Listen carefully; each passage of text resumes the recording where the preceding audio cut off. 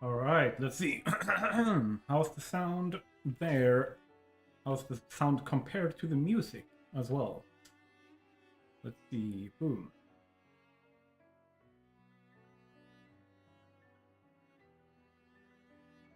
And we have my bearded face. I was about to say beautiful, but I don't know if that's true. How are you guys doing this Friday evening? We are here. All right.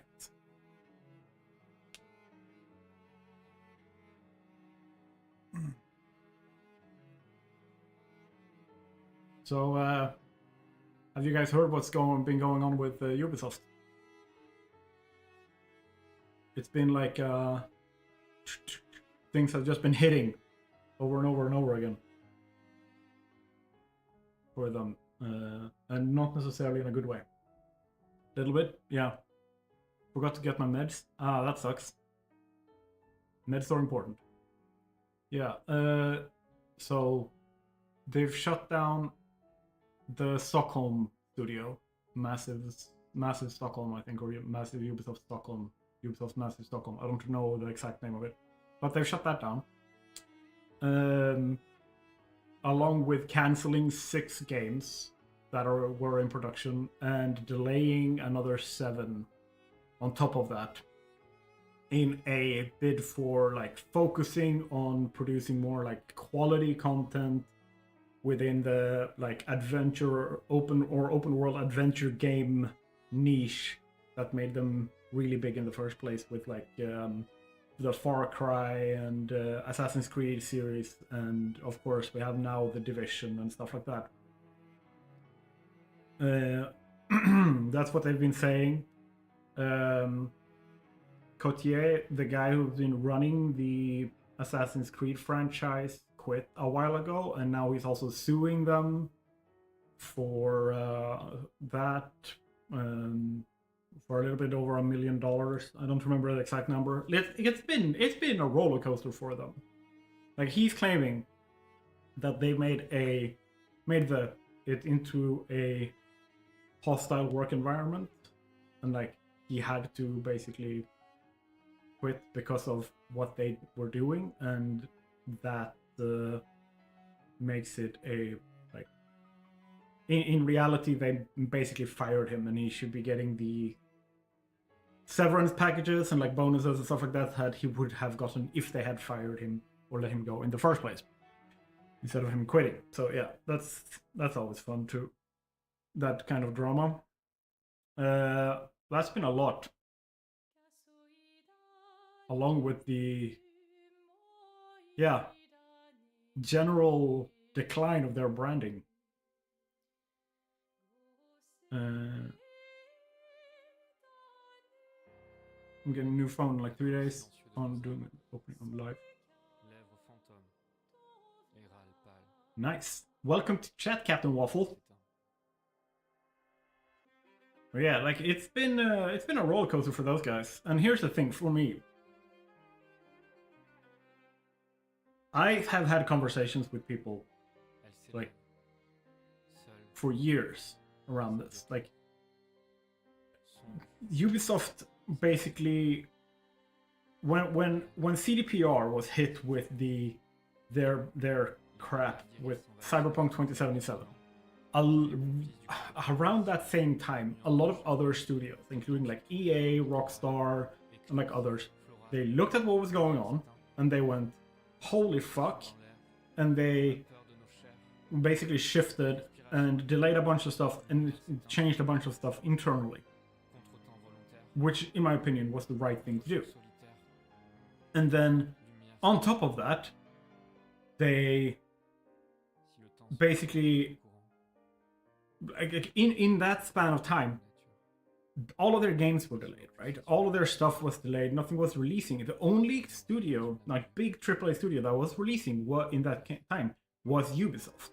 And that's because they basically just threw more money at the problem and buried their head in the sand, thinking basically like, if we can just make it through this and we can just continue like normal. And obviously that hasn't been the case. Obviously that doesn't work. Because what happened was Rockstar, EA, and like all of these big studios that made this change, that made these delays, they are now stronger than ever. CDPR is stronger than ever. EA is stronger than ever. Rockstar is, and all of them, stronger than ever. With a few exceptions. And the exceptions are the studios that basically did little to no change to like focus more on quality of the release rather than quantity of release. And we kind of got the final nail in the coffin with Starfield, in my opinion. That was kind of like the final, like, no, you gotta release quality. You can't just release an empty universe and then think people will be happy with that. Like, and Ubisoft, they are being forced to understand that now. Because if you look at their like stock price, it's been going like this for years. Like for a long time. And if they want to start going like this instead, nope. If they want to fix that, they're going to have to start actually listening to what people have been telling them, like professionals and fans and like whatever, like business analysts and like everyone has pretty much been agreeing this. Like, fix your shit. You can't just throw money at the problem and keep going forward. It's not gonna work. Now they're behaving as if like they had a revelation. The revelation is just like 4 or 5 years behind everyone else. So now they are where Rockstar and CDPR and like everyone else were 3 or 4 years ago. And it's probably gonna take another 2 years maybe before we start seeing the results of that shift. And until then, Ubisoft will just keep hemorrhaging money. They will have to let go of a lot of people. Like, we're gonna see a lot of that those problems going on until they get all of that fixed. I think someone made a really big, I think, or not big, like a really good, made a good comment. I think it was Luke Stevens who said that they have been seeing other studios creating open world adventure games that can rival or are better than theirs, like with way smaller teams, way smaller budget, which means that they have a way higher, like way easier or faster, like way of hitting like even and starting going into the profit numbers. But that's also one of the big things that I've noticed when we look at studios like, for example, like Microsoft's like Xbox Studios and like all those, as well as Ubisoft, was they were so focused on being a good business that they forgot to make good games.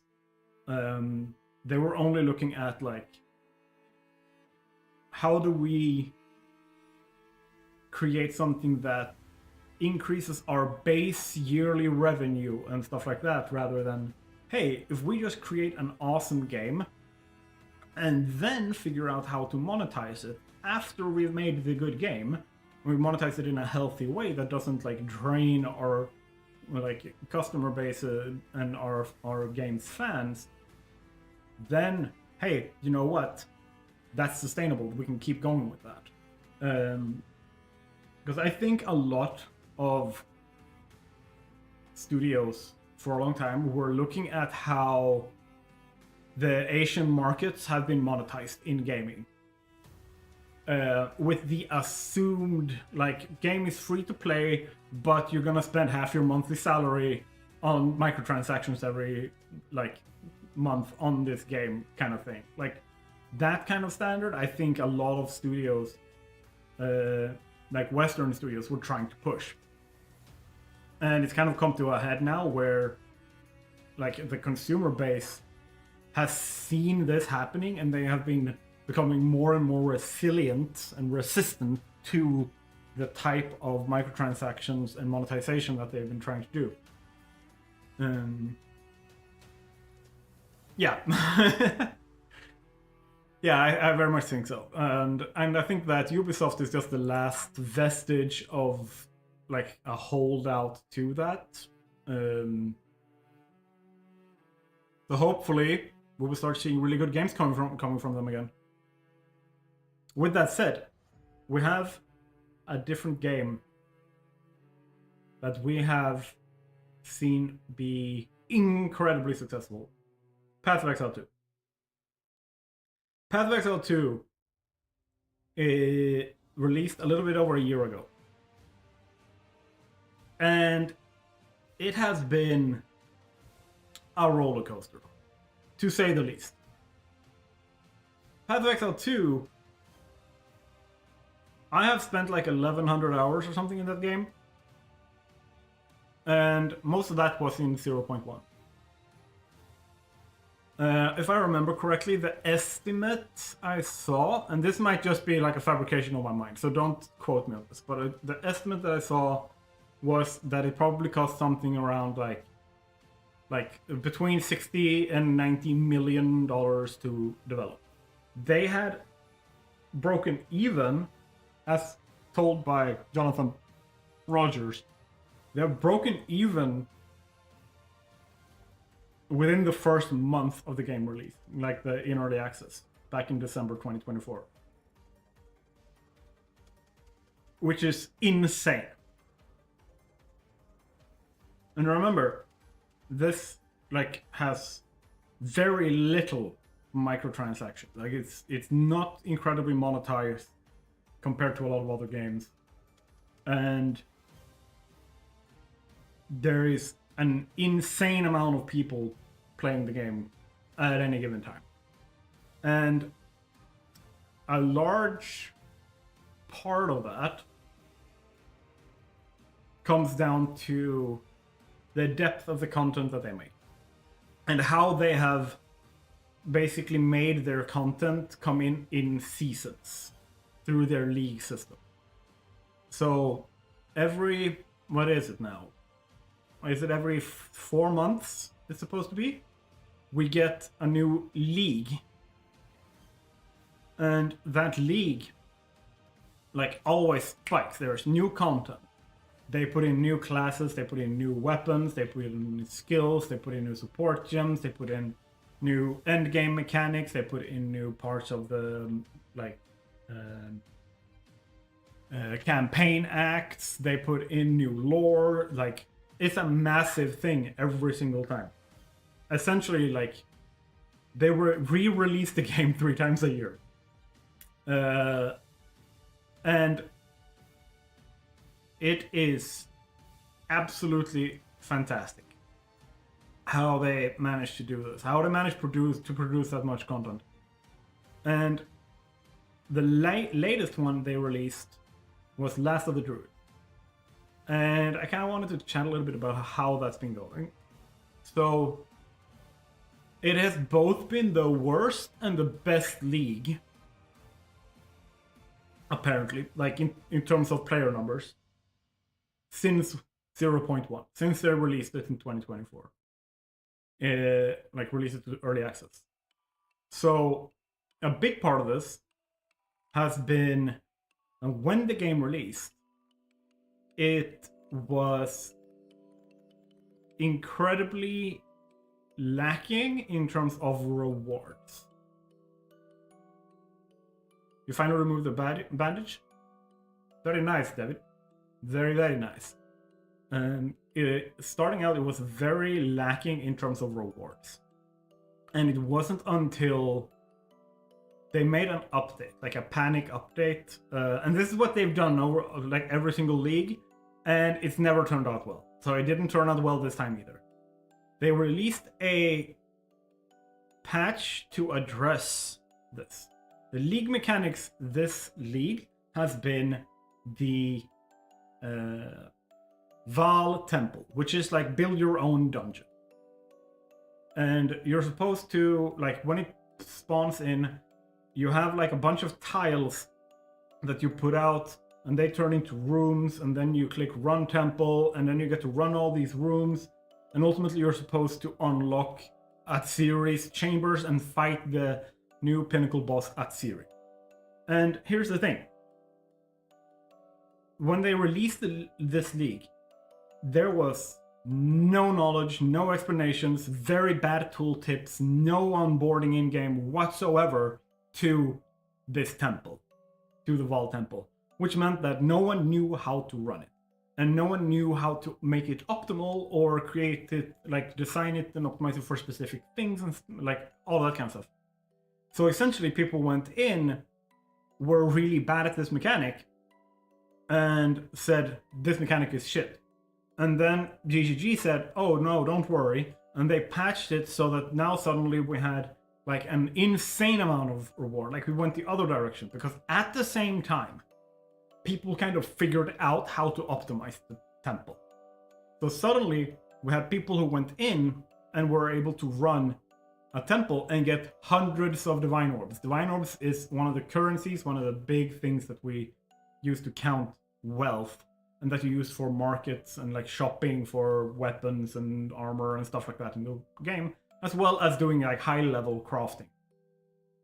And normally you get, like, if you're lucky, if you're good at the game and you're lucky, you're not necessarily optimized, but you're lucky, you get like 5 or 6 divines per hour of game, like play.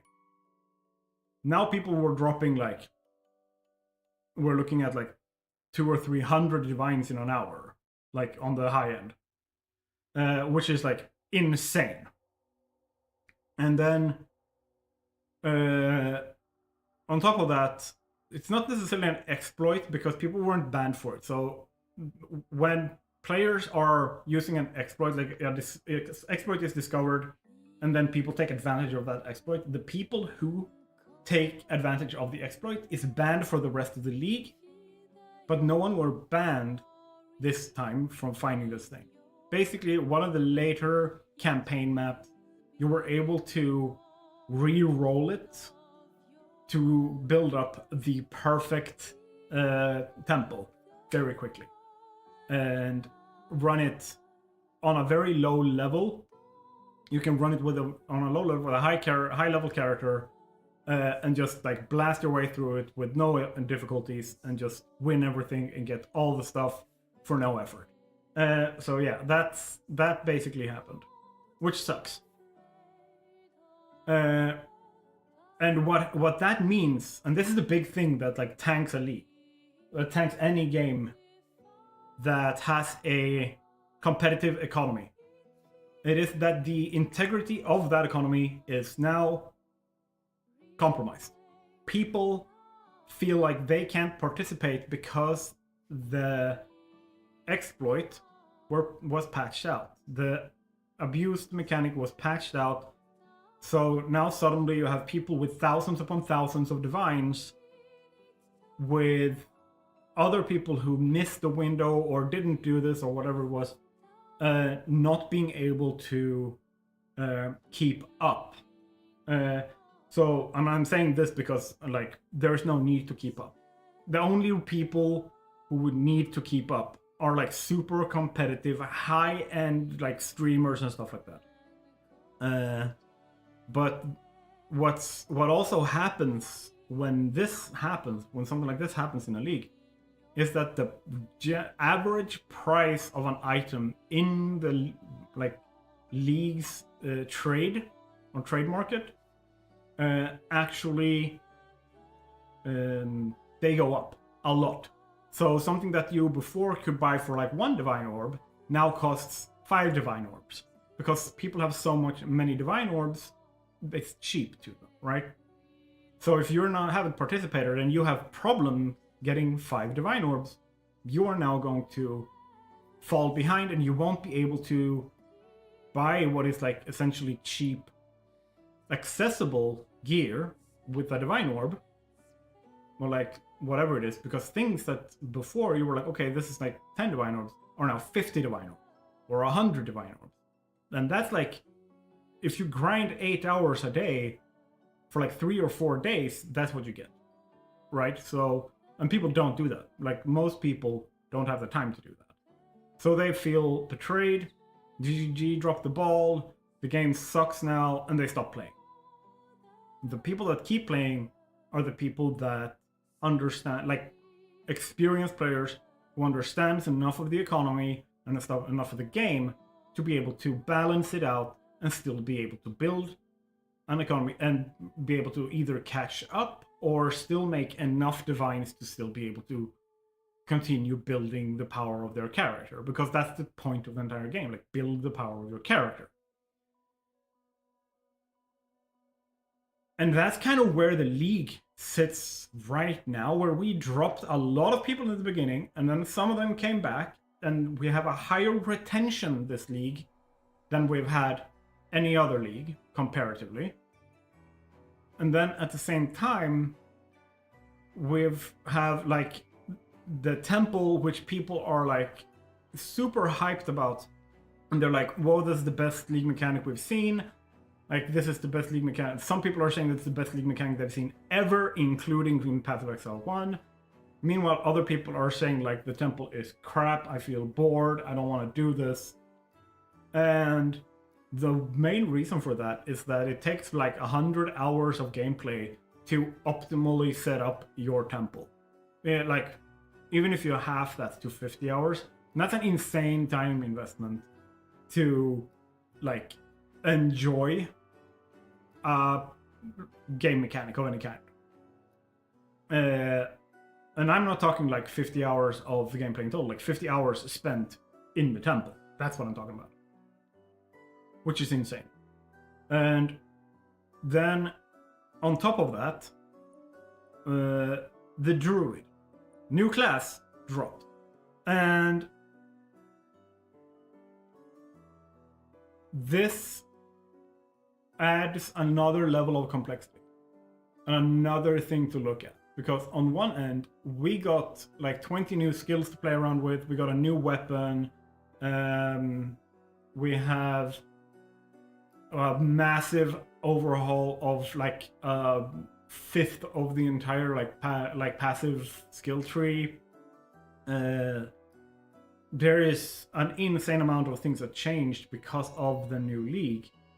However, the Druid itself, like the class Druid, is pretty lackluster. Let's be honest. It's not doing everything people would like it to do. And one of the main reasons is, and this is a through line for the entire Path of Exile game. This is a problem that I have with the game itself, and that is that the classes, not the like base class you pick, but the ascensions that you do. Like, so if I'm playing a Druid, once I hit a certain like point in the game, in the campaign, I'm able to ascend into an ascension class. And those are unique to the classes. And they're supposed to be key to what you're kind of building. Like, if you want to have a incredible elemental like DPS build that just throws out one spell and just wipes out half the map, you're looking at, you become a sorcerer as your base class, and then you ascend that into a storm weaver, because they are supposed to be the elemental like powerhouse of the ascension classes. The thing is that the amount of power that the ascension classes bring you at this point is kind of lackluster, and it kind of is the same for most of the passive skill tree. Like, yes, it makes you more powerful, but the passive skill tree is such a small amount of your power. Like, if I just very quickly look here at my character, I have a DPS, a damage per second, of 5,000.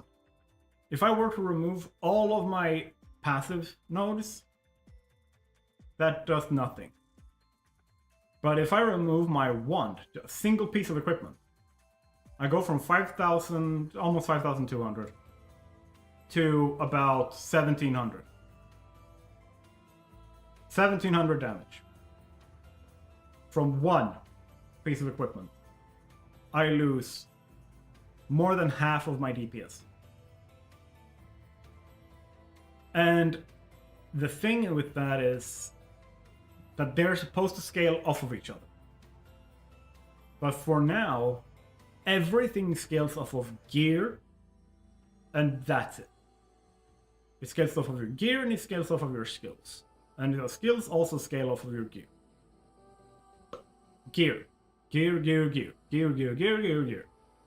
Which means that no matter how much you try to build a character through your passive tree, if you don't have the gear to back it up, you're screwed. And gear is RNG, which means that every single league, you have a bunch of people being super happy and a bunch of people being like pissed off. Because some people have the RNGs on their side and they roll perfect gear and like really good stuff and the good things drop and like all that stuff. And then you have other people who have nada, niche, zilch. And here's the thing. GGG has designed the game around the RNG being in a competitive economy. So their idea is, well, if your gear sucks, just go into trade, go into the market, and find the gear you need. Here's the problem. Here's a massive problem. How about, now think about this. You need the good gear to play the content that gives you the stuff, the currency or the gear that you can sell or whatever it is. The thing that makes you the money that you can use on the market. But if you don't have the gear, you can't play the content. So people get stuck in the, oh crap, I can only play this difficulty of content, which means I don't get the kind of stuff that will give me the currency. So I can't buy the gear, so they get like stuck in an infinite spiral of I suck. And this is really, really, really bad in a game that is not like Elden Ring or something like that. Like, this is a power fantasy. You're supposed to feel powerful. When you hit endgame, you're supposed to really start scaling that and becoming like OP. You're supposed to like one-shot bosses and stuff like that after a while. Like, that's supposed to happen. However, it can't happen if the gap between what content you can play and what gear you can buy is so wide that you just look at that and go, I'm gonna have to spend 500 hours grinding out currency to be able to buy the next step up. Like, literally this exactly the same gear as I have. I just have one more modifier on that gear in the way that I want it for my character, or I need it for my character to jump to the next level of power. And when that happens, people go, nah, I'm out. Which is a healthy thing to do. But then GGG just says, get good, scrub, and they keep doing it. And then you also have a bunch of players going, well, I don't have that problem. No, because you've probably paid for 5,000 or 6,000 hours in Path of Exile 1. You already have a perfectly like functional base understanding of the game.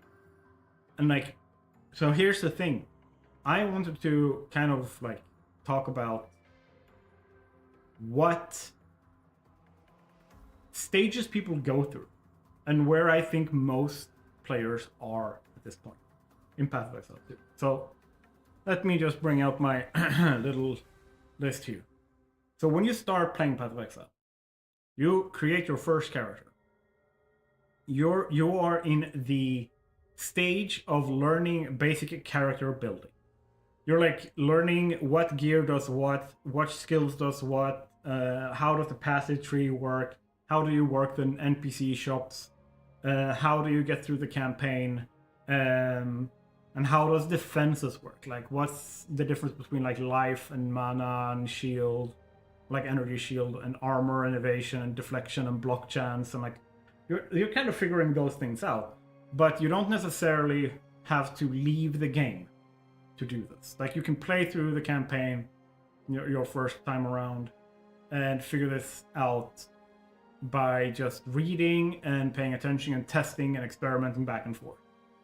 It's also why the first playthrough through the campaign tends to be like a 50-60 hour thing to do, while for someone who is really like experienced with the game, we're looking at kind of maybe like 12 to 15 hours, and someone is like pro at the game can do it in like 8.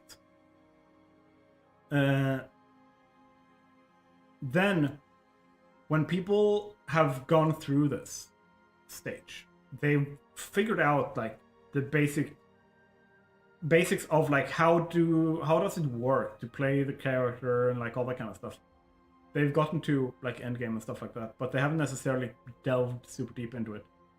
Then we're looking at the next stage for the Path of Exile 2 player, which is the meta knowledge and endgame player. And that is someone who is starting to search for knowledge outside of the game because they realize that very little of the depth of that knowledge is presented to you in Path of Exile 2. You go to things like Mobalytics, Path of Exile DB, you go to YouTube to look at content creators talking about the game. There's a bunch of Wikipedias, there's Path of Building, Path of Exile, like within Path of Exile Ninja or PO Ninja, something like that. Like there's a bunch of different websites with a bunch of different extra tools. I am using something called Path of Exile 2 Overlay that I have in-game to help me with the market and stuff like that. They start learning about the niche mechanics that happens in the endgame, the pinnacle bosses and stuff like that. Such as like learning that and learning how to juice their maps, juice their runs, so that they get more stuff from less time and less resources put in and stuff like that. Sort of learning about how the Atlas map work and the Atlas skill tree and like all that kind of stuff. And after that, they will start hitting a wall where the gear they get from just playing the game and understanding, like they can see on Mobalytics how a build looks like, what skills, how the passive skill tree nodes needs to be laid out.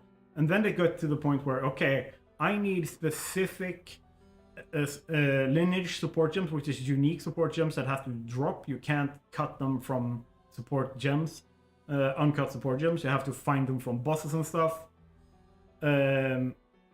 They start running into the wall of like, no matter how much I try, I don't get this one modifier, and I don't get enough currency to be able to use Chaos Orbs. Chaos Orbs re-rolls modifiers into different modifiers and stuff like that. They just don't get enough, and to continue growing in power, so they get stuck. And this tends to be around like the tier, like there's 15 normal tiers of maps, and then you can like technically juice that up to tier 17 if you want to be really like finicky about it. And when people are running like tier 10 maps, they start running into this. Between tier 7 and tier 10, they will really start running into this, because the second they go up to like tier 11, tier 12, there's a massive jump in power for the mobs. You get a lot better gear and stuff from them, but you also have to be a lot more powerful to be able to handle those maps and the bosses and like all the mechanics at those levels. And normally, unless you are a very experienced player, unless you're really, really good, unless you're already at the final stage we're gonna get to, you're not gonna get past those tiers. And at that point, you end up as the third level, which is the market and currency exchange mastery level, where you realize that you need to learn how to operate the market and currency exchange to be able to make currency. How to use the market, what sells, how do you sell it, how do you price things, how do you do asset and currency flipping, how do you build up currency to then like use that currency to make even more money, like make the money work for you, kind of thing, like a proper investment banker or something. And you also learn about league focuses, like where do you focus on a league, which mechanics do you dive into and become really good at for a league to make like find the chase items or the currency drops and whatever it is that you need to be able to continue growing in your economy, because a lot of this comes down to the economy, and learning that is incredibly important. And that's where I would put a stage 3 kind of player at. Then once people like they start learning that, hello gaming grottomen, how you doing? We're talking a little bit about Path of Exile here. We're talking about like the stages of skill growth and like knowledge growth and stuff like that a player goes through. I also think that if we just like pause here for a second, I think that most people are here at the stage 3, where they've gone through stage 1, the character building, learning how like to build a character. They've gone through stage 2, the meta knowledge and end game kind of thing, where they start looking at PoE DB and they start looking at mobalytics for build advice and stuff like that. They learn how to juice the content, and they learn how to navigate the Atlas and the Atlas skill tree and stuff like that. And then in the market and currency exchange mastery, there's where most people are. That's where always where the majority is, the top of the bell curve, where you have this thing. And the next one, just after the third, boom, down one, we're looking at build optimization. So once you get to those like tier, let's say that you learn how to do market and currency exchange flipping and stuff like that, you can pretty easily use what you learn from there to get the gear you need to be able to finish the tier 70 map. But you are just like at the brink of becoming OP, but you're not there yet. You don't have the ability to optimize your character to that point yet. But here's where we get into build optimizing. When a player has gotten to the point where they're like, okay, I can now make 100 divines easily within the first month of playing in a league. How do I use those 100 divines? And early on, it's going to be like, yeah, I have 100 divines. I can spend 10 divines buying a pair of shoes that gives me 35% movement speed and blah, blah, blah. Which is, by the way, super overpriced. Don't buy something like that. Holy shit, you're losing cash. If you manage to sell something like that, great. But if you manage to buy something like that, you made a loss, like a big loss. They learn how to use their currency and their time efficiently to spend less effort and less time to put in, like, get a little bit of growth and get a little bit of extra stuff, and like that like one extra skill level to their like main damaging skills, or they get like 5% extra movement speed, or they get like 5% extra crit damage, or whatever it is. Like the small things that adds to the multipliers that ultimately gets a character to the ability, like gets the ability to like down the like hardest content in the game within, I would say, like between 30 seconds and a minute. And once they get to that point, they are at the pinnacle of the by GGG intended power level. But something that a game like this will always have is the ability to go beyond that. And here's where we're looking at the top tier. And here's, and like, I have a problem with what, like, how this is ordered right now. And this is not my, like, I've written down the order as I see it, so that part is subjective. But I don't think anyone disagrees with me.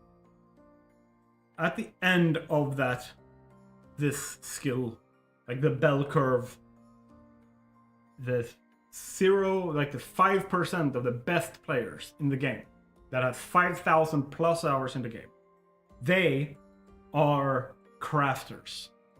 they are the people that understand the game well enough to go into the game, and they know the meta knowledge, they know the basic character building, they know advanced character building, they know the market, they know the build optimization. But instead of going out buying the gear that they need, they are able to use the game's mechanics, knowing the meta knowledge behind the scenes and having access to the third-party resources to craft the gear they need to even optimize their build. And those are also the people that are the richest in every league, because they're able to make gear that sell for hundreds and hundreds, or like sometimes thousands of divine orbs. And like even up one step above there, where they sell it for Mirror of Kalandra, which is the rarest, hardest thing to achieve in the game. It is an insane achievement to get a Mirror of Kalandra. I've never had one. I've played 1100 hours. I have never had one, period. Like, just doesn't happen. And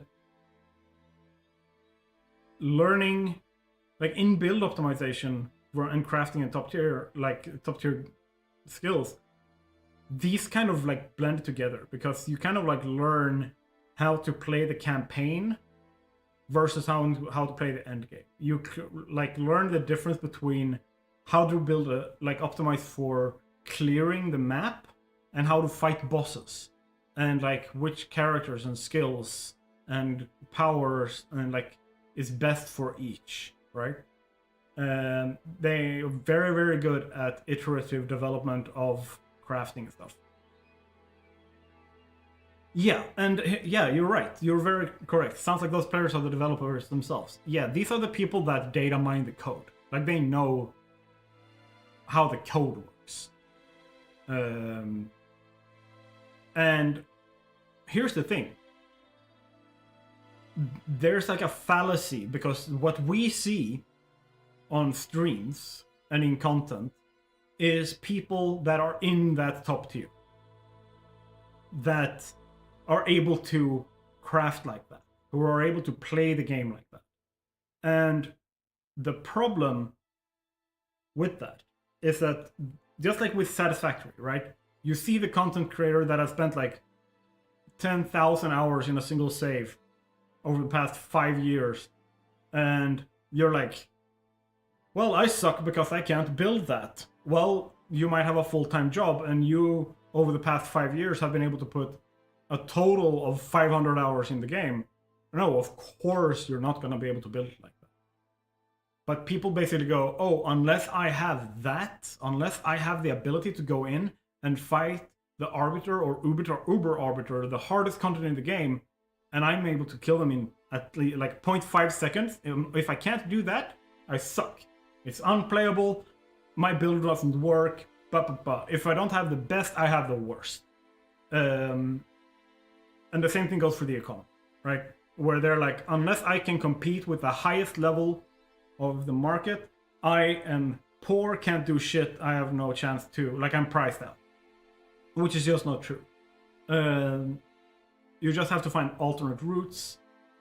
Like in Path of Exile to like the second league, or that wasn't even league, like 0.2.0, I was playing Huntress Amazon with Lightning Spear as their main skill.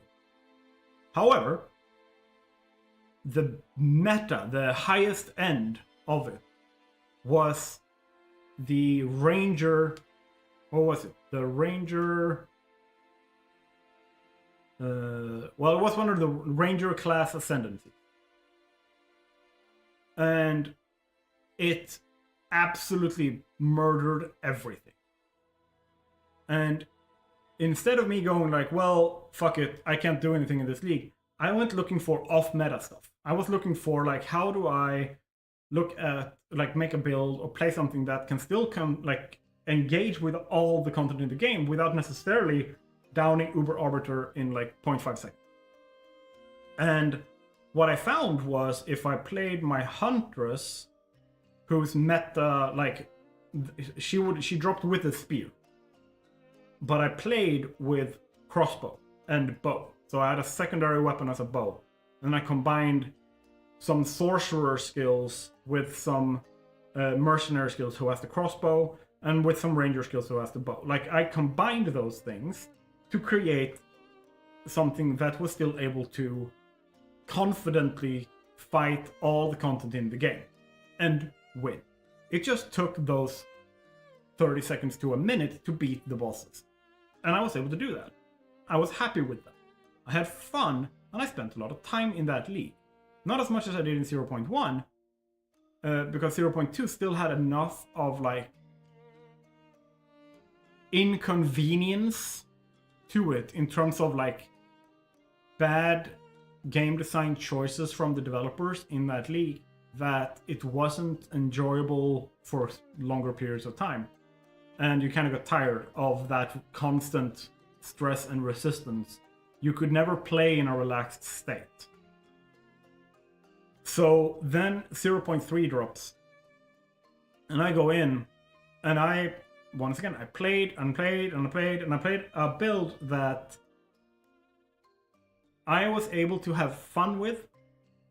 And this time, to challenge myself, I looked at no meta builds or anything like that. I looked at nothing. I only built based on my own knowledge, and I was able to confidently beat about 80% of all the content in the league. But I also had a friend who played the meta of that league, the 0.3 league, who came in and just absolutely destroyed everything in the map when we played together. And I was like, oh shit. The fun part is the best part, yes, but the second he was playing next to me, like, my character became superfluous. Like, I couldn't play together with him because his build was so much more powerful than mine. Because I lacked the meta knowledge to keep up with him in the end. And that's just something that happened. Because his meta knowledge, or rather, I have level 1, level 2, level 3. I am learning a little bit. I'm in level 3. I'm in the market and the currency exchange master. Like, and I feel like I've mastered that pretty well. And I am learning more about build optimizing now. But what he did, and what most people do, which I don't fault them for, like, go right ahead. I'm kind of doing something similar to this league as well. Which is, they lean, once they get the step 1 and step 3 finished, they lean heavily into step 2 and step 4. The meta knowledge and endgame stuff with the third-party stuff and build optimizing. But they're not using their own knowledge for step 4. They're using step 2 to feed step 4. So they're not actually necessarily learning step 4. They're more so using other people's step 4 of the build optimizing. And for me, I'm like, I want to learn the meta knowledge and have access to the meta knowledge, but I also want to have the build optimization as something that I am able to do, that I know about. And same thing with the crafting and stuff. Like, I want to understand enough that I can start crafting. And for me, that's a problem. For me, step 5, crafting, in my opinion, should be between step 1 and step 2, where basic character building and meta knowledge. They should be between those. They should be 1, basic character building. 2, crafting. 3, meta knowledge and endgame. 4, market and currency exchange mastery. 5, build optimization.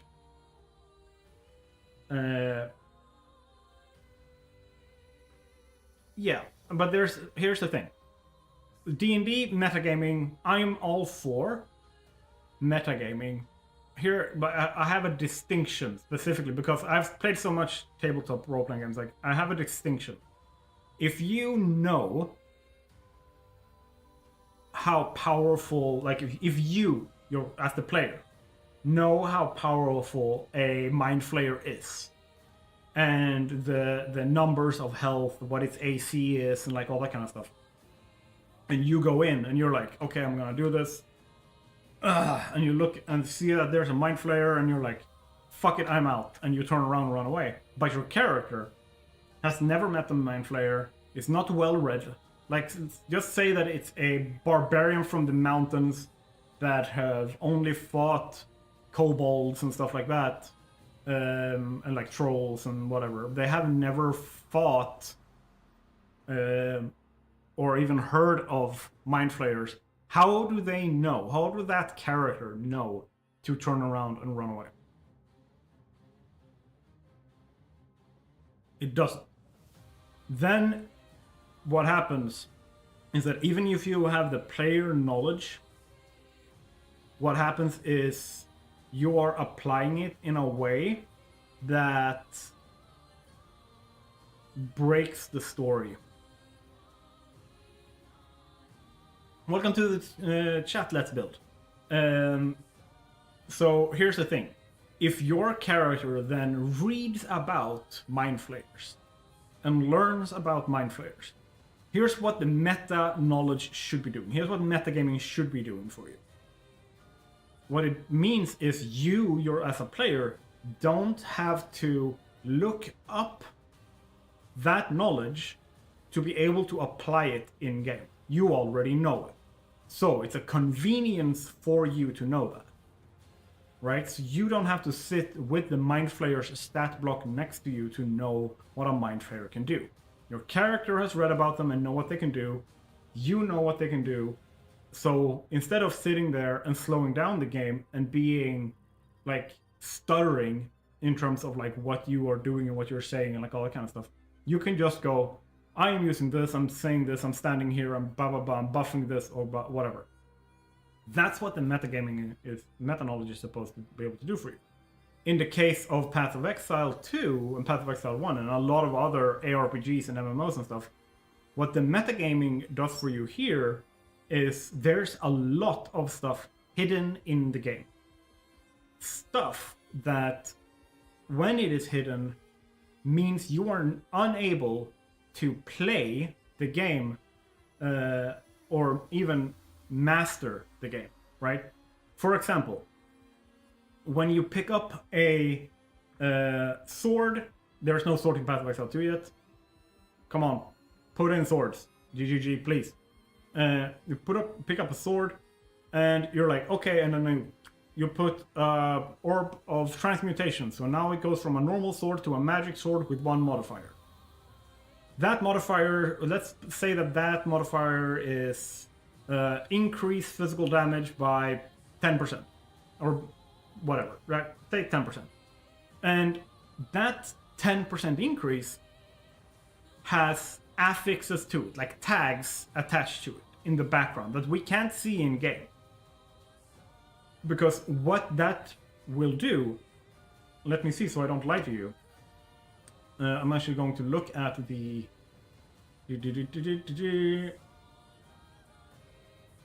meta here. No, that was wrong.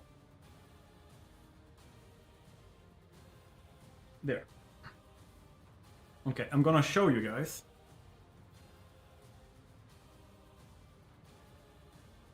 Boom. Here. So this is Path of Exile 2 database, like PoE2DB, right? So let's pick a.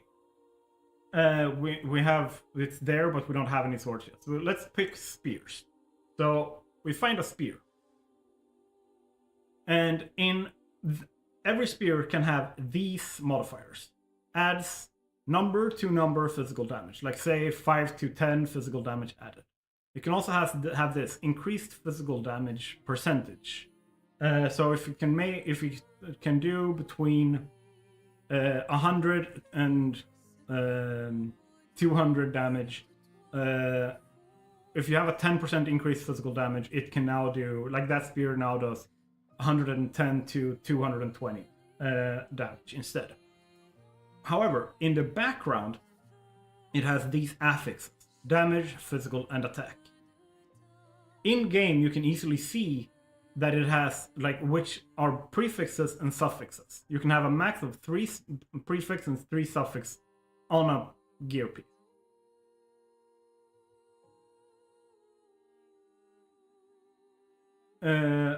Metagaming in...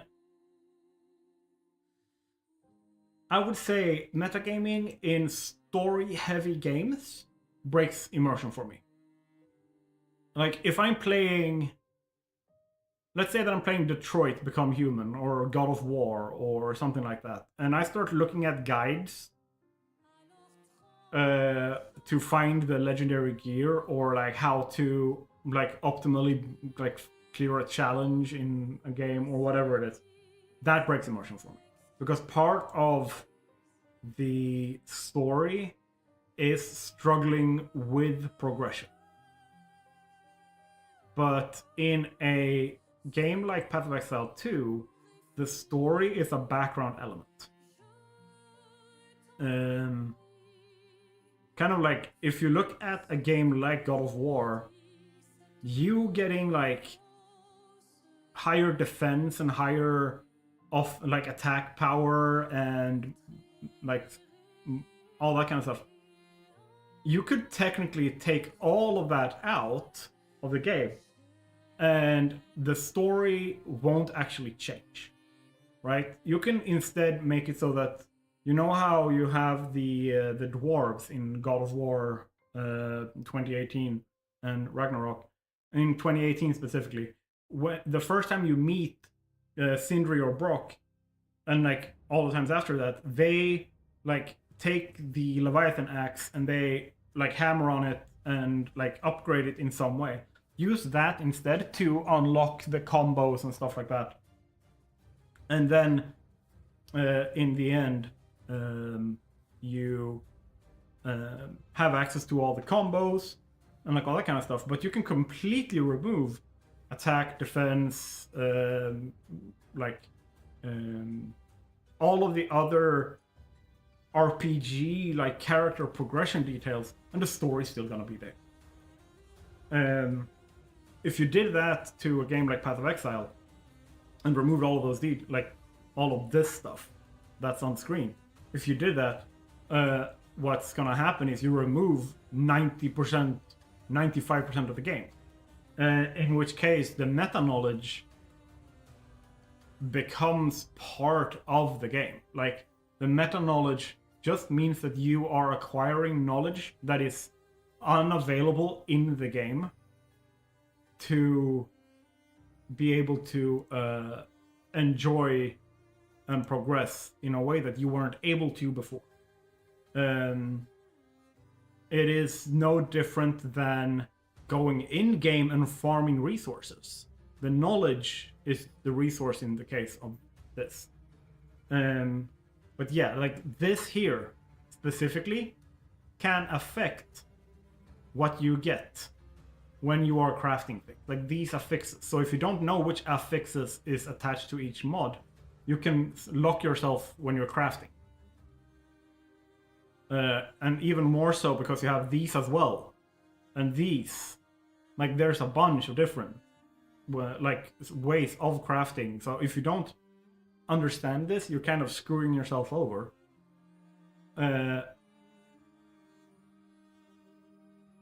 But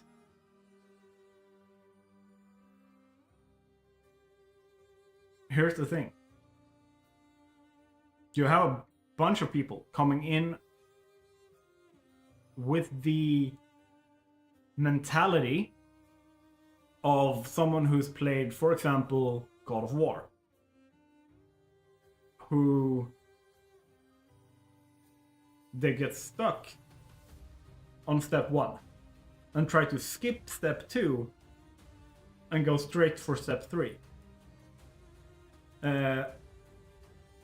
And they get hard locked pretty early on in the game. Most of them probably don't even make it to end game, and they stop playing. because they feel like going outside of the game in any way,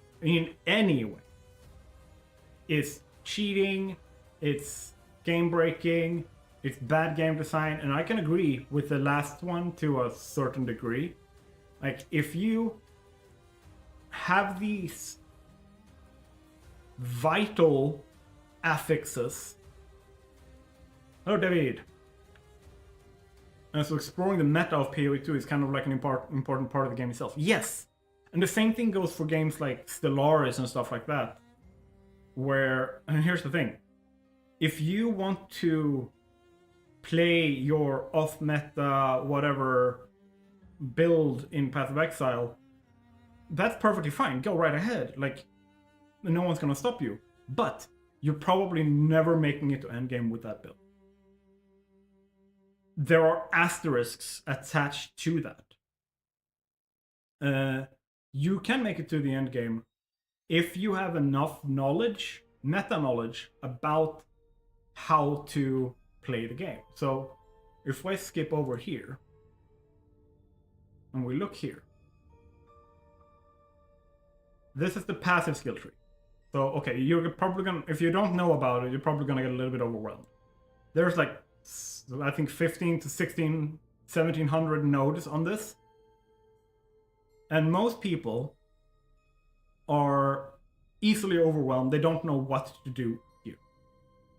And they're gonna make choices, but they're not gonna be necessarily choices that are good for their weapons, for their skills, for their whatever. They see a high percentage of damage and click that without even knowing if it's the right kind of damage. Yeah, it looks like a Metropolis at night, yeah. But you can see all of these lit up lines, all the paths that I've taken. I haven't respec a single point. Oh wait, I have. I've respec like 10 points throughout the campaign on this character. And that hasn't necessarily been because I felt like I made a mistake. It's because I hit a point where I unlocked something that meant that I had to refocus to take advantage of the thing that I unlocked, which I was prepared for. So it was a planned thing. But basically, knowing exactly how to go through and pick exactly the nodes that I need for my character. That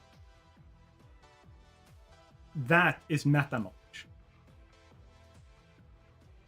More a Path of Confusion than a Path of Exile. Yeah, okay. So here's a very simple thing. You see all these starts. If we just focus here. Ignore the central part. That's the Ascension class. It has nothing to do with the rest of the tree. So, top. This node here, up top, is Intelligence. It is mana. It is pure spellcaster. That's the archetypes that comes from here. And then down here is the same thing, but strength. We're looking at the warrior archetypes. And then over here we have the dexterity. The rogue, archer, hunter archetypes. Your time in life maxing that tree. Yes. And then in between them, you have the combos. So here, you have the combo of intelligence and strength. That's the int strength mix. And then here, you have the mix between dexterity and intelligence. And at the bottom, you have the mix between strength and dexterity.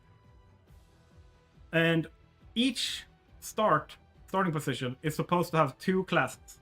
Right now, we're missing a few of the classes, but right now we have the warrior over here. We have the druid over here. We have the witch and the sorcerer at the intelligence. We have the monk over here at the dexterity and intelligence, and we have the ranger and huntress down here at dexterity, and then at the bottom we have the mercenary.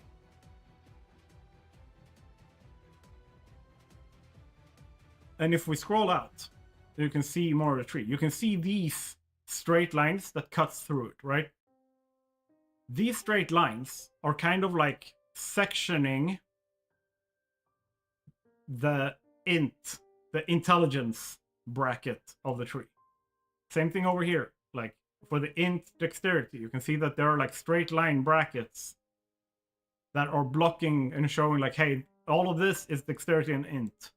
Same thing over here. There are the straight lines showing this is the dexterity part. This is the dexterity and strength part. This is the strength part. And this is the strength and int part over here. Right? So just splitting it into pie slices like that is the easiest way to like navigate the skill tree. The major problem here is that, let's take something here.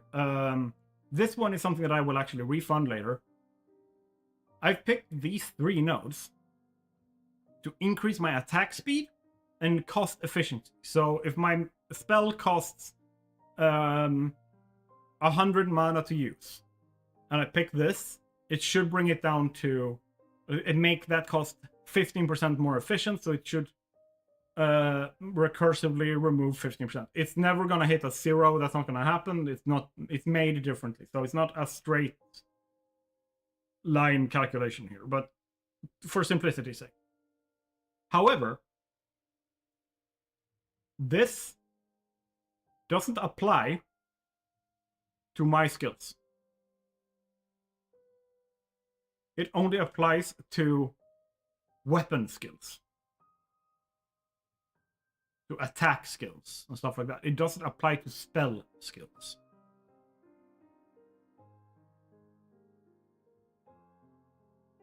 Oh, that was the wrong button there. Nowhere in this information does it tell me this. There's nothing in game that tells me that this one only affects your weapon skills, not your spell skills.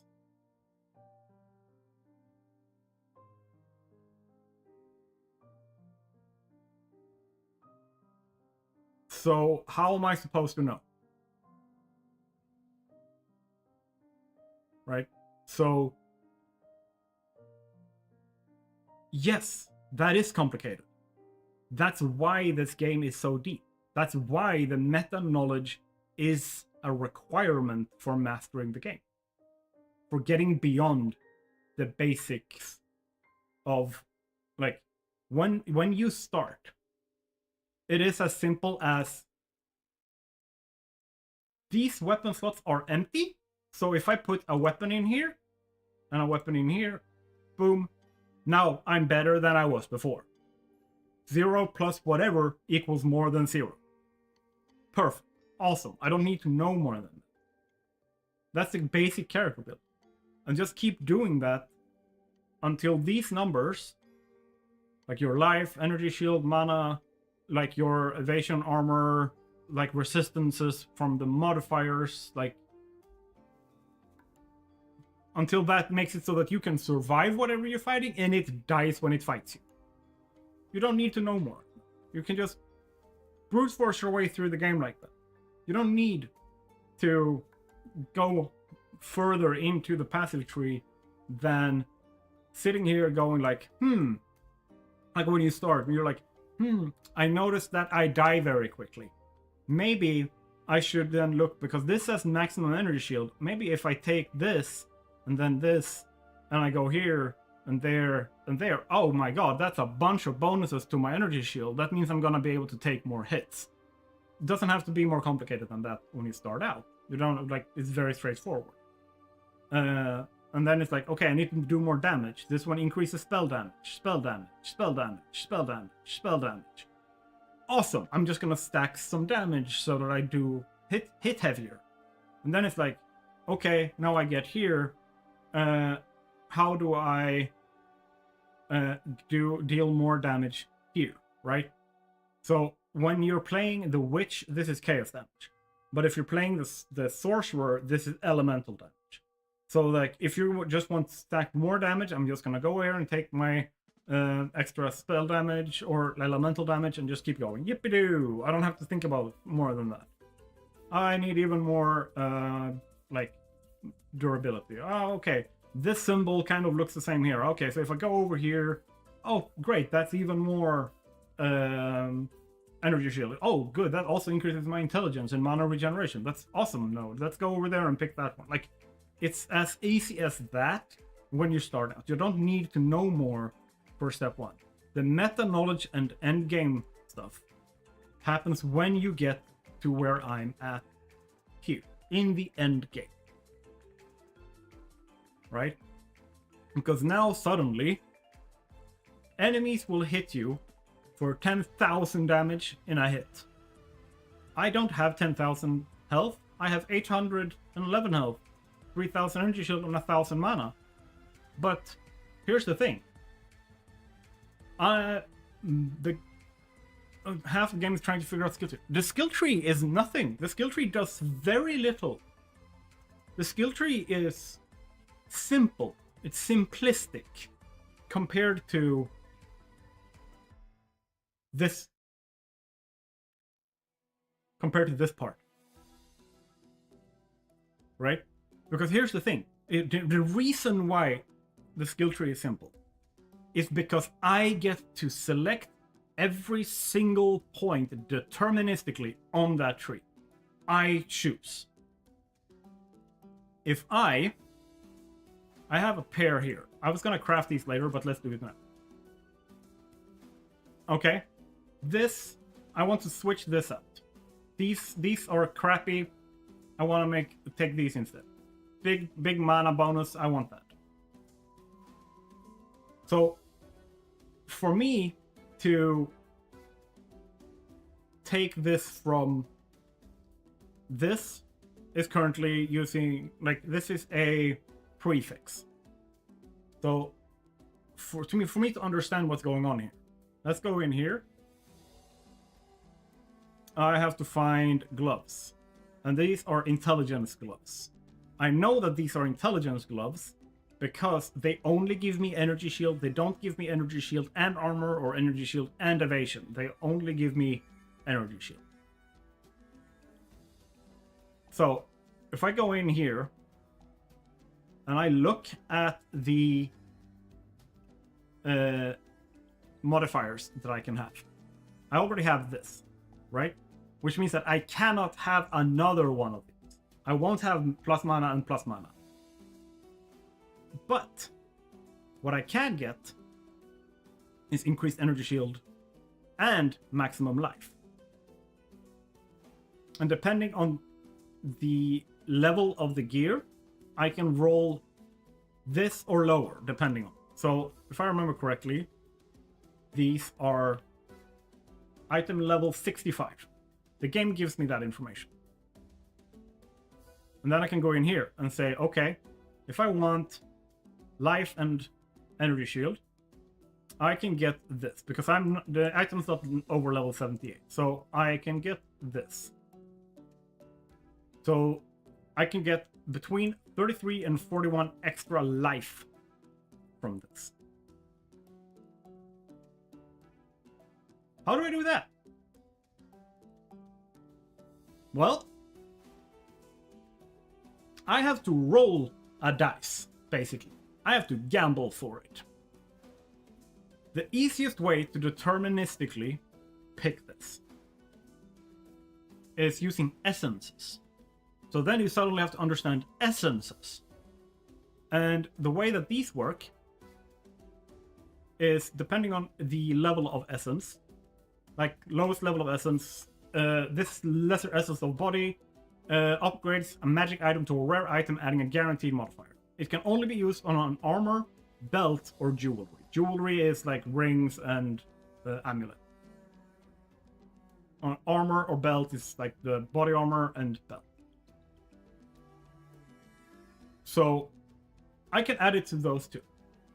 Higher level, belt, body armor, helmet, or shield, suddenly, it expands where I can use it. Amulet, boots, gloves, or rings. Right? So it has removed the just jewelry and said you can only use it on the ring. But something to keep in mind is no matter where I use this, it upgrades a magic item to a rare item. Right? And if I had this, this works so that it can re-roll an existing rare modifier with a new guaranteed modifier, the perfect level. So in this case, I would take between 26 and 30% of cold damage recouped as life. So if I take a hit that deals 100 health, say that I got a 30. That means I'm gonna get 30 health back over the next 4 seconds. I'm recouping. So I take less damage over the next 4 seconds because I'm regenerating suddenly. It's a weird thing, but it's there. So if I want more life on this, I want to apply this.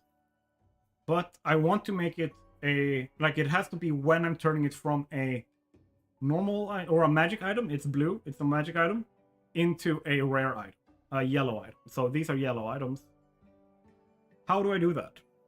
So first, I don't want to skip, or I don't want to miss having the most amount of power on these before I do that. So I can then grab an greater orb of augmentation. It's greater just means that I apply a higher level of modifier when I roll. So the only way that I can brick this, the only way that I can fuck myself over here, is if I use this and I get the energy shield and life modifier now. I don't want that. Don't give me that. Okay, I don't like that modifier, but I don't necessarily care either. Now that I have it here, I can then take this and apply it. It's going to give me a guaranteed 85 to 99 extra health. 92. That's really nice. Now I get like extra health, extra mana, and I get the life per enemy killed. I don't care too much about that.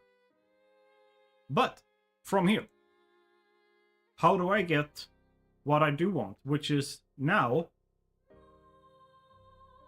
I don't need any of these. If I wanted to have something from this side at all, it would be the a high level of this percentage to energy shield. But I have no way of controlling it with the resources that I have currently. So what I would like is fire, cold, lightning, or chaos resistant. Well, once again, I have no way of controlling that. Like normally I would be able to use omens. For example, if let's use this.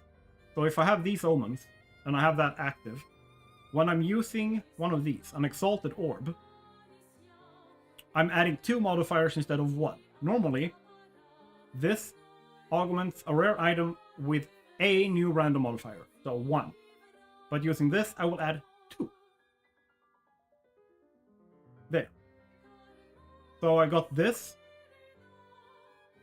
Leech gives me health when I hit things with a weapon, not with spells. It doesn't work for my spells. So this is completely useless to me. And the next one is add lightning damage to attack. Does not help me either. Like, there's a lot of RNG. Like, this makes the game infinitely more complicated than the passive skill tree. The passive skill tree is a red herring. Yeah, no, I have no problem explaining this. I can sit for 10 hours and just talk about this. But like this here is a red herring. This looks overwhelming and complicated, but isn't.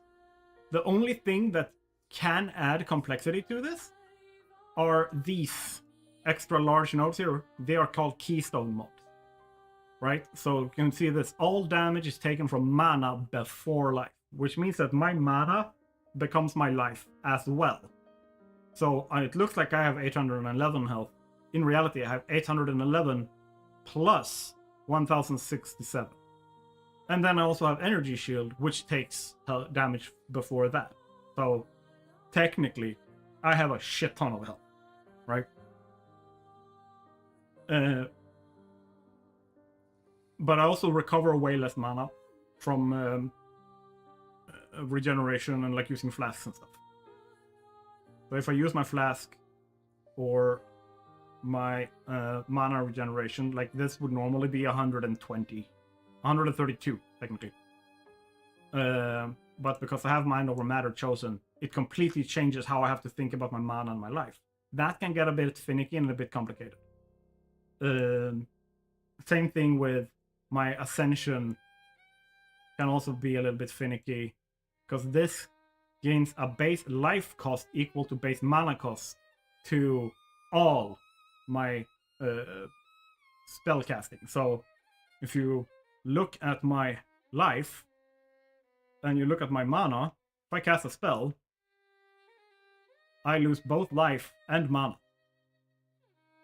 I just lose way less mana than I lose life. That's the only thing, but the skill tree itself is incredibly basic. Really, just like the main thing here is that they are showing you all of it at the same time, and that is kind of like it's supposed to be like an early game wow moment to make you go, hey, yes, I love this, or hey, wow, I hate this, to very early on in the game, like filter out people who are not going to enjoy the actual deep complexity. So the point is to become indestructible, ascending into the high heavens. Yes, very much so. Like, I don't know if you've seen, I'm gonna bring something up here.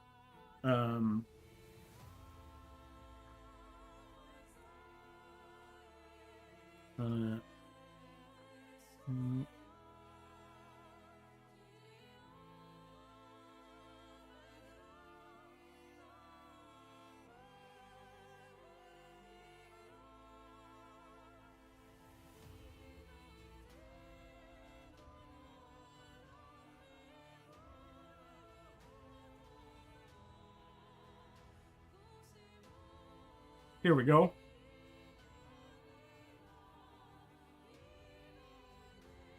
Let's just make sure that you guys can see it somewhat. Okay. This is from 0.1. This is the monk.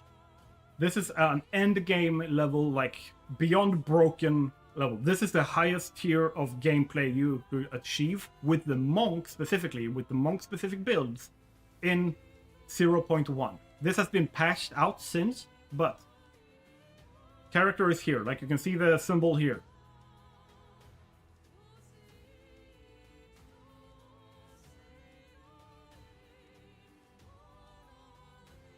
And he's playing the hardest content in the game.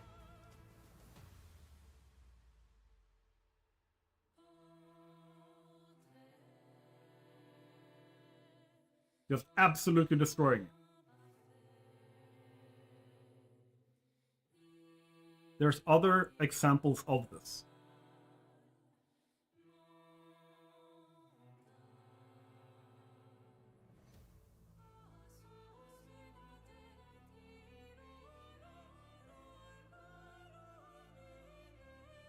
That's called blasting.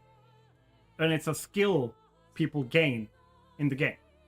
Like, not the skill in the game, like it's a meta skill people gain. How to blast is something you learn as a player.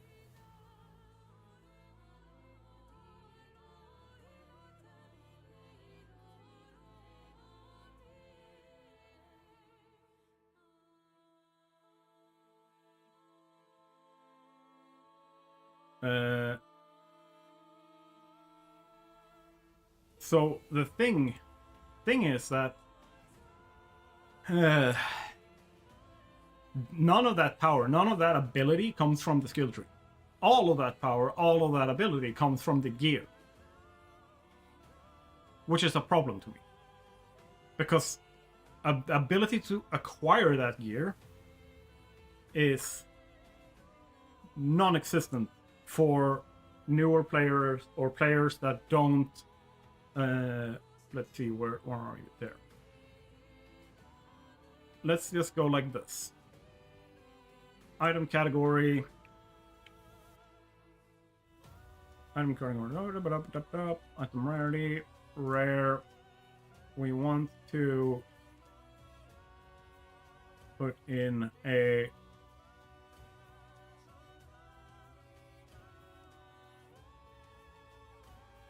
here.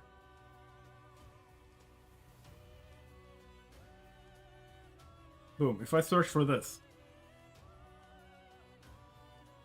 this is the highest level of movement speed modifier you can get in the game. It's 35%, right?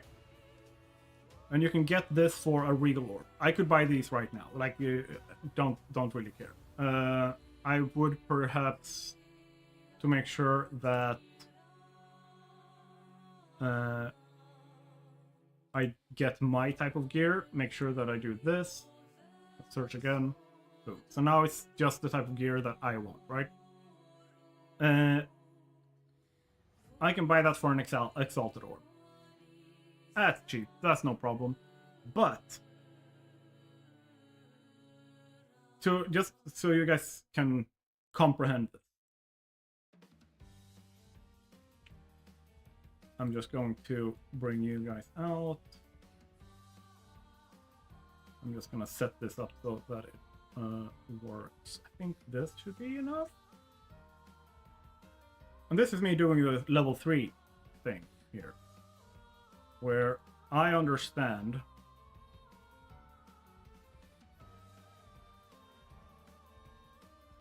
enough of the game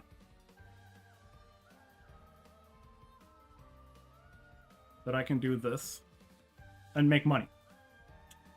I'm basically just building up and flipping currencies back and forward. Orb of Annulment to Divine Orbs. Orb of Annulment to Divine Orbs. And I constantly profit in annuls that I then convert to Divine Orbs. To make this simple, yes, and let's switch. No. There. If I set this to 1, and then I remove that.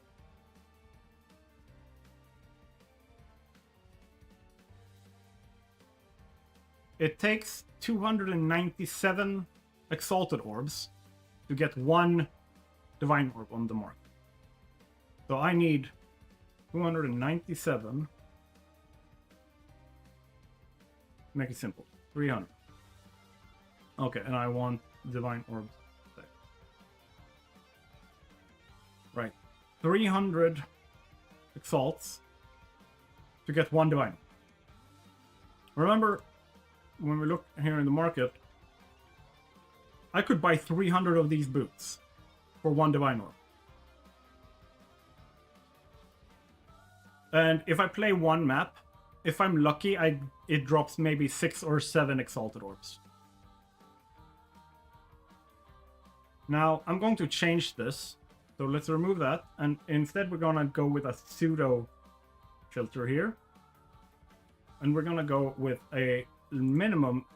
Now it basically counts together different modifiers to a total. So what's the total? There are 2 boots on the entire market that has a 50% or higher movement speed.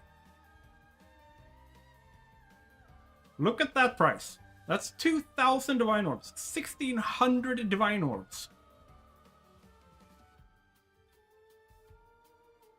This is the peak of the game.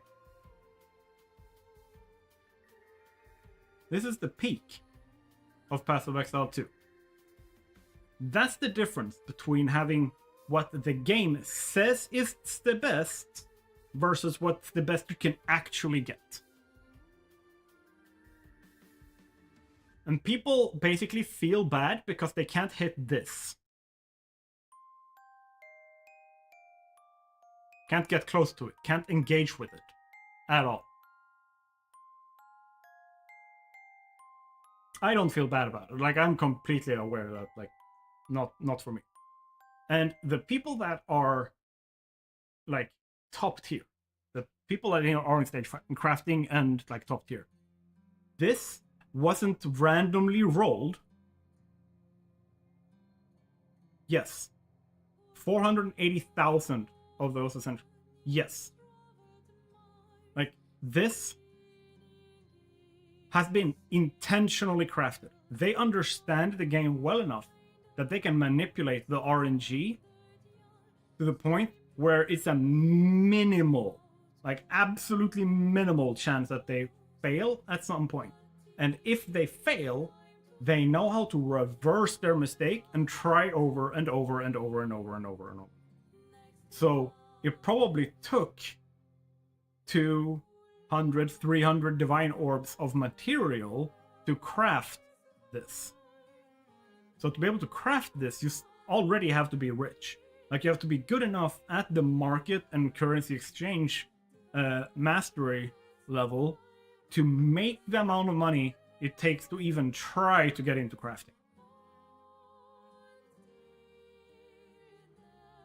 So something that is like super important when you're building a spellcaster that I am, is the +2 level of all spell skills. So let's clear filters. Wand. Item rarity, rare. To spell. And let's take my specific, because you can't get to the highest level unless you have a specific type. So it's physical spell.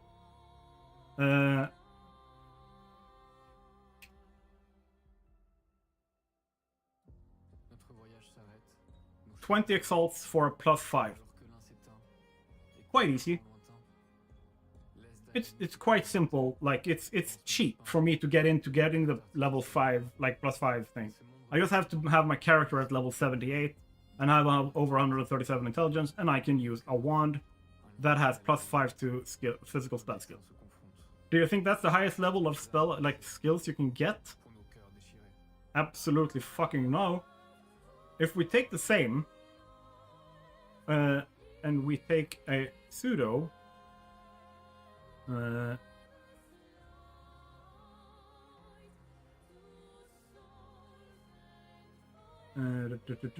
let's see if we can find a fractured. Nope. Augment.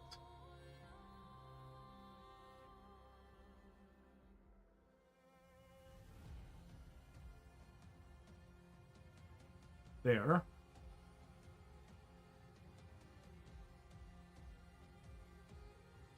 So that still needs to be a 5. Boom. So this is a pretty well crafted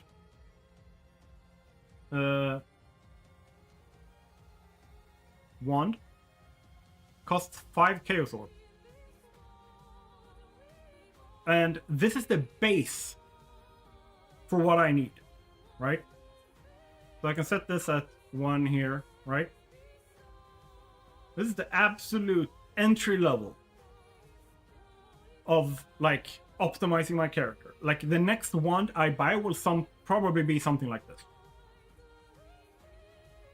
However, then on top of that, I'm going to need spell damage. Right? And then I have to know what is feasible to look at. And then I have to go here and I have to look at wands. There. And I have to go here and look at increased spell damage. The reasonable, if I can use it, so level 78 or higher, is from 90% or up. 90% or up. Let's search again. Okay, then suddenly we're looking at 100 Exalted Orbs. It's kind of the same price as we were looking at before with the Chaos Orbs. But I also have a very specific requirement that I need to add on to this. Let's check here again. And that would be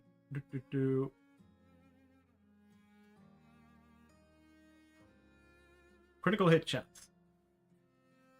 So then I would have to go for this 60 to 73%.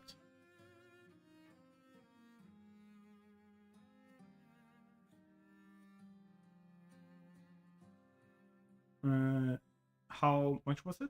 It was 60% was the lowest. So 60, boom. Suddenly, 4 out of 6 modifiers, by the way. 4 out of 6. I still have 2 modifiers I still need to optimize after. Puts me at 200 Divine Orbs. So the jump, right, in power is from 10 Chaos Orbs, which is equal to 100 Exalts, which I have right now. I can easily just go and buy that now. Next step up puts me at 200 Divine Orbs. If I am going to have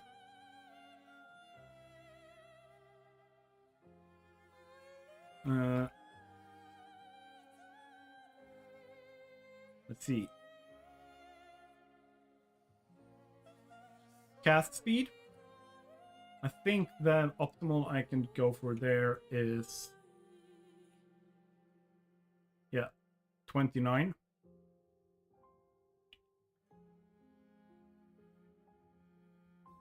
$700 Divine Orbs.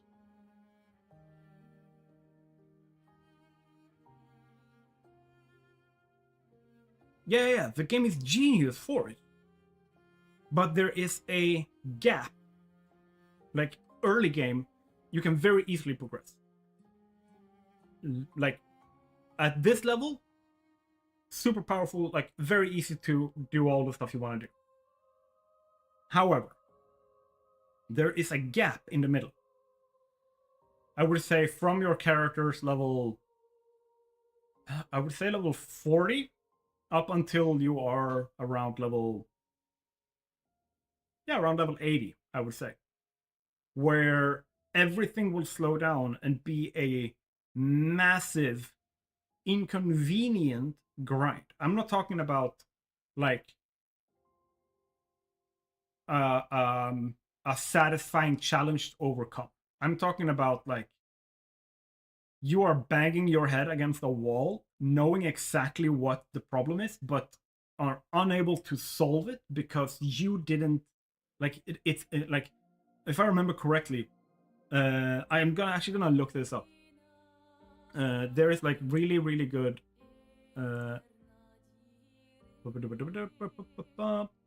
Here.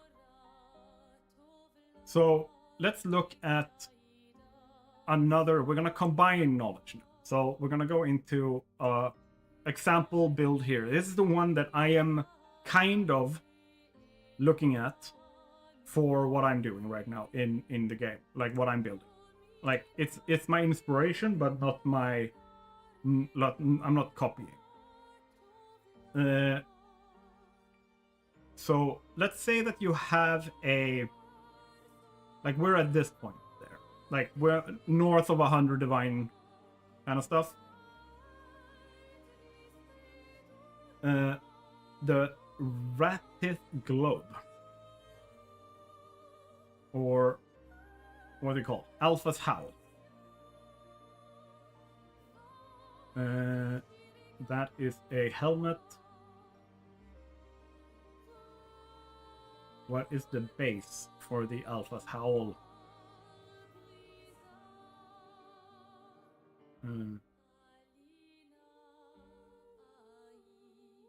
Check in game. I think I have.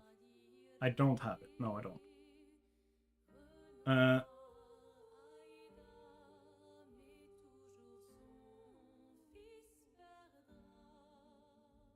There. No.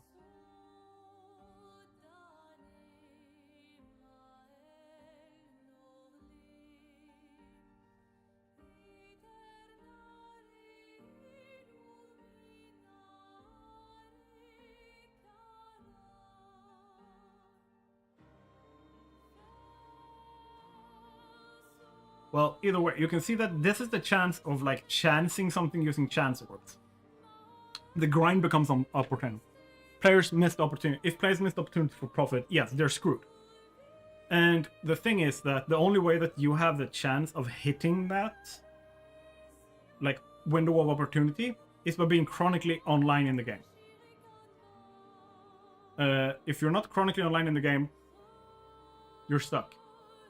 Like, you're gonna miss the window. A lot of people do nothing but sit here and search and find cheap things that should be worth this stuff, and then buy it and then resell it for the actual value. They do nothing but this. So, like, if I wanted my absolutely optimal to this, I would also add a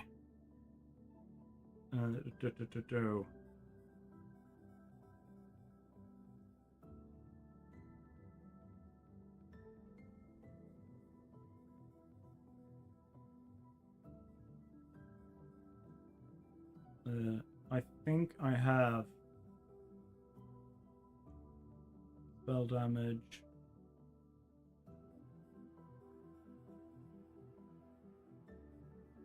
Yeah. Okay, so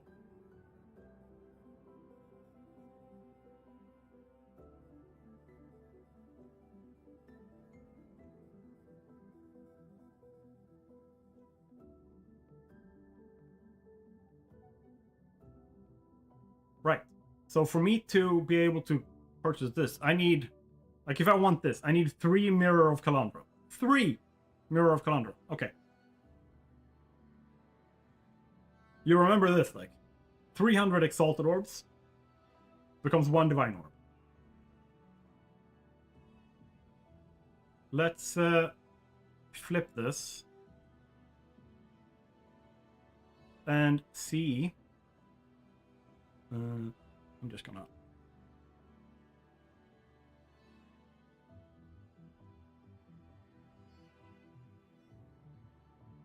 This is how many Divine Orbs I need to get 1 Mirror of Calandra.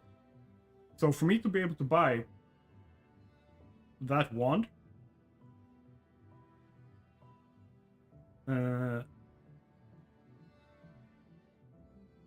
this one, the cheapest of them, I need like a little bit over 19,000 Divine Orbs. Is that not what a stockbroker does? Market Simulator 2.0? Yes! That is exactly it. But that's what you master in the 3rd step of the game. Like, that's where most people are stuck.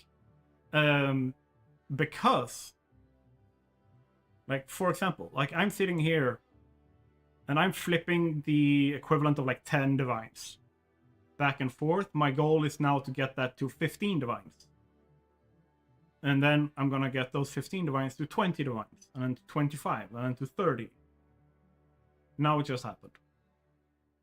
So I used 34 for each of these to buy 5 by 5. So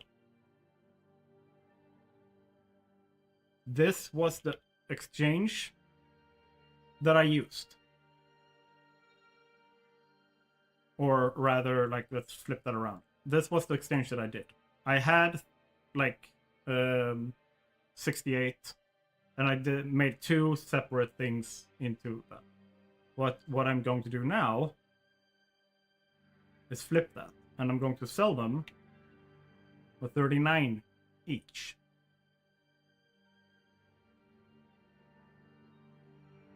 And then I have to wait until that happens. When this trade has gone through, I will then profit 10 annuls, which is like a little bit less than 2 divines.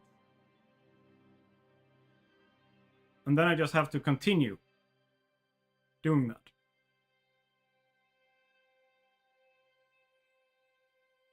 So, like, these are good, but I can't use them because I need my resistances to go up.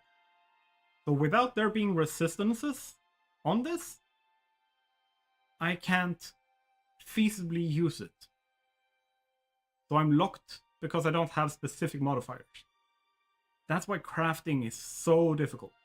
The passive skill tree is literally just like from where I'm at now.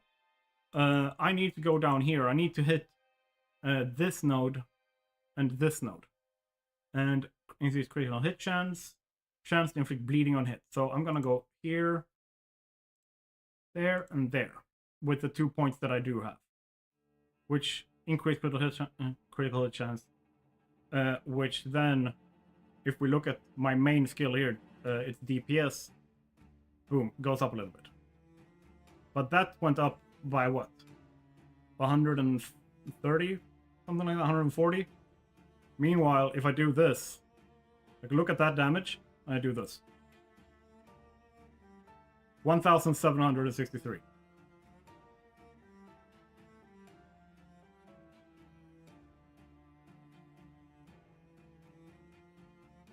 There is a incredible unfairness in the game, and as long as people keep feeling that it is unfair, it's a bad mechanic.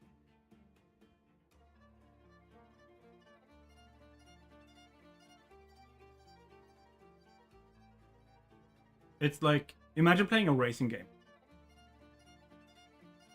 So it pays off time-wise to trade instead of grinding, so you're able to craft, so you can ultimate, and that's just a weird way. Yeah. They're literally called hideout warriors. Like, I'm in my hideout right now. So instead of going and playing maps, instead of going out here and playing and doing the things that you're supposed to do, and like grind content and like all that kind of stuff, they just sit here and do nothing but flip assets. The only thing that locks them out from doing this constantly is that every time I trade anything, it also costs gold. And the only way to get gold is to actually get it from mob drops yourself. You can't give it to another player or anything like that. You have to get it yourself. But then you can go find these maps and just make hundreds and hundreds of thousands of gold in one map. But yeah, you can sit in here, and here's the thing. Regardless of what you're doing, the least profitable way to play the game is to play the maps. The most profitable way to play the game is high-end, top-tier crafting and then selling that craft on the market. Where I'm at, in between now, is 3 and 4. Where I'm able to do this, because I can set this up, right? And then I can go in here. I'm gonna try and sell this. Someone might want it.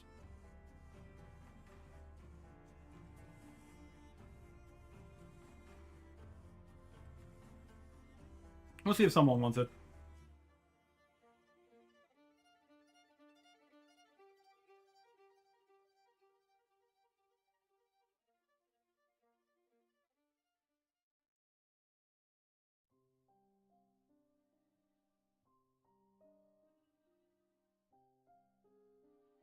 Double checking so I didn't put anything here that I shouldn't have.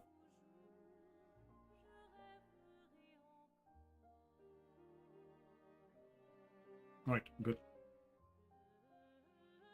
So, while all of that is going on, in the market, right? I'm juicing my map a little bit. Heading in. Let's go when I'm playing the game, because I like to play the game. I want to play and fight monsters and beat bosses and engage with the content and stuff. I don't want to sit on my hideout.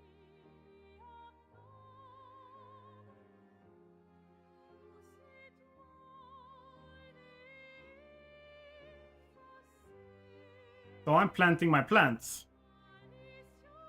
And the way that I've built my character is by attacking, by being aggressive, I heal myself. Like when you see me lose health, the green bar, that is actually me casting spells, not me losing health because they hit me. When my shield hits 0, you can see that I'm losing mana, because I'm gonna lose my mana before my health.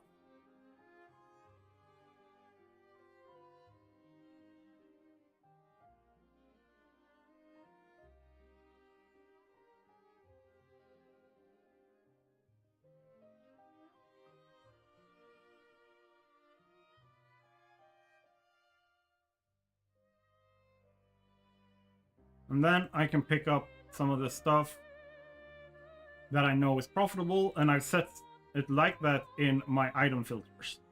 So it like pops out at me. So if I open this chest,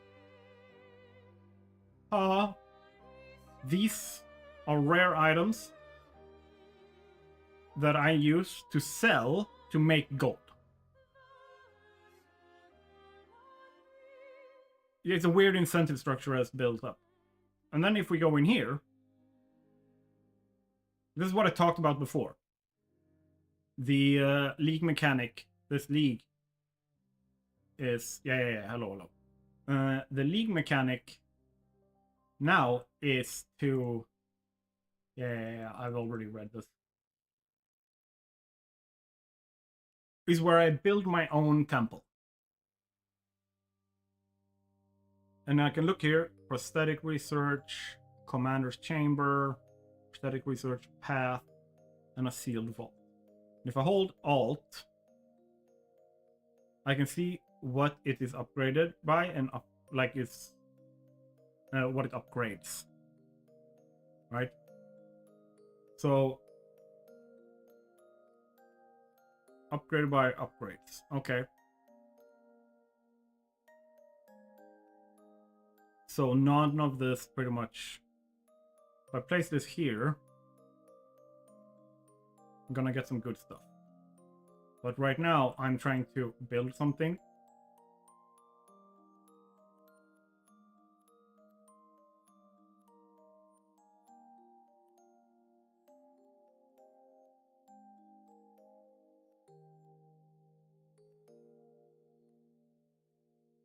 I'm just gonna do this.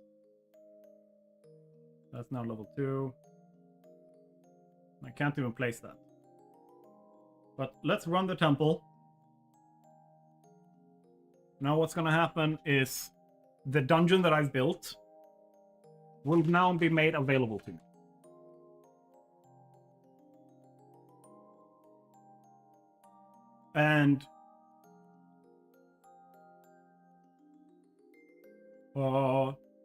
And the thing is,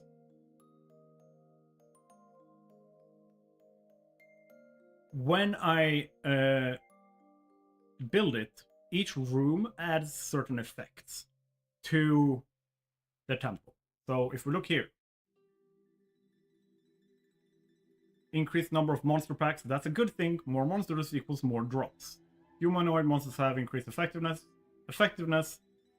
In monster life experience granted and quantity of items dropped. So I get more drops per monster. Increased rarity.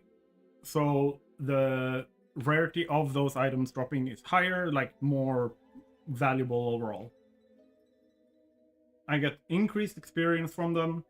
They have normal and rare, have even more effectiveness added to them, and 300% increased number of magic monsters. So I'm gonna have a metric fuck ton of magic monsters to fight.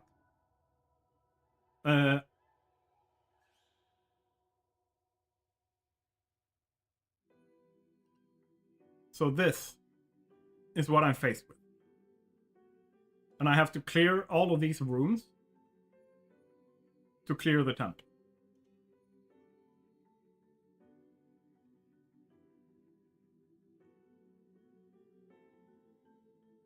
And the reason why this is good is because most of the monsters I'm fighting are going to be magic, which means I get more rarity and stuff because they are more difficult. I get more drops, more experience. Everything is better because I'm fighting so many rares. But I'm not, or magics, but I'm not fighting rares, which means that it's not necessarily like prohibitively difficult for me to just walk my way through it. Bye, David. See you later.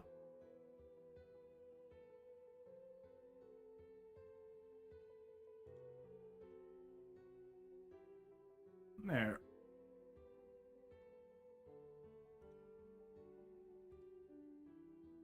This is how I engage with it. And then someone has figured out how to optimize this in a way that makes it like stupid profitable. Like make hundreds upon hundreds of divine orbs per run. A level optimized.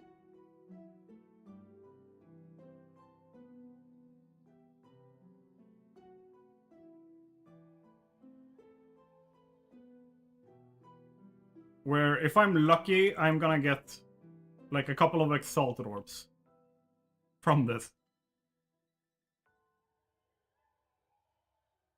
My main purpose right now in the game is to just level up my character to be able to use higher level gear. And to be able to level up my skills higher.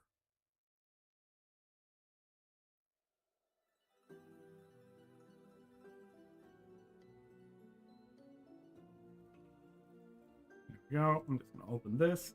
Ching. Give me gold.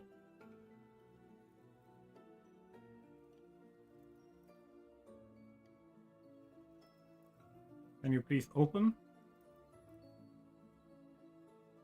Ah, well, there were 2 levers. I just couldn't see it because of the text. Yum, yum, yum, yum, yum. Pick up all the gold, and then it's vault chests. Thank you, thank you, thank you. Okay, awesome. Got some, like, good drops. But then they're, like, very, very basic. They're in the yay, but not whoa level drop.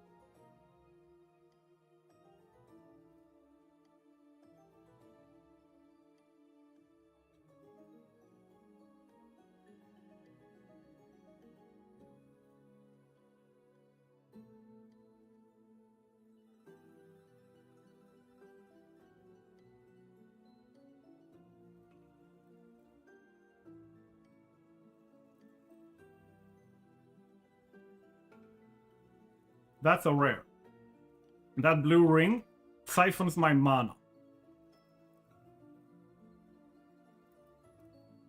Which is like not the worst thing right now, but I definitely don't like it.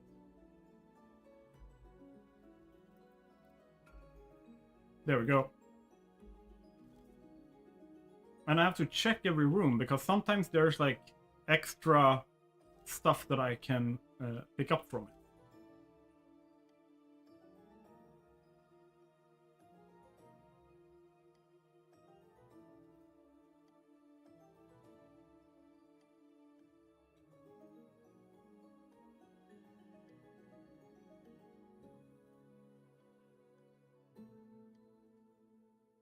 Another rare.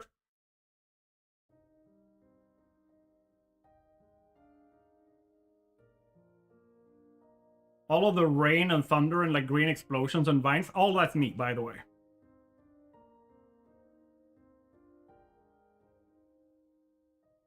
So I picked this up because amulets are super important for me. Because I can get extra spell level modifiers when I craft them. That's another example of like meta knowledge that enhances the gameplay for me. Because I can decide what to pick up. Cool.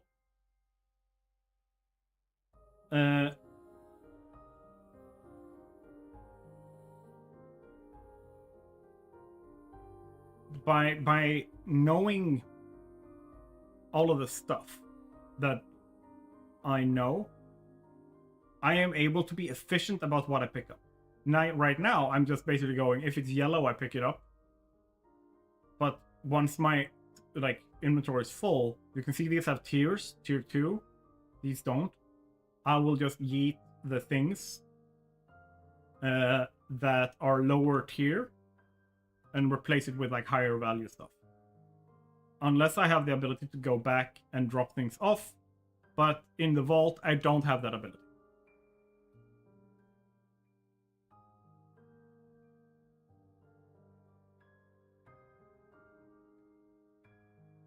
Ah, okay, I've been locked into the room.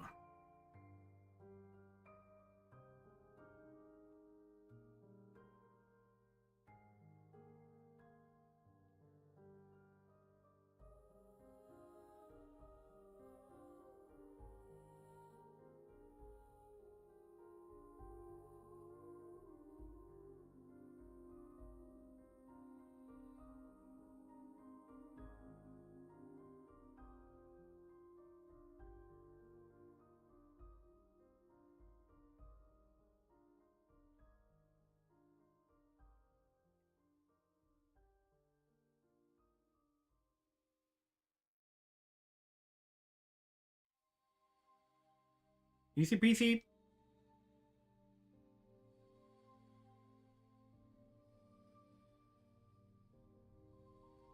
And see, here's the thing. This takes time for me to do, right? So unless I go through, because once I've cleared all of this, I have to fight another 6 maps before I can open this vault again and continue building it.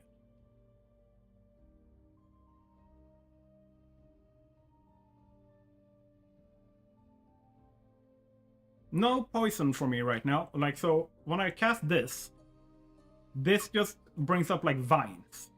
So they, from those fissures, vines come up and like slap people around and like grab them and stuff. Kind of like this skill does. And then I use this skill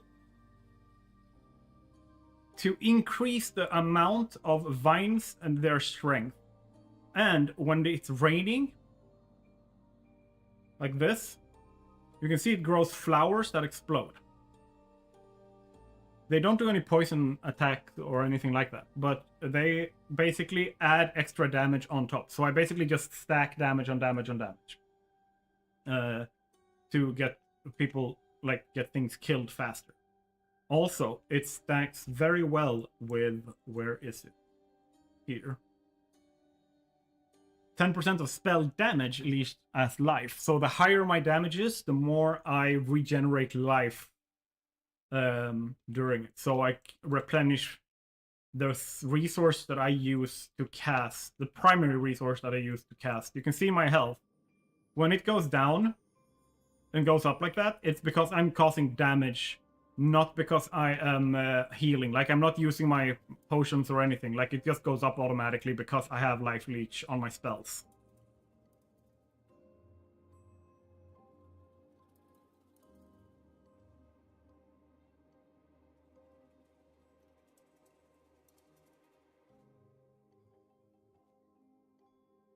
Now I have to heal myself because he's doing a scary amount of damage.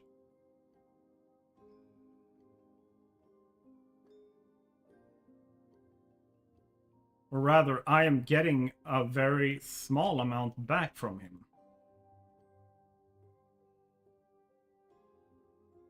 He's using thunder and fire.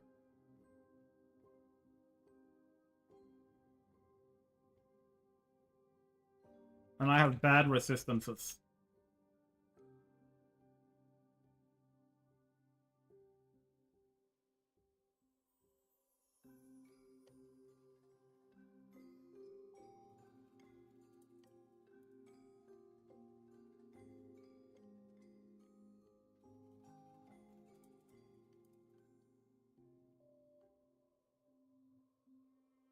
I basically have to be very careful because... Oh, okay, that's why he's not taking any damage. He has an ability called proximal tangibility, which means if I'm not close to him, he doesn't take any damage and can't be affected by anything I do.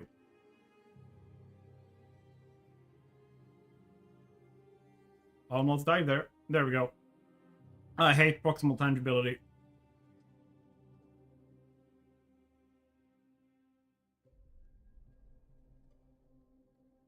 This can... Got it.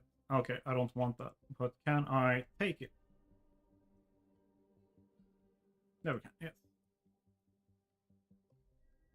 Yeah. Proximal tangibility means that I have to be like, if this yellow or like this golden thing is him, I have to be like here to be able to actually hit him. So the second I back off, nothing I do will do any damage or have any effect on him. I can't curse him in any way, shape, or form. I can't do anything to actually like help me.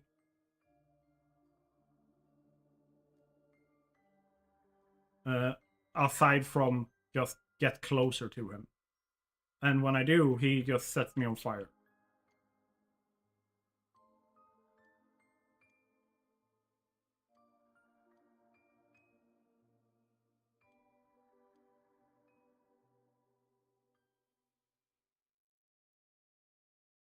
It wouldn't be a problem if I had better resistances. But because I have low resistances, he hurts me a lot more than I hurt him.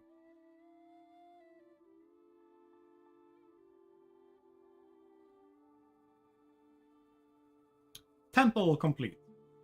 Now that I've completed the temple, I go back here. And I say bye.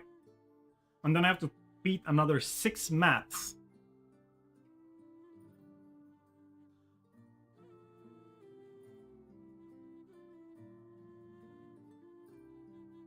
There we go. Then I can leave this. Like, I don't have to do the temple as well. Like, I don't have to. But people look at those hundreds of divines, look back and go like, the fuck?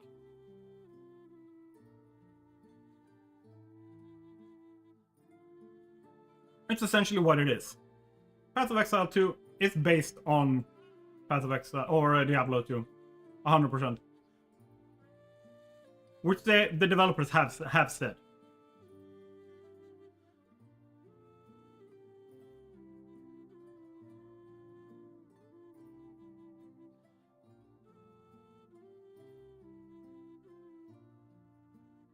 I can't pick it up because my inventory is full. Now that I'm not in the temple, instead of throwing things out to fit what I want to pick up, I can just go back. And de-loot, and then continue. I can do this.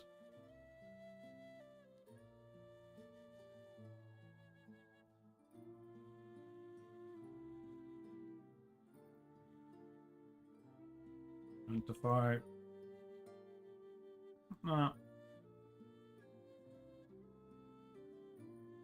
I'm just gonna sell.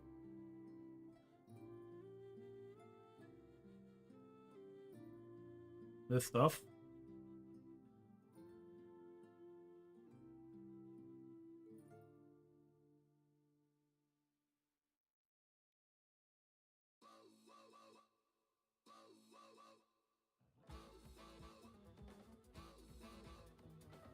I love this song. Oh, it's so good.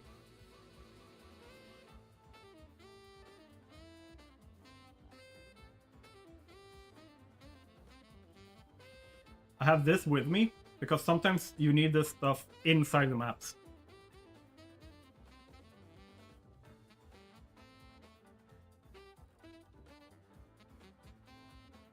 This is the music from Expedition 33. This is not from Path of Exile 2.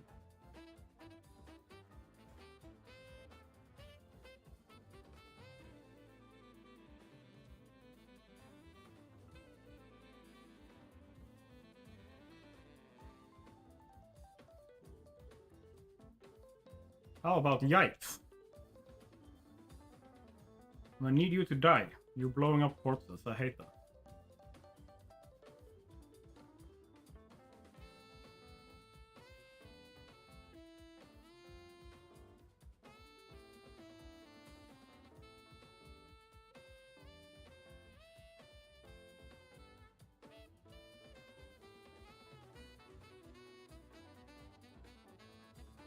But yeah, what's locking me out of progression right now is that I am too low of a level to use the gear that I can afford to buy. So I have to like level up as fast as I possibly can.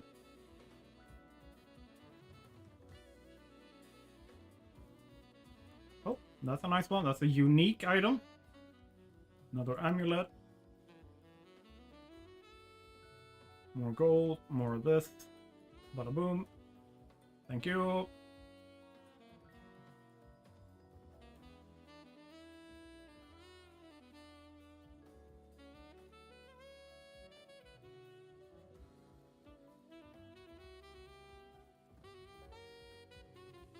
Yes. Everything just dies in front of me.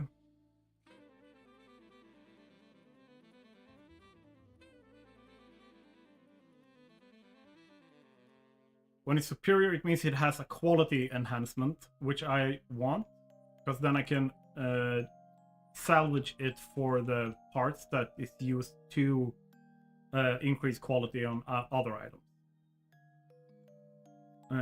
Let's see.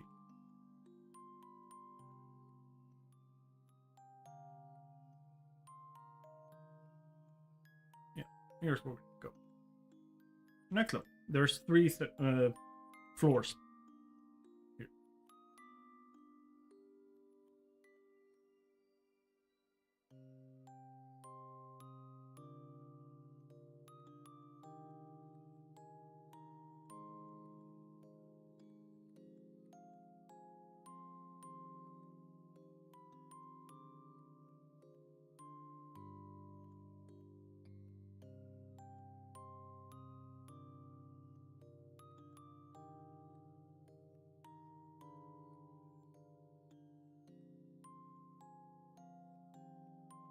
There we go.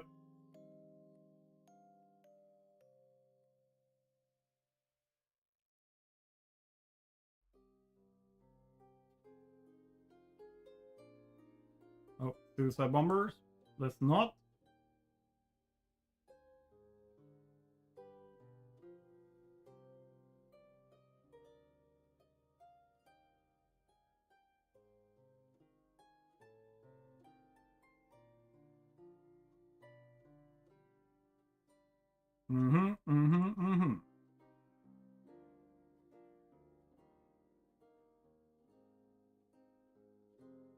More unique items. This is where I go up, but I don't want to go up. I want all the experience, so I'm gonna kill all the monsters. I'm very close to leveling up here. Big level up. Puts me at level 73.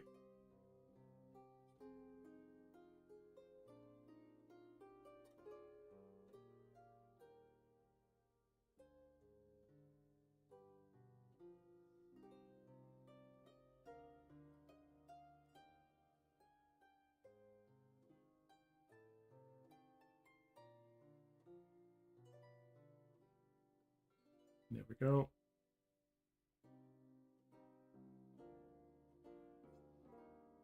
I accidentally picked something up there that I don't want.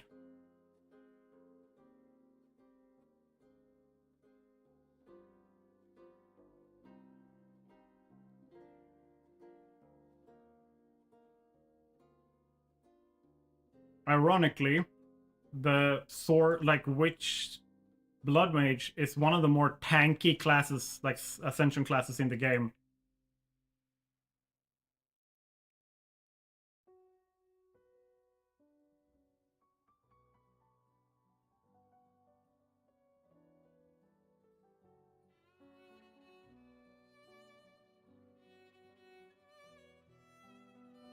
Well,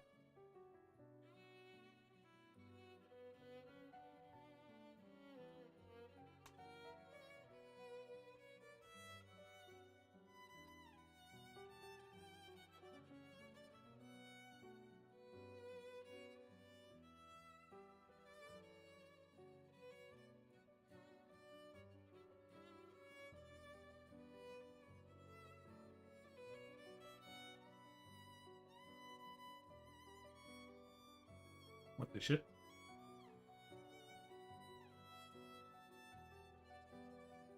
This has everything.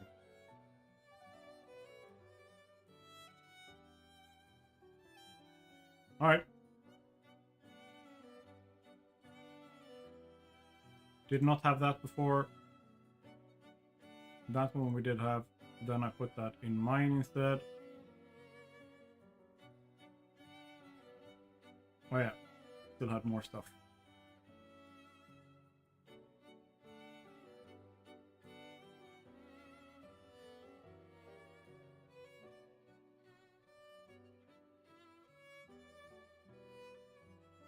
And we leveled up. Now, if I look here, Entangle, how much damage do you gain? Ooh, 150. 150 damage for one of the notable notes. Like, it's supposed to be one of the, super powerful notes. And this was a damage note. So no, passive skill tree is not powerful.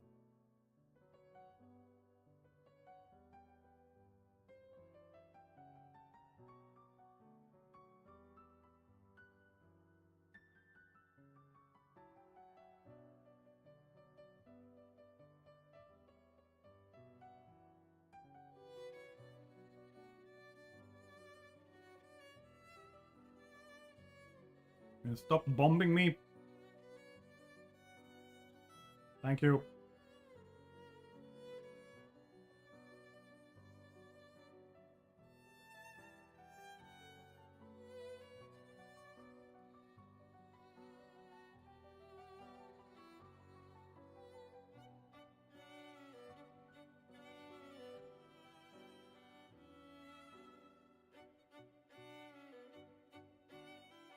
Here. And let's fight the boss.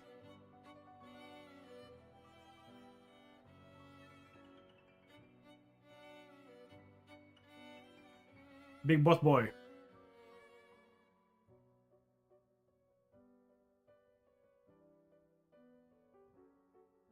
Oh, there is also one of the endgame mechanics.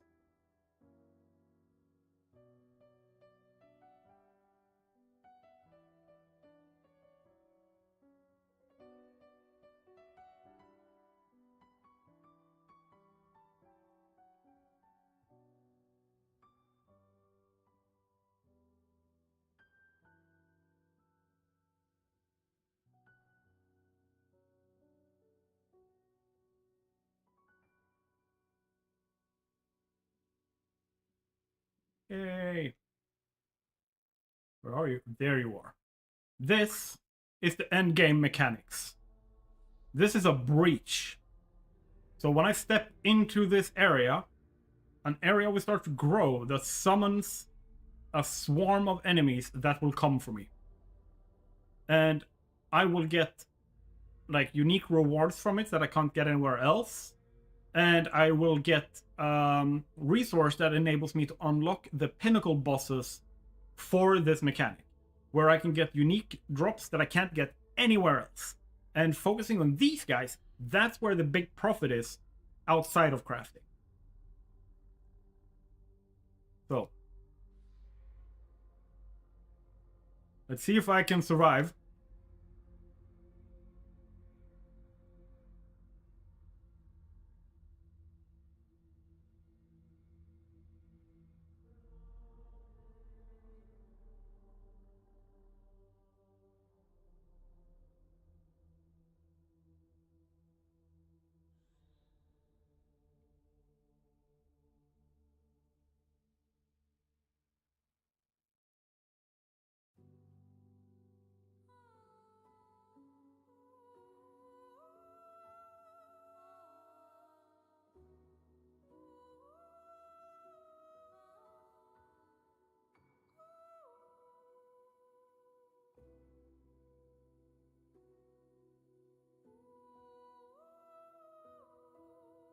Okay.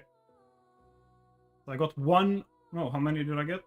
One breach splinter. Really? That's it? Awesome. I need 50 to fight a boss. You can level that up by going here.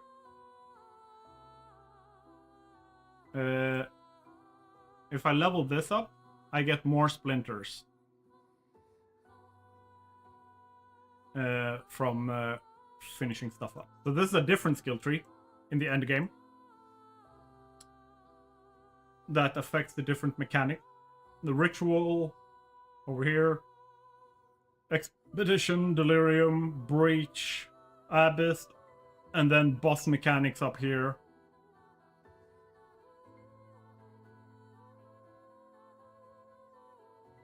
I have a couple of skill points here. Maybe I should use those.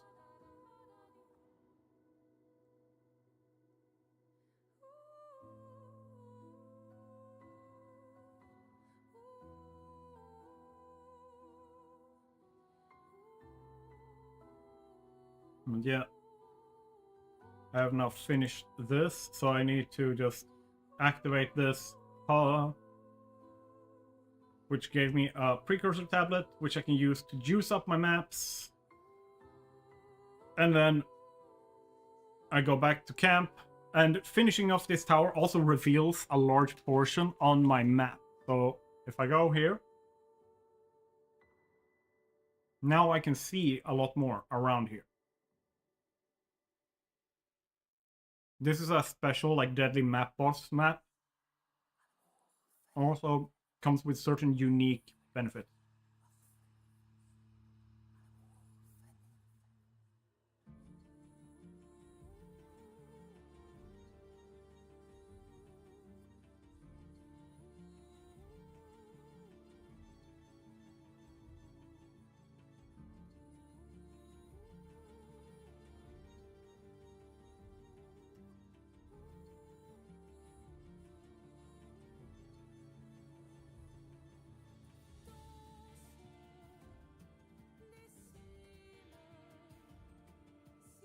I put you guys in here, right? Yep.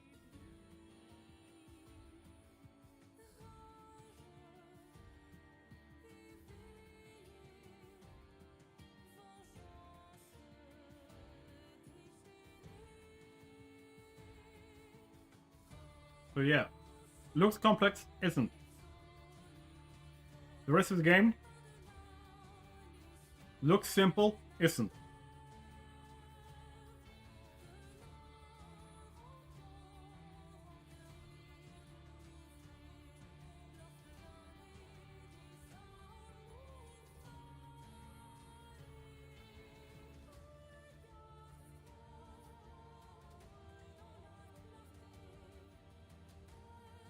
Let's max this out.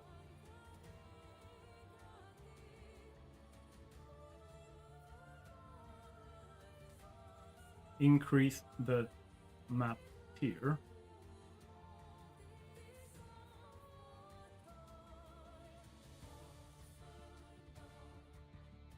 I'm sorry, why can't I click that?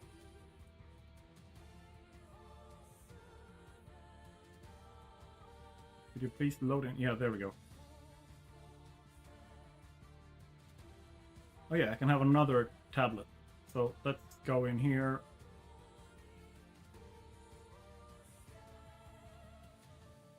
And grab this.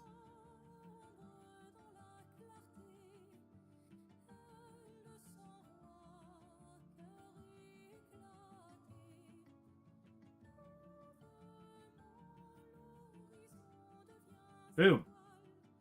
It's going well. I am just leveling my character as much as I can. Have you had a chance to play Path of Exile 2 yet?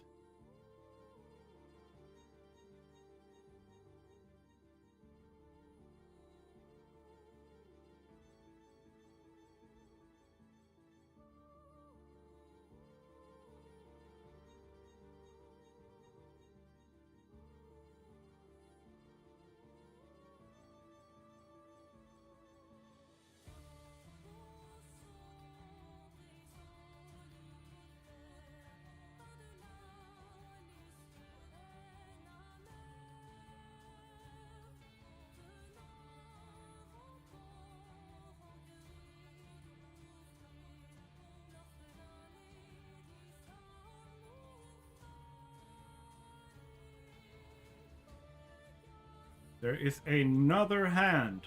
Okay. This is a ritual, so this is a different mechanic. And the one that I'm actually focusing on for this league.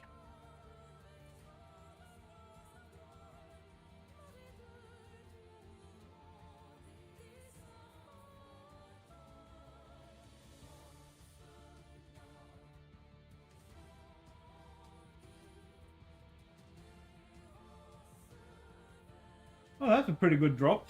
Exalted Orb and Chaos Orb. Nice. Maybe tomorrow. Nice. Do you have any idea about like which class and stuff you want to play?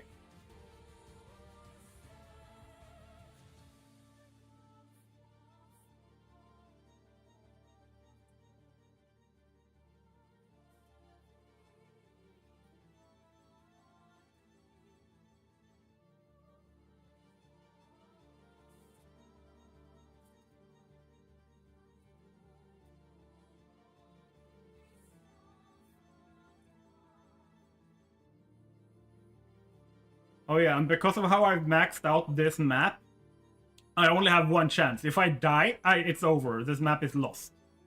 I cannot play it again. Or I can play it again, but all of the modifiers are gone. And I can't add new ones.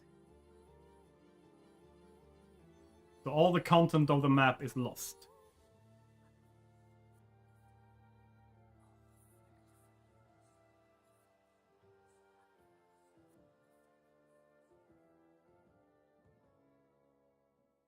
So I have to be extra careful and pay extra attention to everything I'm doing and what I'm fighting and how I'm fighting it.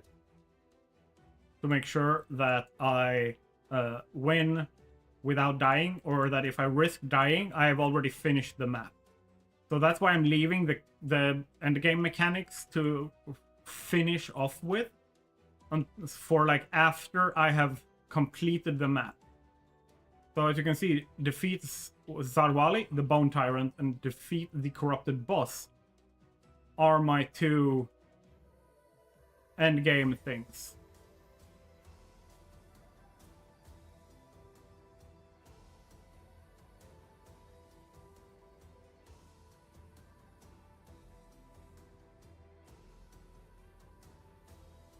Here we go.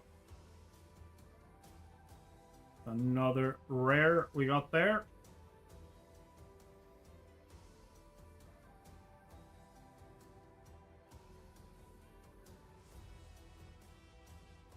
Ooh, nice.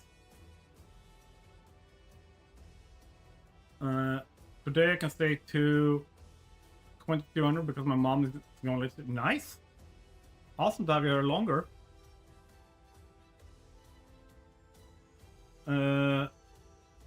I'm probably going to stream to between like 22 and maybe, if I'm not too tired, I'll go to 23.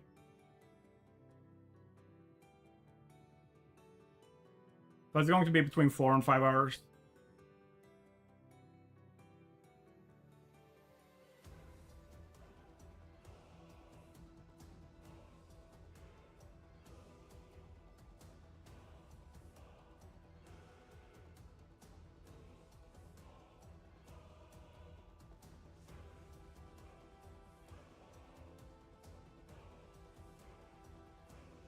Like right there, when you saw my mana go down, that's actually my health going down. Like, because my mana is my health.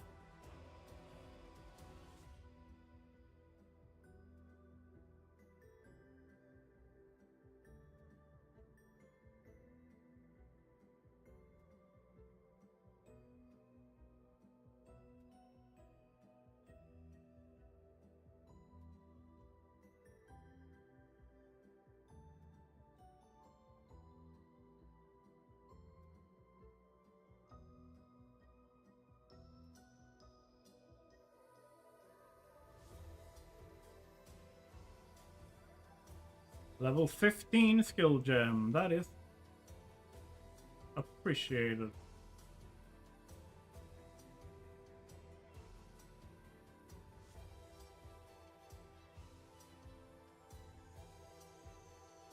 Oh shit. We have mana magma shield. Well.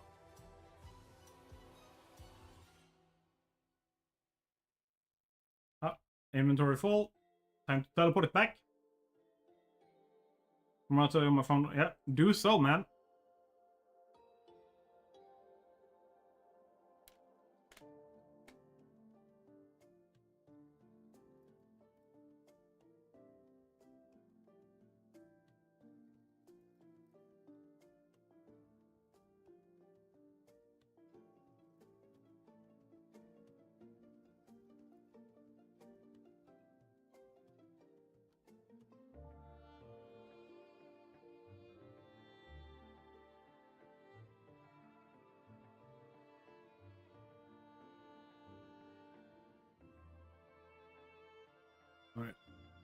And then I level up one of my skills.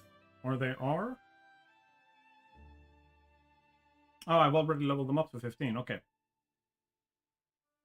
What do I need to level them up higher? I don't have a skill gem of higher level. Oh. Is what is.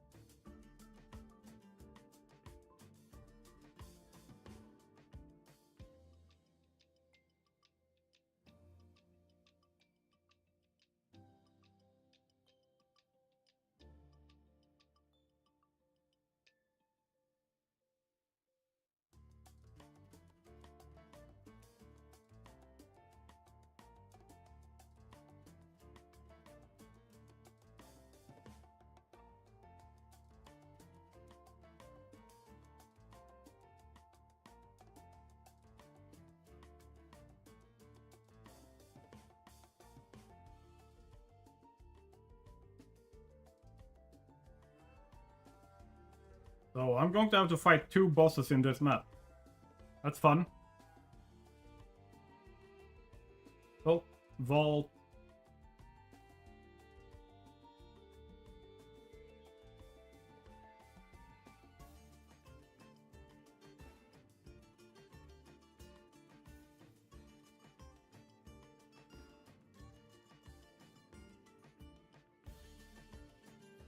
I think I may have saved up a bunch of charges. Well, I don't want to run another vault right now. So I'm just skipping that.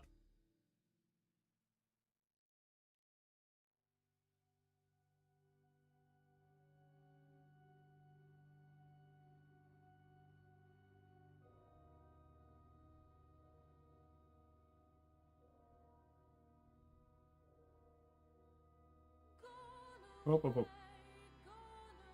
He's tossing lightning. I didn't notice, and I almost died. That's bad. Lazy mistake on my part.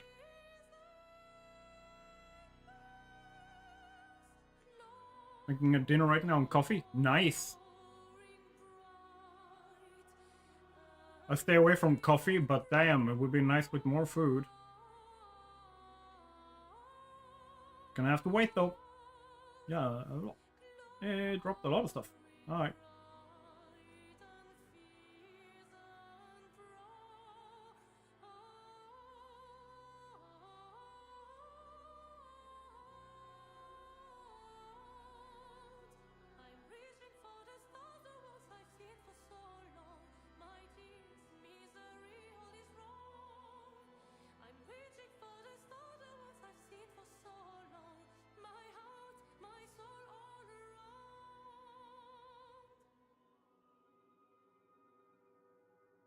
Boom.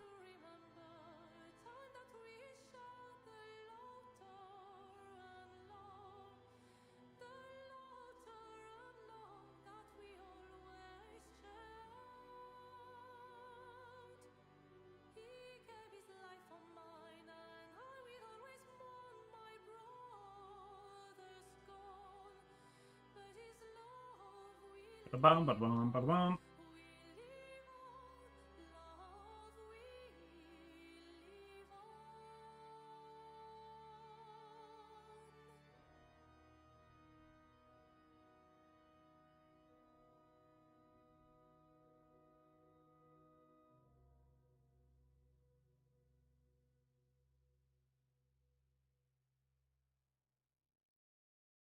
Alright. So this is not the place for the boss.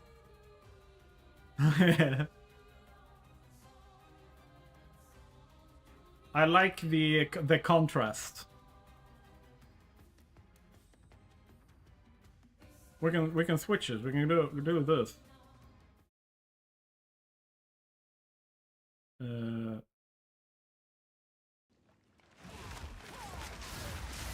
There's the game sound. Tell me if they're too loud.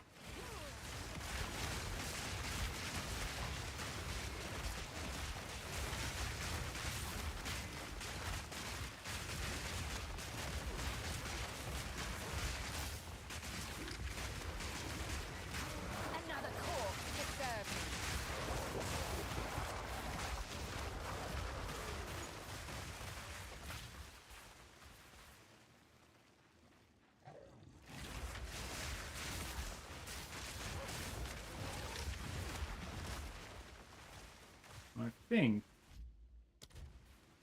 Yeah. This is the game music now.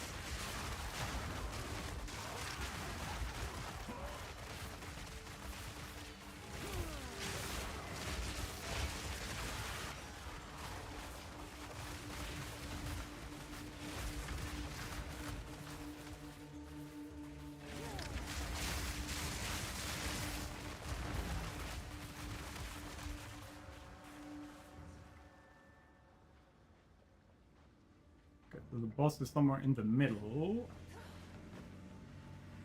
Question is, how do I get there?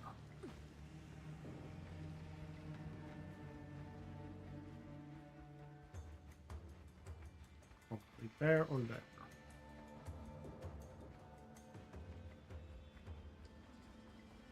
Here we go. Time for boss fight. Now we're fighting 2 bosses. First this one, and this one will then turn into a second boss. Yeah. Me too. That's kind of like why I was running it.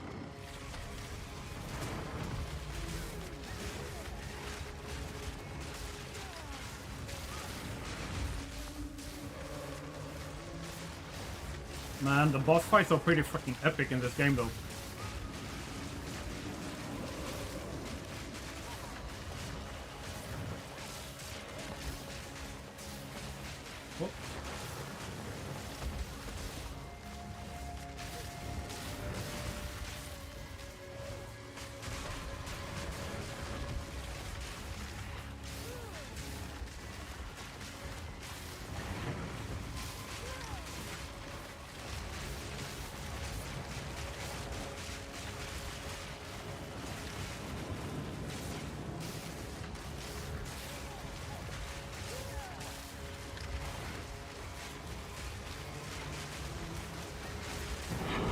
There.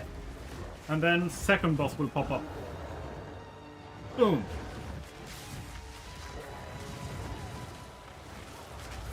Ow, ow, ow, ow, ow, ow, ow, ow. Stop hitting me.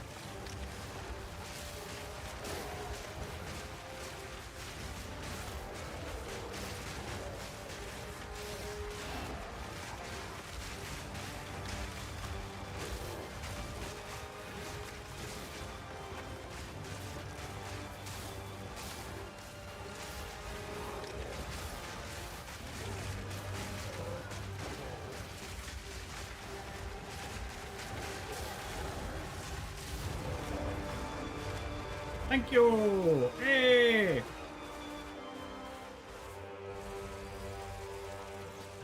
TV, math in the extended version, boss music, MP4. Yes! This is the source of corruption in this region. More skill points for the Atlas tree. And we got this, this, blah, blah, blah, blah. I think not. I can't pick everything up. Okay, let's start with going back.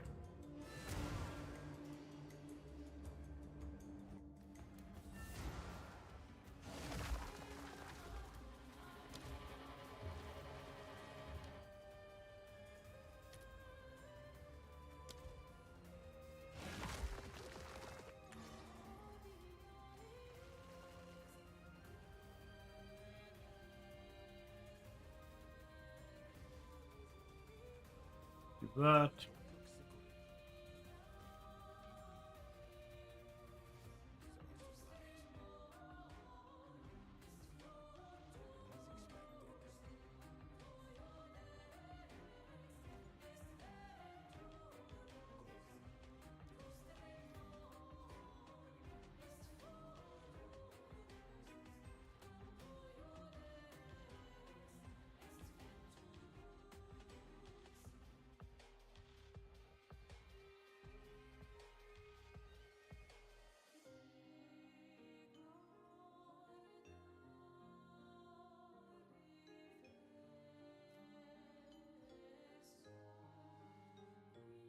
We go.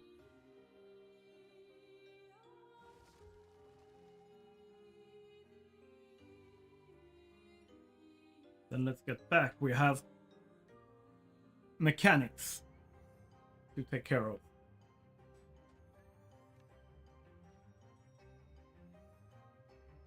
Let's start with the easier ones, which would be the ritual.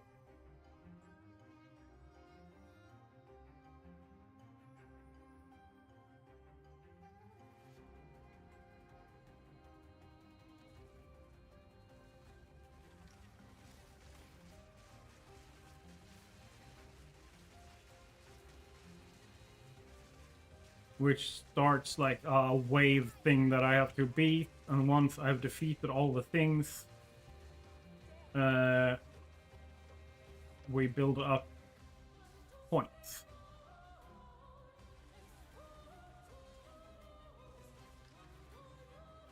Show you guys once I have done it.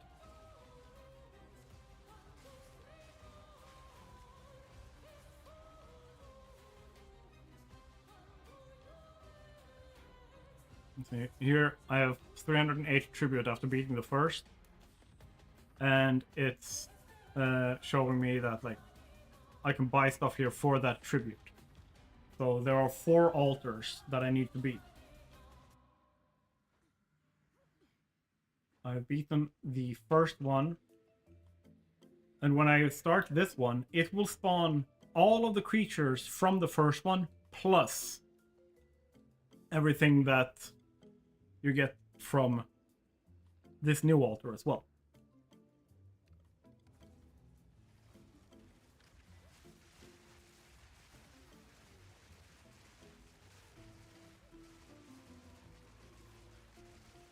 I have the worst math teachers in the high school first change, but the second one is a copy of the first, but 25 years younger, both music and before. Yes. My problem wasn't I had a bad teacher. My problem was I had a teacher who couldn't explain things to me, for me specifically, in a way that I understood. So I didn't actually learn math until I started learning it like by myself after I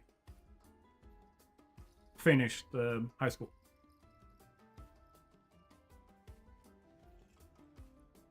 So now I have 896.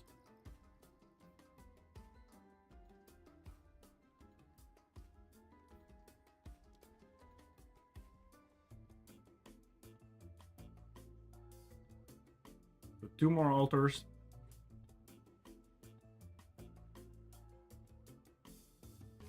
You can see up here as well. I have breach and altar left to finish.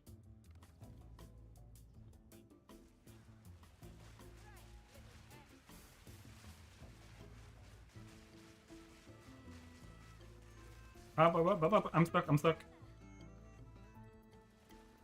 Oh, that is dangerous. Holy crap, I almost died.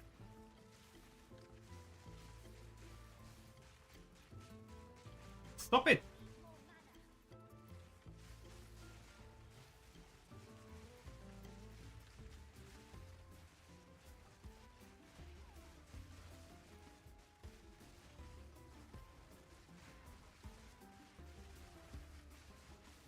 That was close, man. Oh, there's a rare monster here, which will give us a lot of points.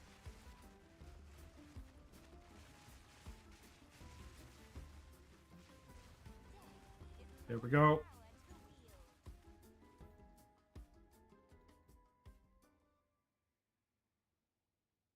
put you there.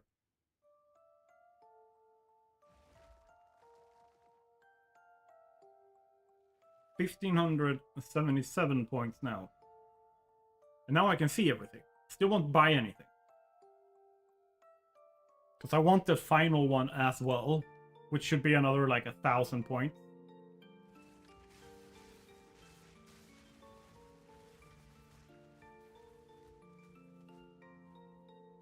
Well, final one. Oop.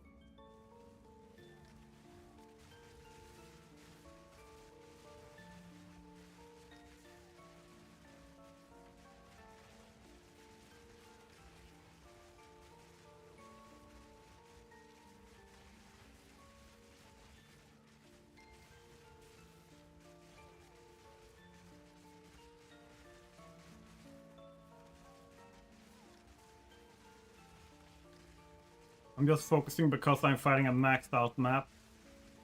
And if I die, it's over. I get nothing.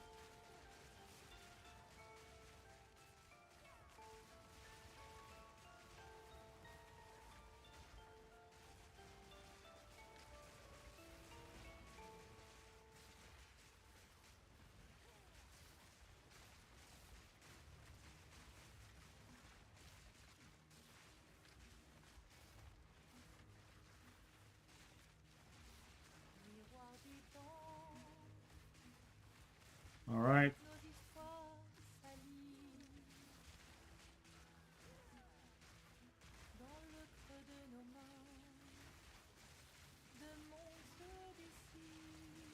Could be the final wave.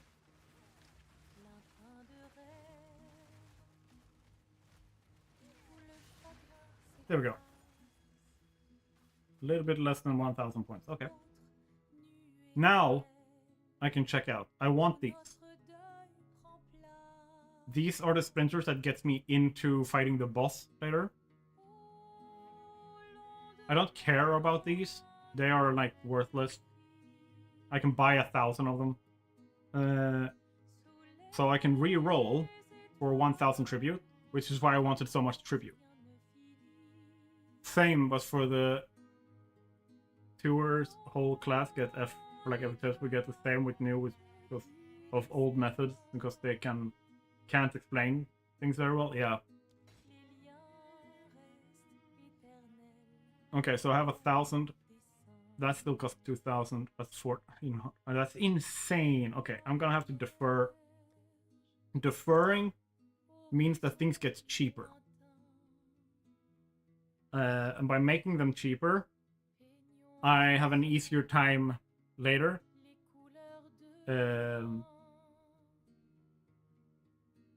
Like they reduce price.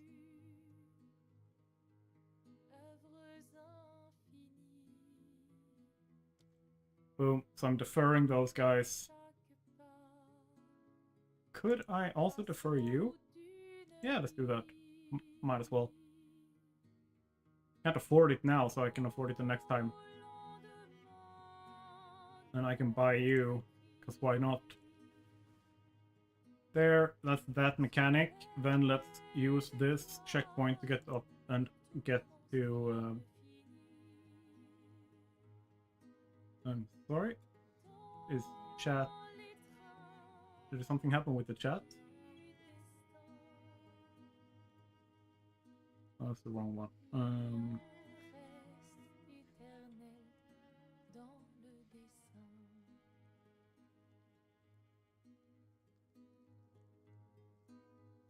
No, it's there. Okay. So we need to get back up and fight that one again. Let's teleport back here. And now we're going down to the hand, and that's the last bit of content in this map.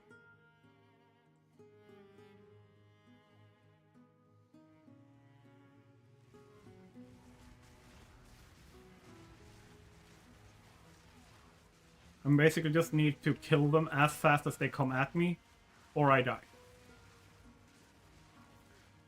Has so much to do with the speed of how fast you can attack and do damage rather than like how much you can do, as long as you do enough.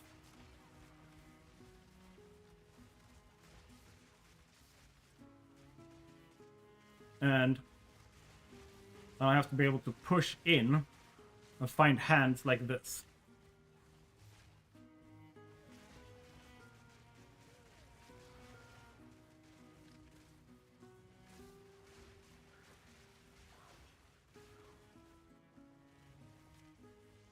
Alright, there we go.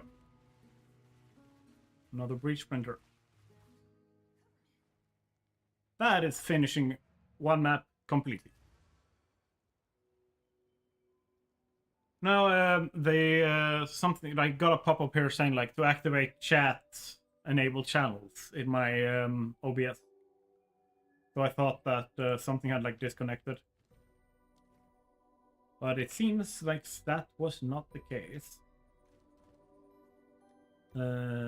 You go in there. You are affinity bound, so you will just hop in there.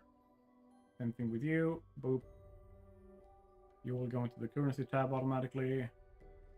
You guys are gonna be sold.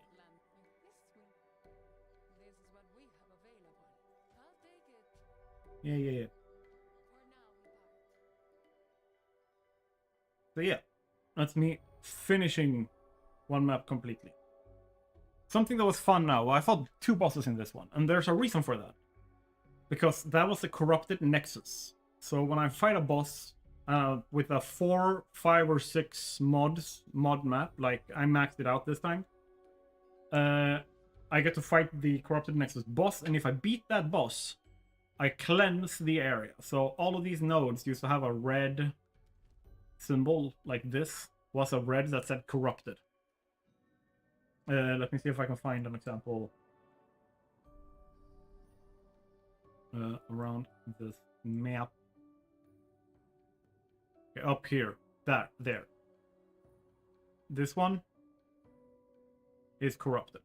So when I beat this, that you can barely see here in mist, it becomes cleansed. And then they get funny extra modifiers. You can see here. Area contains 21 additional packs of cleansed monsters, reduced quantity of items, but increased rarity. Obelisks of cleansing, +1 to monster level of area. That's a good one. Obelisk of cleansing there. Negative experience gain, but an increased rarity of items and more cleansed packs. Contains additional Azmeri Spirit, which is an extra content bit. Mary Spirit. 143% increased gold. So this is a good place to farm gold. The hideout map, that's no. Yeah, there's a bunch of fun things that you can get in the end game. Cleanse that map. Yes. What I kind of want to do is go here, because I need to beat a boss here with the maxed out map, so that I can increase the tier of map that I am currently like going into. Because right now I'm going into tier 4 maps, and I want to fight higher tier maps.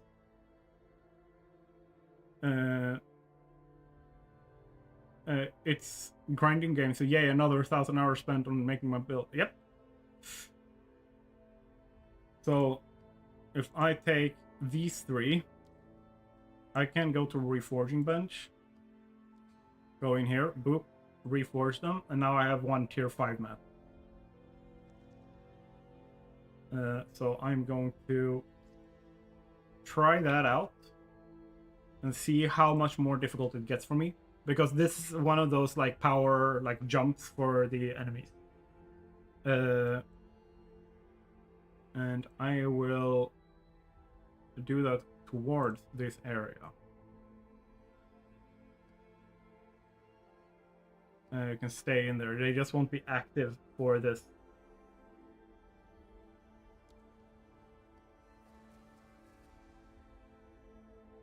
So let's see.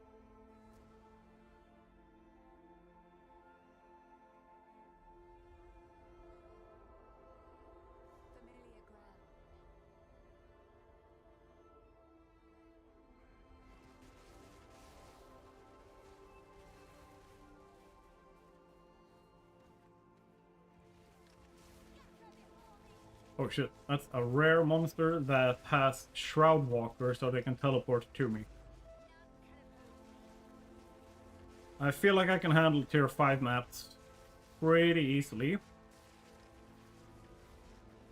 At least with this small amount of mods on it.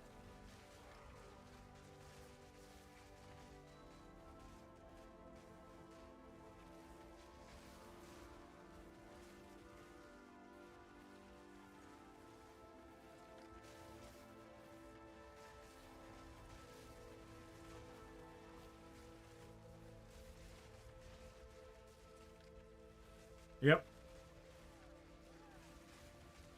I mean, the company that makes the game is called Grinding Gear Games. I mean, of course it's a grindy game.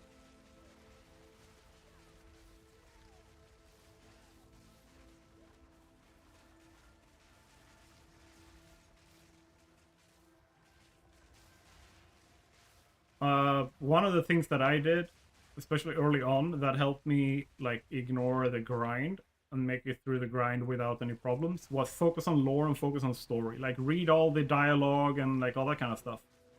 Because then you feel a different kind of progression because you're learning more about the world. Which is why I'm skipping it now, because I know all the dialogues and all the lore and stuff. So I've already done this 3 times. Well, technically, I think I've done this like 6 or 7 times. I don't even know how many characters I have gotten to endgame. I think 1, 2, 3, 4, 5, 6, 7. 7 characters I've gotten to endgame.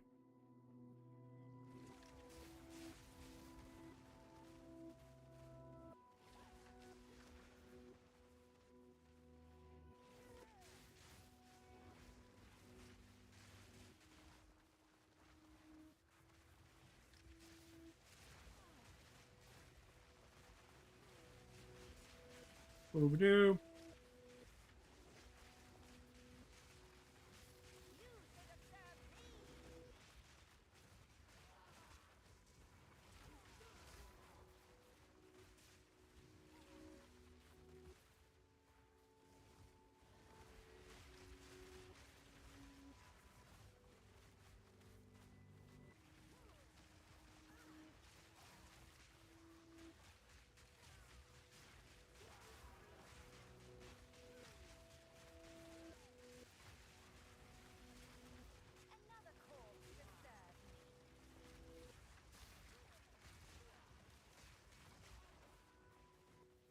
Oh, another hand. A lot of breaches. I'm not even putting them in by myself.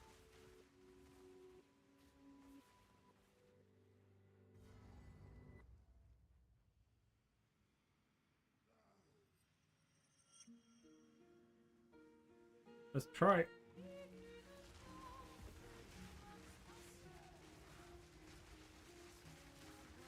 Oh.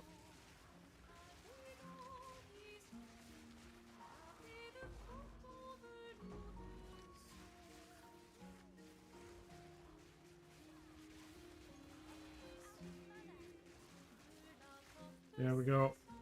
Please don't die. I would prefer to not die.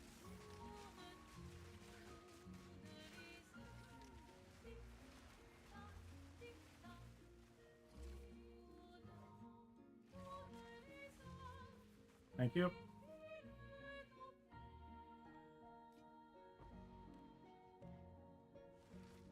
Nice. Some nice drops there.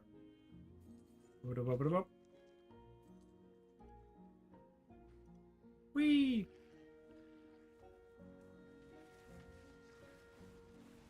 Yeah. I mean, it's a bit different when you're like playing games like I do as a side hustle. Like you're actually doing it, like I'm doing it for streams mostly.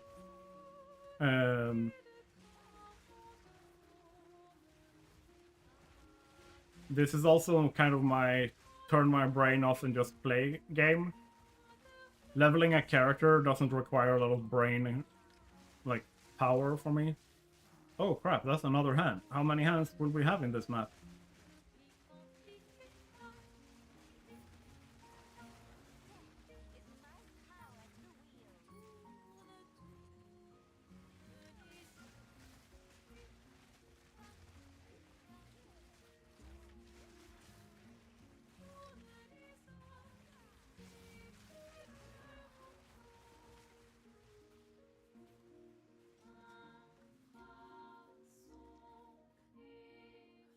The circle, this one. The circle is breach. So that's a mechanic where like this is a tear into a different dimension. And we have to like open it and then like beat back the hordes and then properly close it. So what happens is I'll go into this and rip the tear open like that. And that triggers the breach. And now I have to defend myself while the breach is happening.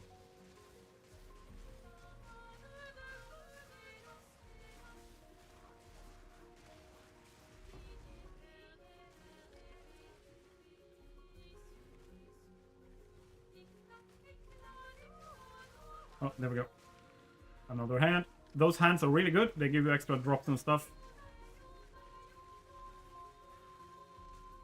There.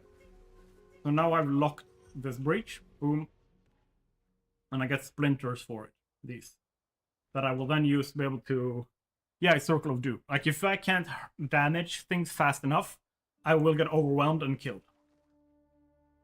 So we're not talking about, like, big damage, rather than I have to be fast at doing damage. So then you have to like optimize. If you want to focus on that kind of content, you need to optimize towards doing damage fast to a lot of enemies, because like you get swarmed from all directions. So then you're looking at a lot of like AoE that you can spam quickly, rather than doing like a single big damage hit like once every 5-10 seconds, because that would kill you.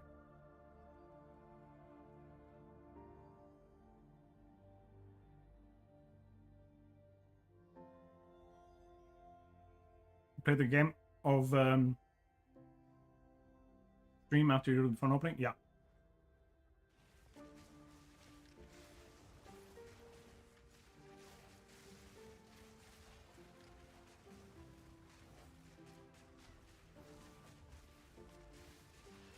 I'm just casually beating the boss here.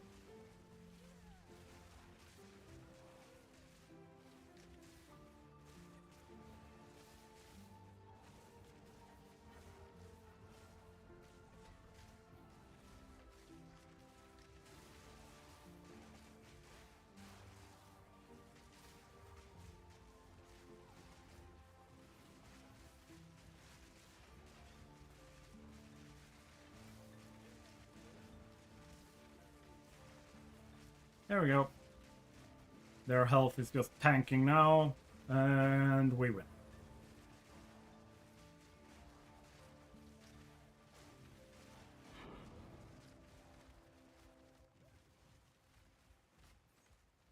I think not.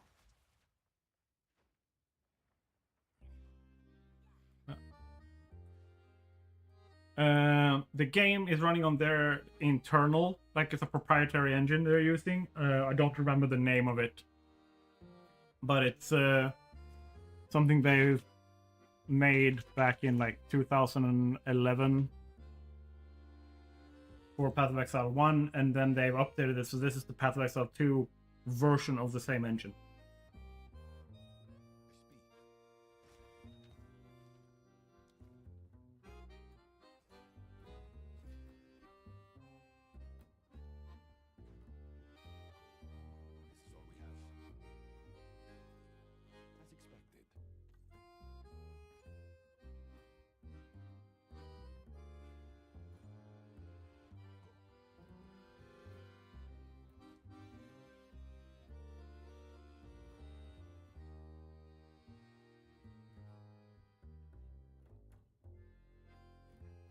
And then this goes in here. Oop.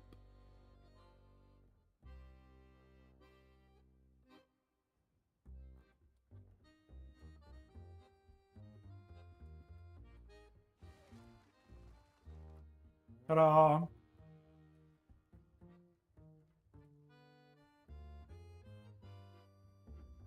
Now, as you can see, we still have some content left to beat in the map, so even if it says map completed, there's still stuff we can do that is of value. And since all I want to do is level up, it just means like fight as many things as possible.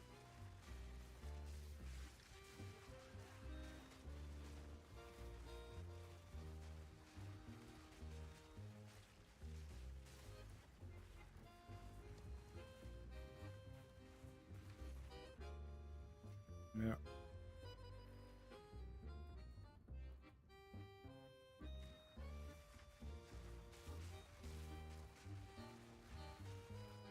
Boom.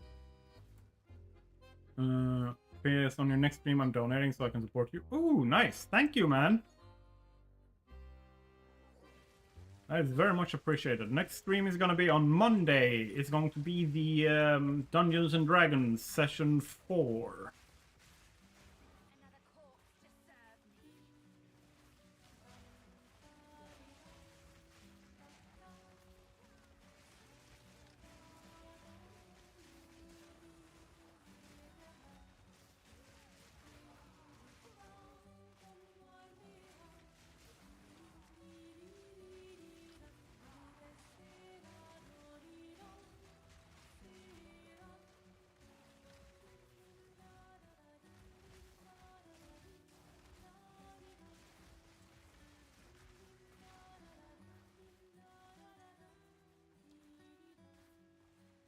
This is a strong box, so I will, if I craft on this, I use Exalted Orbs to increase the amount of modifiers, which gives more rarity, more quantity of items dropping from it.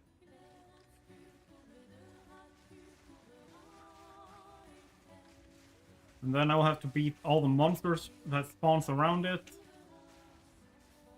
to unlock the strong box, which will give me a bunch of cool, hopefully very valuable drops.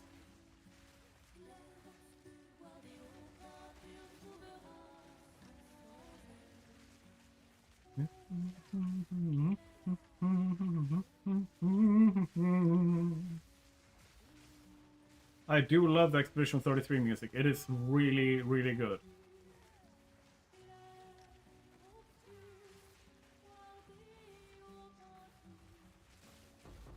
There we go. Perfect. Bunch of good stuff. Chaos Orb. This isn't used to fight Ascension Trials, which is where you can go nuts on farming other stuff that you can't find anywhere else. In the case of the Inscribed Ultimatums, you can find soul cores, which can be pretty valuable, especially if you feel like you're running out of like low-level stuff like Exalted Orbs and such. It's very easy to get a few hundred Exalted Orbs from just running a few Ascension Trials, regardless of which one you're running, but soul cores are easier to sell. Hashtag meta knowledge that provides value for my gameplay. I didn't buy the soundtrack, like it's freely available on Spotify and YouTube, and they don't do DMCA claims or anything like that for using them in content or in streams and stuff.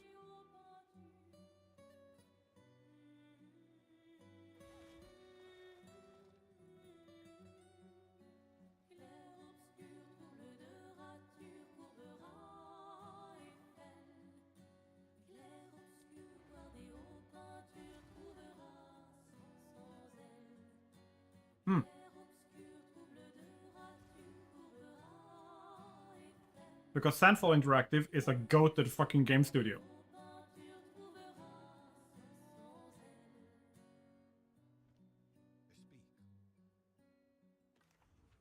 Wait, I need to also sell you. Do a full 4 mod on you.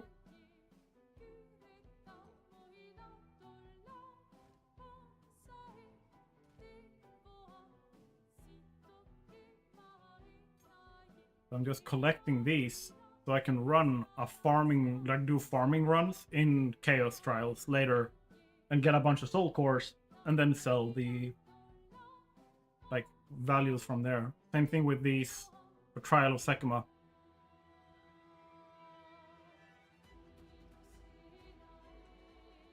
So there is a bunch of different content you can run and like make it your thing and like specialize your character towards that content.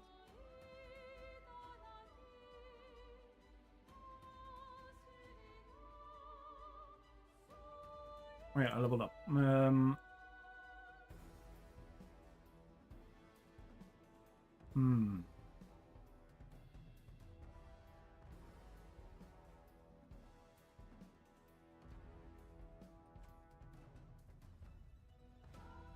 Then I get this.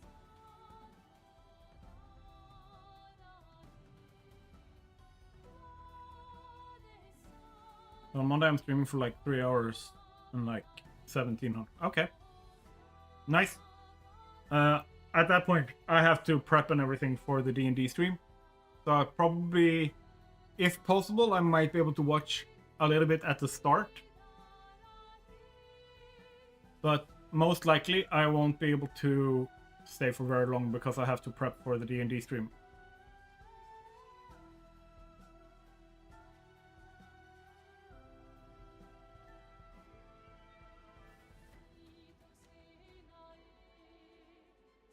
I'm planning on specializing in ritual. So let's just grab this here.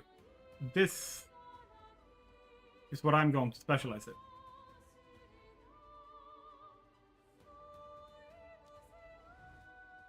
And the reason for that is that the combination of like understanding the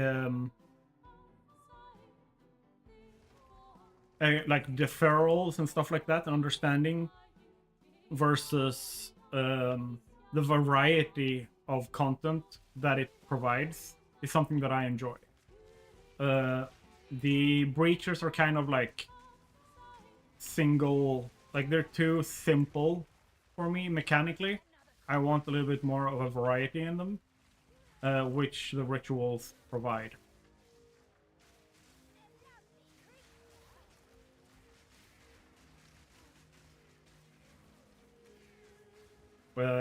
And then Chaos Trials is just something that is close enough to the rituals in terms of what you need to be able to do them.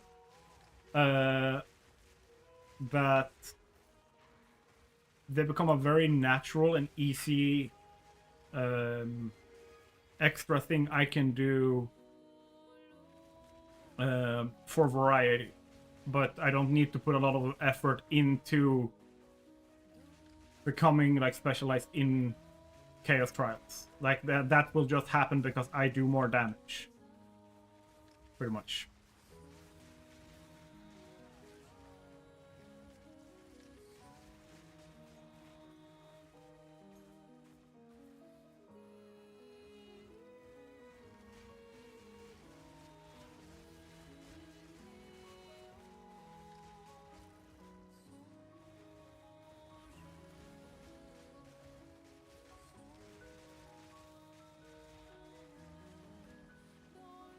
Sorry for the inconvenience because of the school. How many hours do you spend on one character?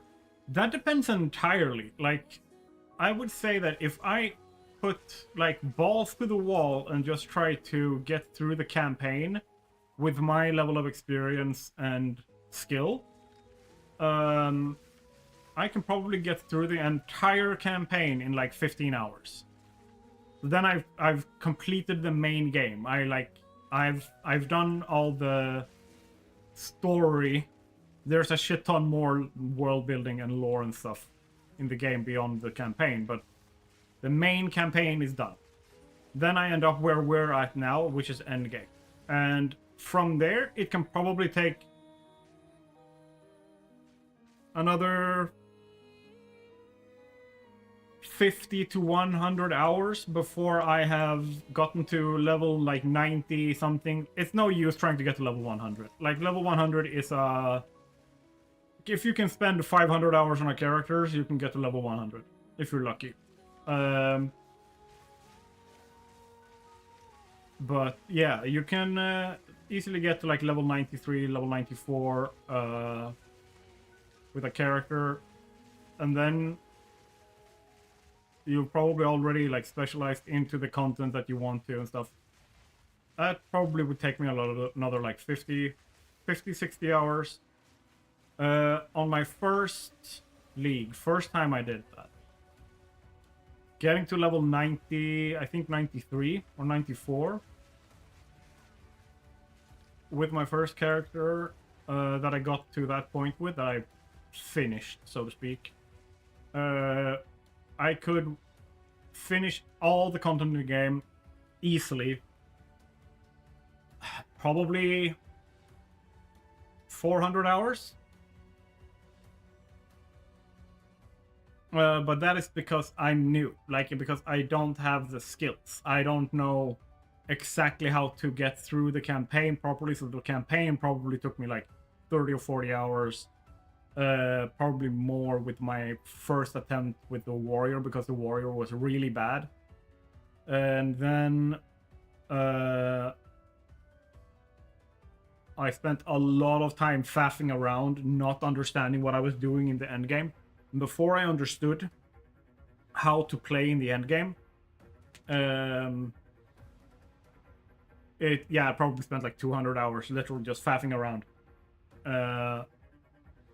being bad at the game. But the thing is, I had fun the entire time, which is the important part. Like, if I didn't, I wouldn't have kept playing. Like, I wouldn't be playing now if I didn't have fun. But yeah, like this, Eula, this is the ritual.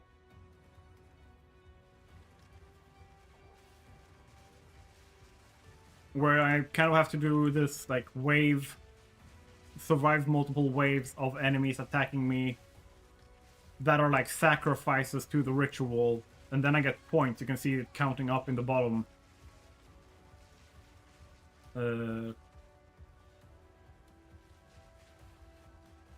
Boom. So I cleared one ritual. There's another 3 ritual circles to clear the ritual in this map, where I then do this trading thing. And these are things I've deferred to lower the cost of what's it called? Tribute. And I will basically see if I can buy at least one of them. Oh, boss. Let's finish the boss immediately, so we have that done. What's the rarest item I've found? The rarest item I've found was a headhunter's belt, which, when I found it, was, let me see, when I found it, I think I sold it for something like 45 divines.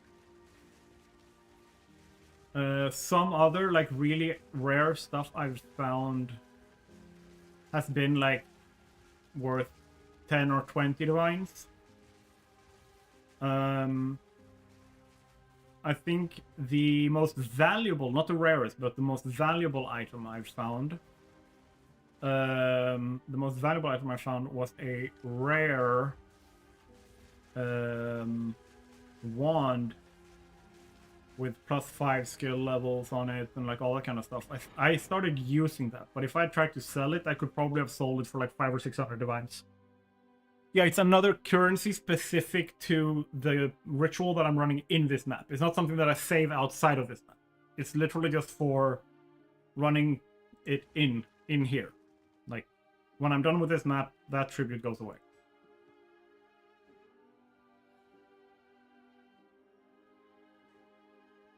Now that I've beaten the boss, all the content on the map, like, gets shown. So now I can see where everything is. We also have Abyss up here. That's interesting. We have Abyss on one of the ritual altars. That's interesting.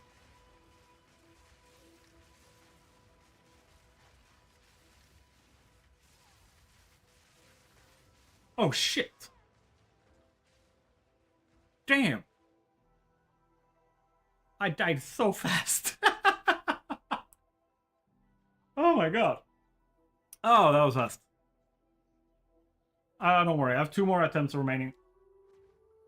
The problem is, because I'm over level 70, when I die, I lose 10% of my level up progress to the next level.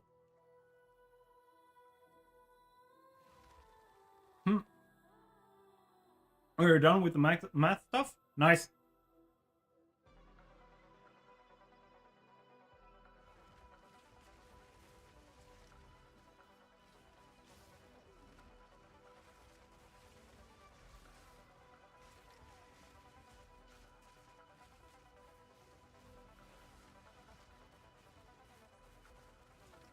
Now I'm gonna be extra careful.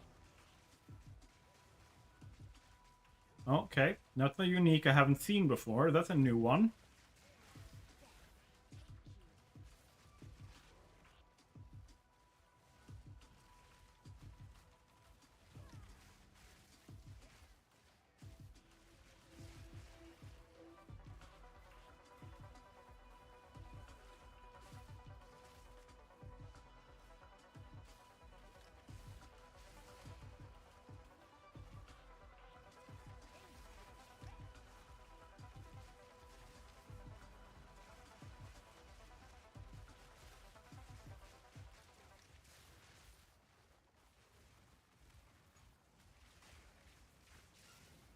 Nope, nope, nope, nope, nope. Ooh, almost got stuck.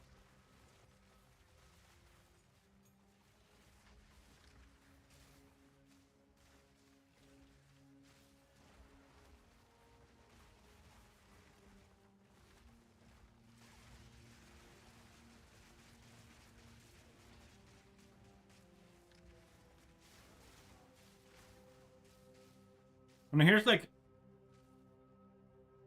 an even more like in-game, in like meta knowledge, right? Nothing about what we're being shown right now tells me what kind of monster this is, right? But because of my knowledge, I know that that is a Kurgle monster. What's a Kurgle monster, you ask? There's no need to know exactly what that is. Only thing that I need to know is because of the symbol floating above their head, they will only have certain drops available. Or like be weighted towards having certain drops. So if I'm farming certain drops from the Abyss, if I see this, I would leave the map and start another one. Because it doesn't have the content that I want to. I want to like farm out of the Abyss. So then I wouldn't waste time clearing a map with the wrong kind of monsters. Because the map gets mapped as a Kurgle monster map. So I won't be lucky and get some of the ones I want. For example, the Amanamanu monsters drop a different kind of thing that is a lot more valuable that you can sell for like 20, 30 divines each. That is like really, really easy to farm if you know what you're doing. And if you have the setup for it. Like, I am not optimized for Abyss at all. I need to be a lot tankier to like survive Abyss. Or I need to do a lot more damage than what I am doing and have a lot more like area of effect.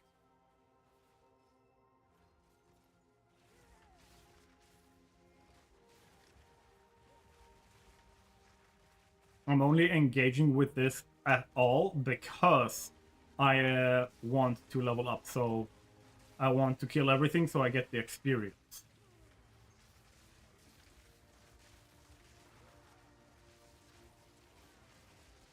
And the thing that I just clicked there, that's what are they called? I've completely forgotten what they're called.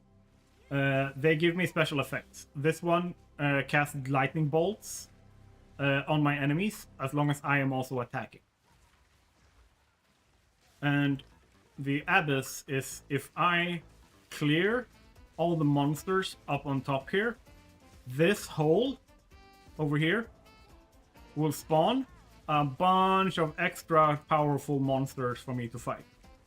like they just did, including special rares, special bosses, and stuff like that, that has increased rarity of drops, quantity, and stuff like that. And can also give unique resources that you can't find anywhere else. They are just really freaking difficult to deal with because I'm not optimized for that content.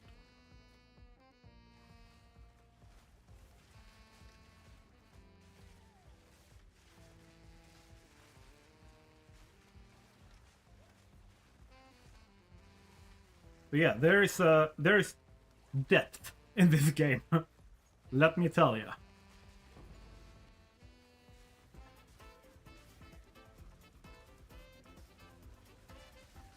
My estimate is to truly master everything that is in the game right now, not what's going to be there, like just what's in there right now.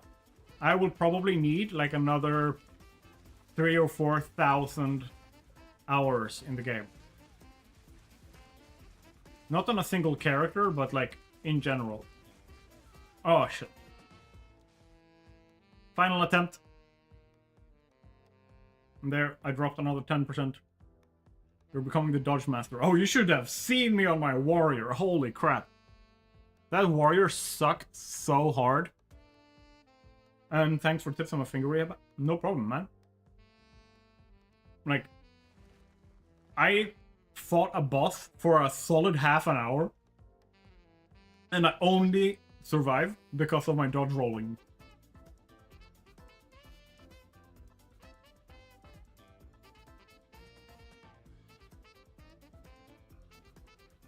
Shrine. That's what they're called. Now I got movement speed. Yeehaw.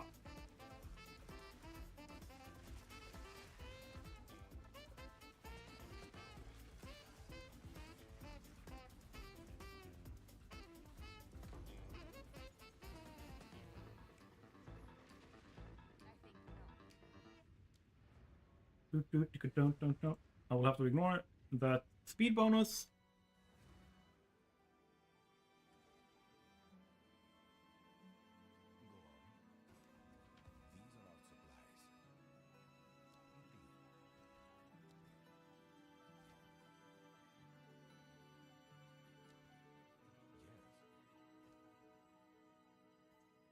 As expected.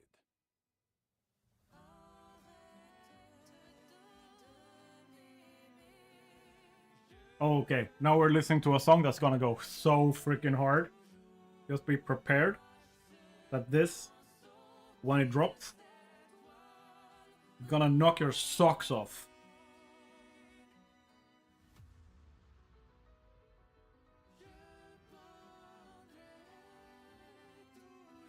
Let's do this.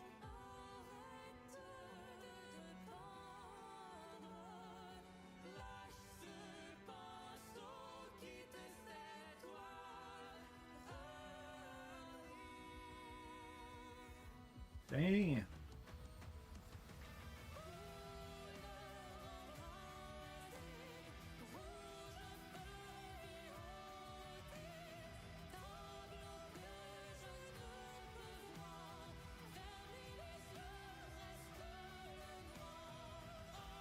Just listen to this music, David. That's how you keep awake.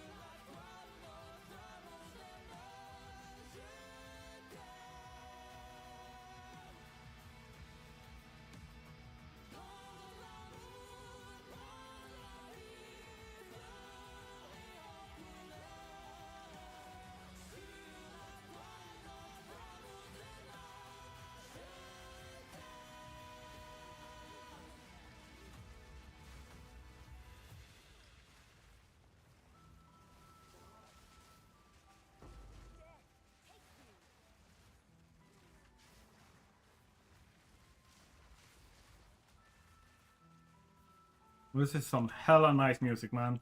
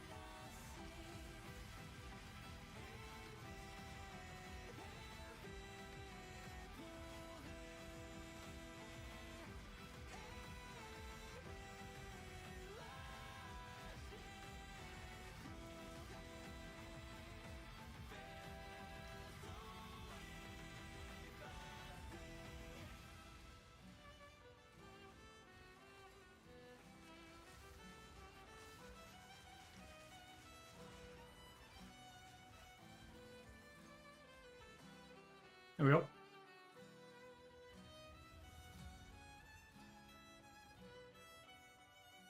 Now I have 1300.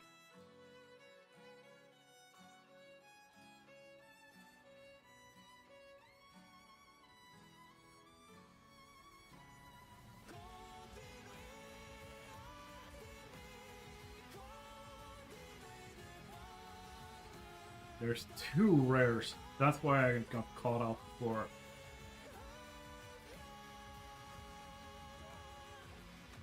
Got 1. Oh, I got stuck there. There we go.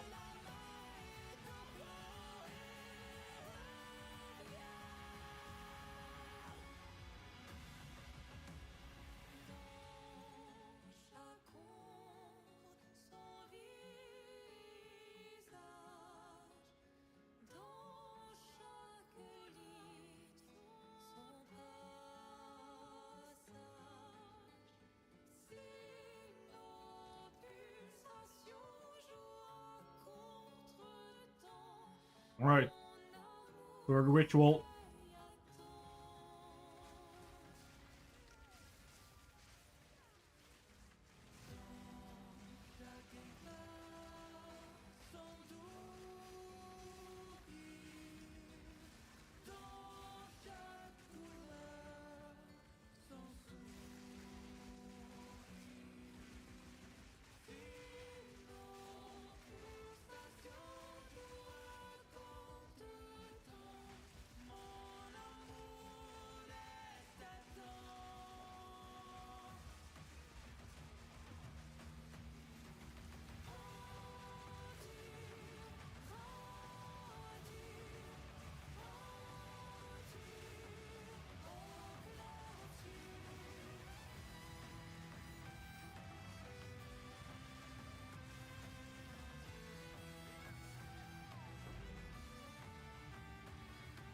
Boom.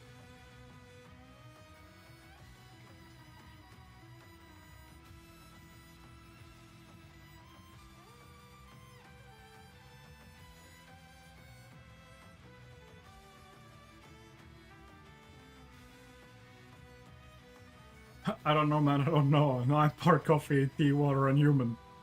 And drink anything else late now. I can't sleep well. So a lot. Yes.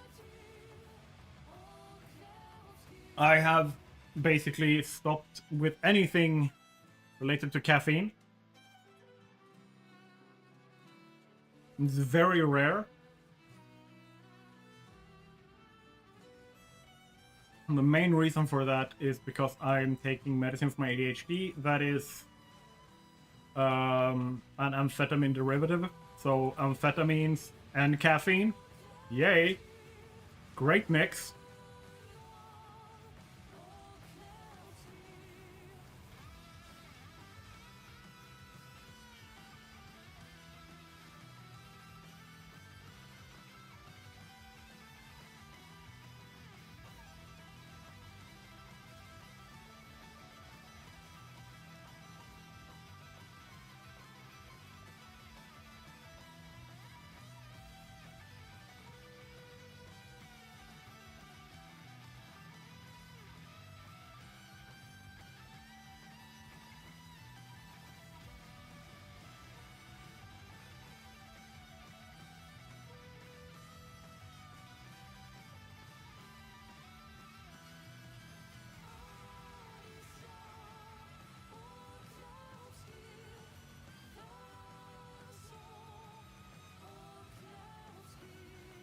So a lot of, yeah, exactly.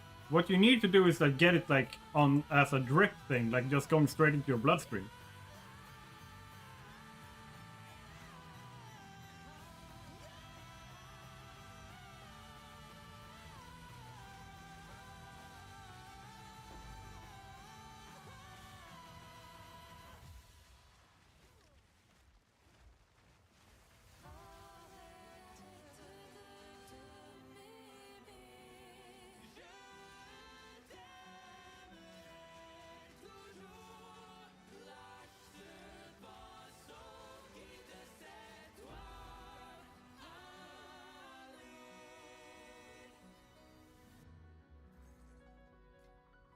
There we go.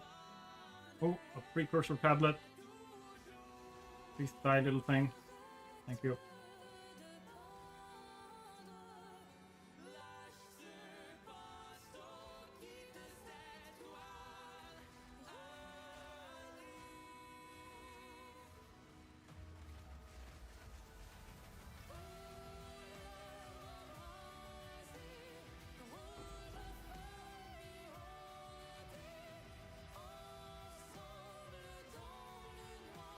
Now it's just this left, and then I'm done with this map.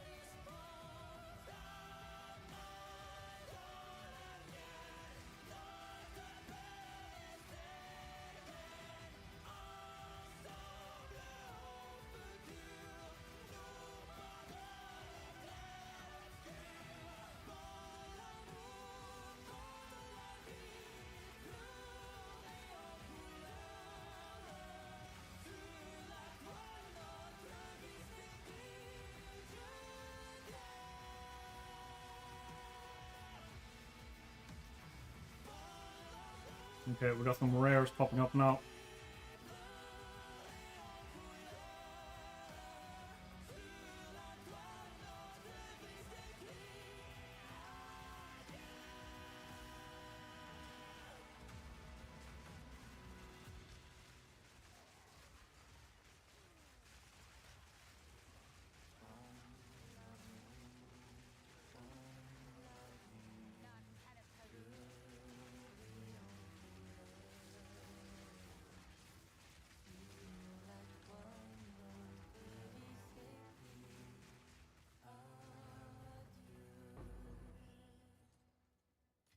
So.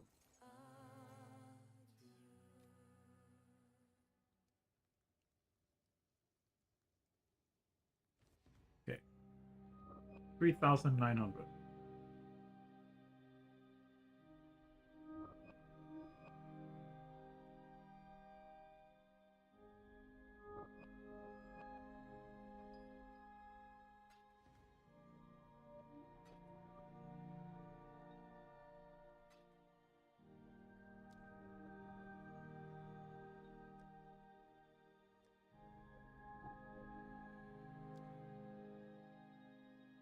There. 20 splinters. That's really good. I like that.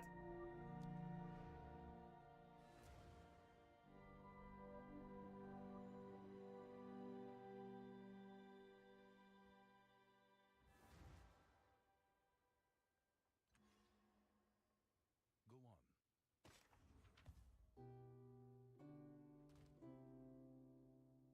Yeah, it does sound really unhealthy.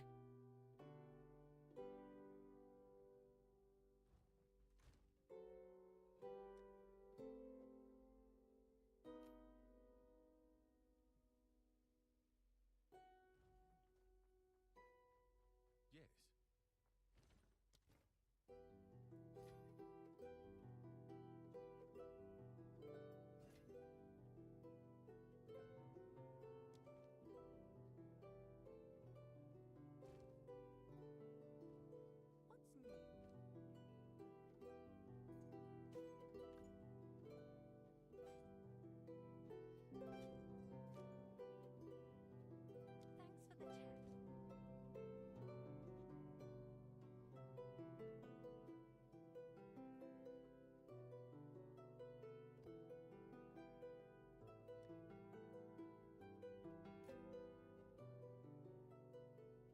How much do we have now? 42. Let's see if we can do this.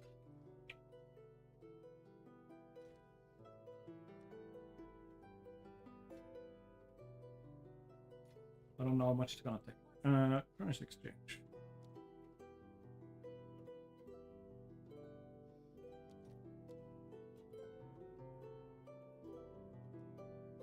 any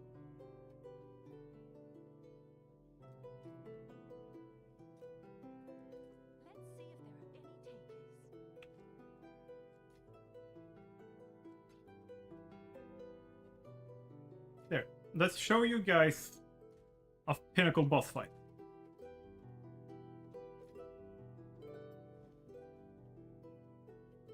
as a final, how we finish off the stream today.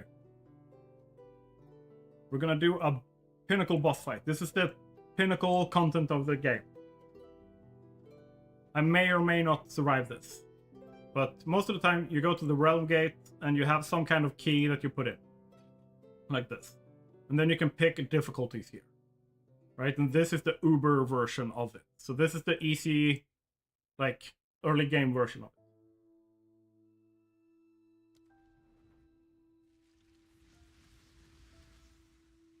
This is the crux of nothingness, where you fight the king in the mists.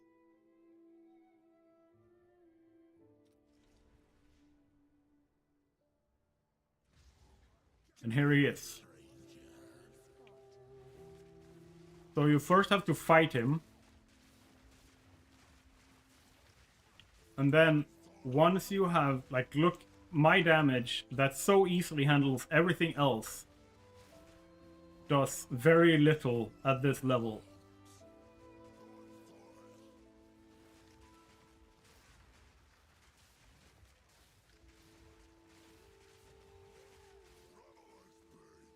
Oh, he just cursed me. So if I move, I get frozen. So I have to stand still and take his hits.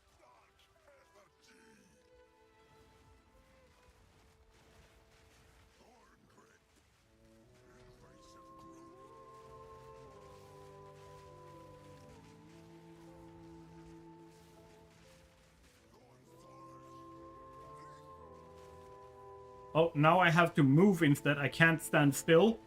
If I stand still, I get frozen because I got the purple, not the red curse on me. There, I managed that.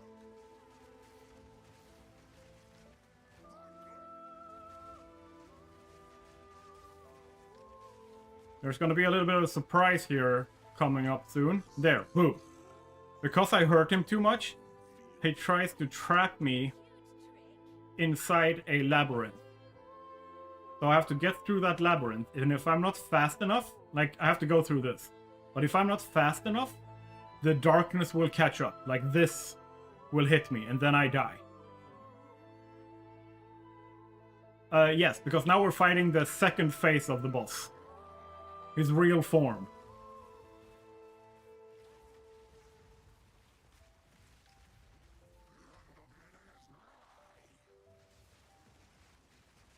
And now he's going all out. Now he's not happy with me. Now he wants to kill me. Come on, there. And yes, that is a blood tornado going through the map.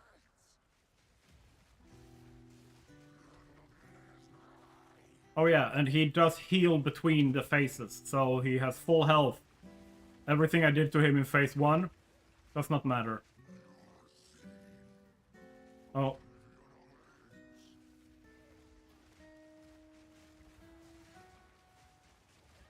Ah.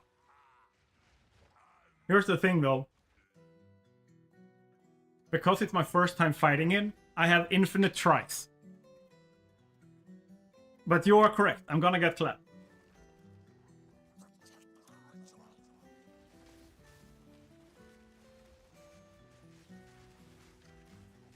Now it starts over, I have to fight him first phase again.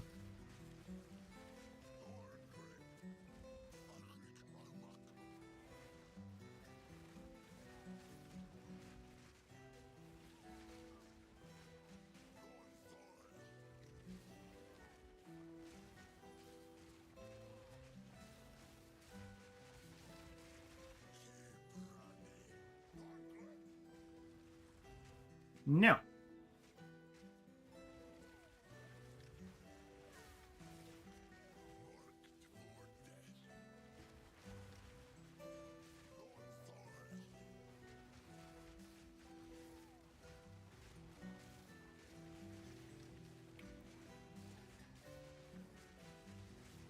Yeah, I think the early, like the first version of him has like 2 million health, something like that.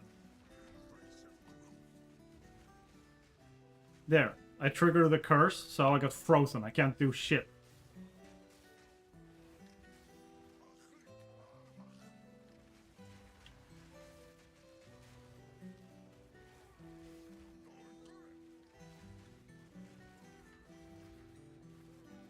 There. And now he throws me out into the cold. This will change up. So next time I fight him, like as long as I'm in this like version of fighting him, it's going to be the same thing. However, that will change.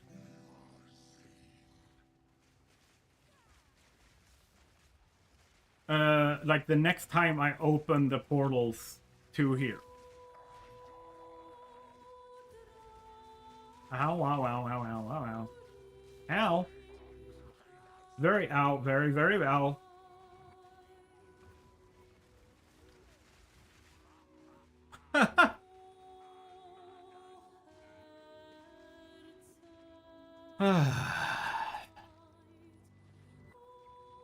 There's just too much. Look at the screen.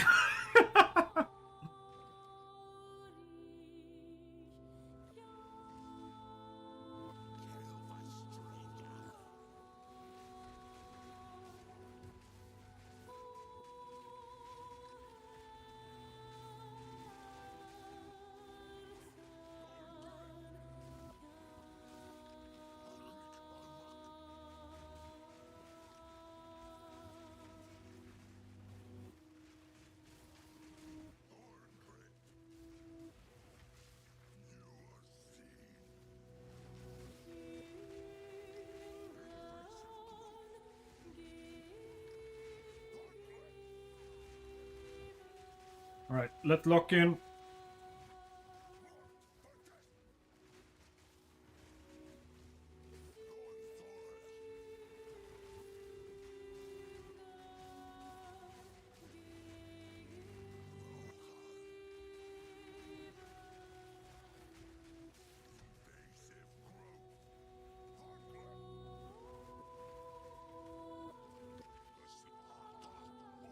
There we go.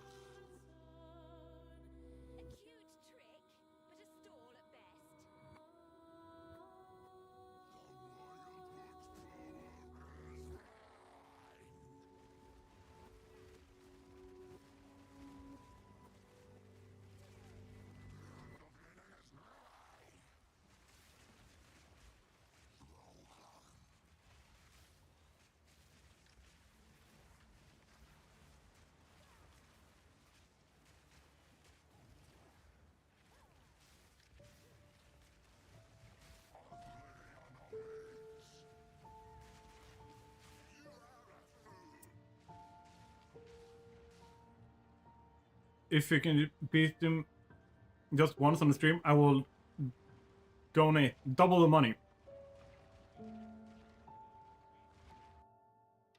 I have no idea if I can do it. I know I'm not strong enough, but am I good enough?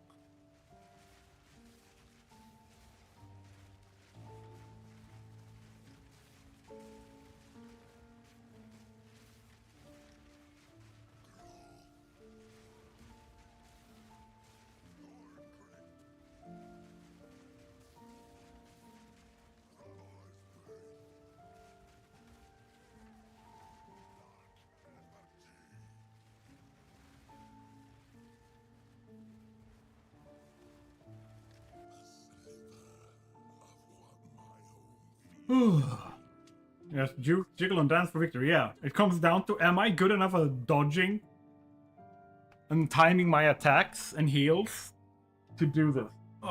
Because I definitely do not have the damage output or the like defensive layers like needed to like overpower him with my character.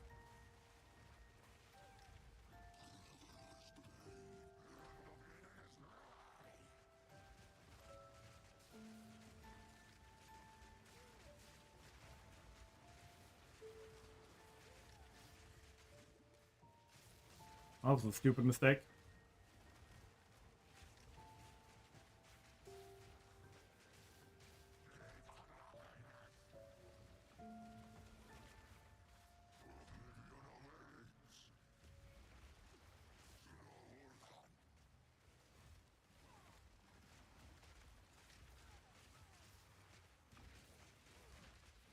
The freaking frogs, man.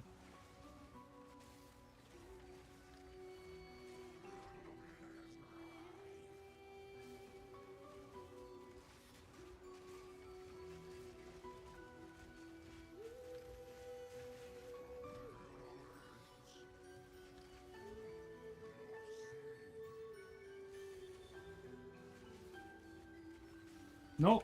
Ah, I got frozen. Crap.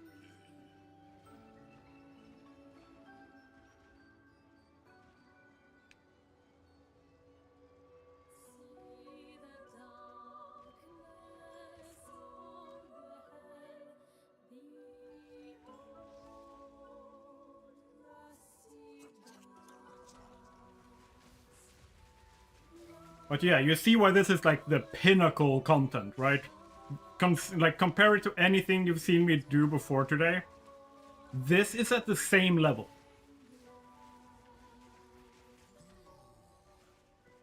It is just pinnacle at that same level.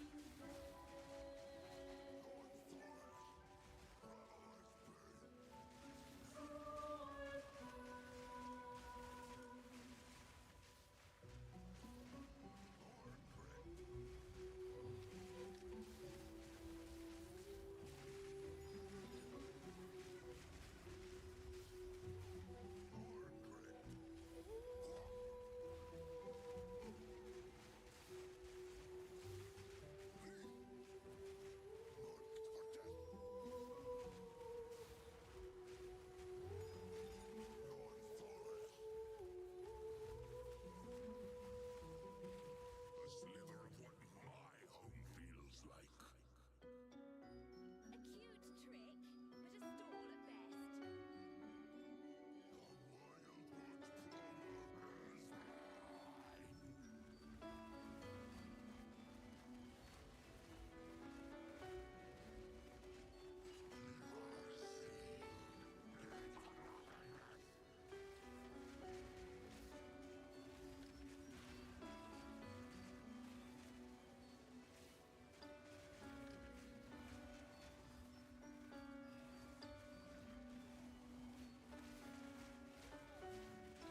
I have to watch out for the frogs. The frogs like blow themselves up and hurt me a lot.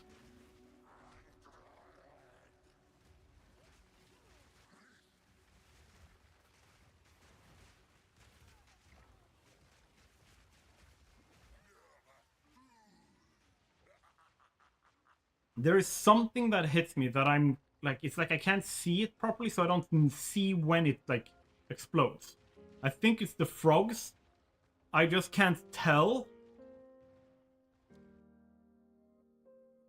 like what their actual like area of effect is.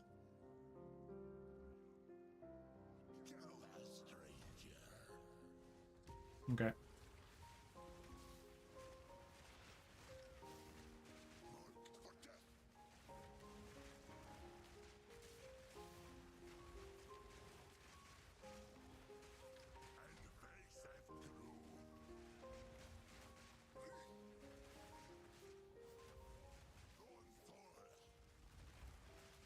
More mana. Ah, crap.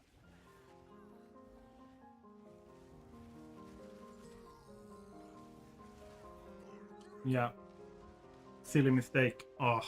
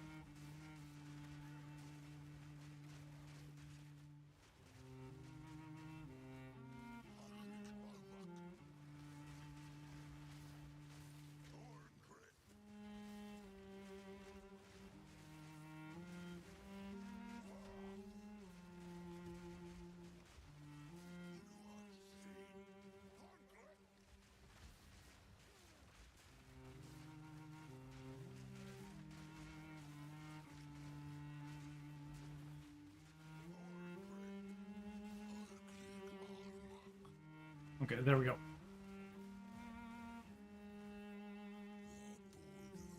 Boop. Yeah, it feels like it. Definitely feel magic missiles-esque.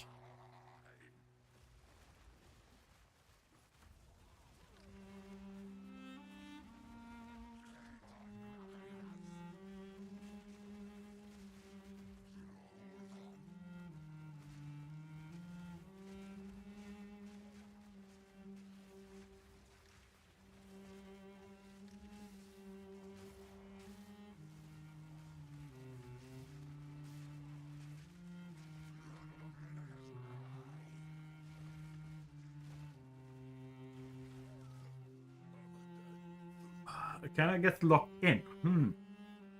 Have a nice sleep, my... Bye! Sleep tight! I think, like, it feels like I'm getting a better handle on it, though. Like, on his moves, I just gotta figure out how the frogs are moving. So I can, like, predict them and stay out of their way. Because they're dying just from their random AoE. The problem is them dying causes them to explode and do damage. So I just need to stay out of their, like, area, or I die.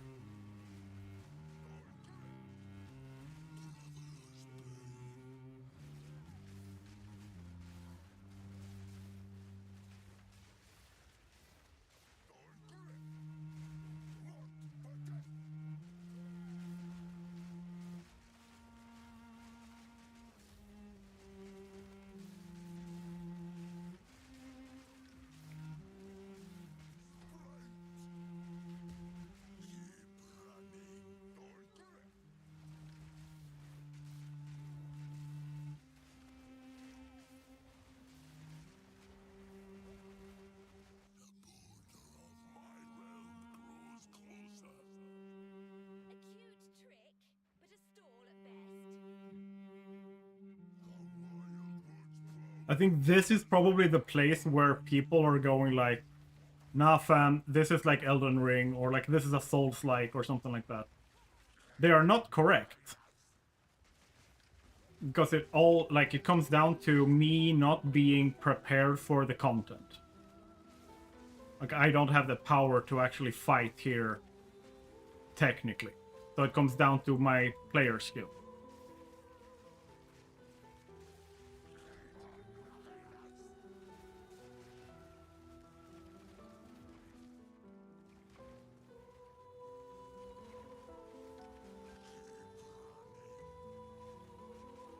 Oh.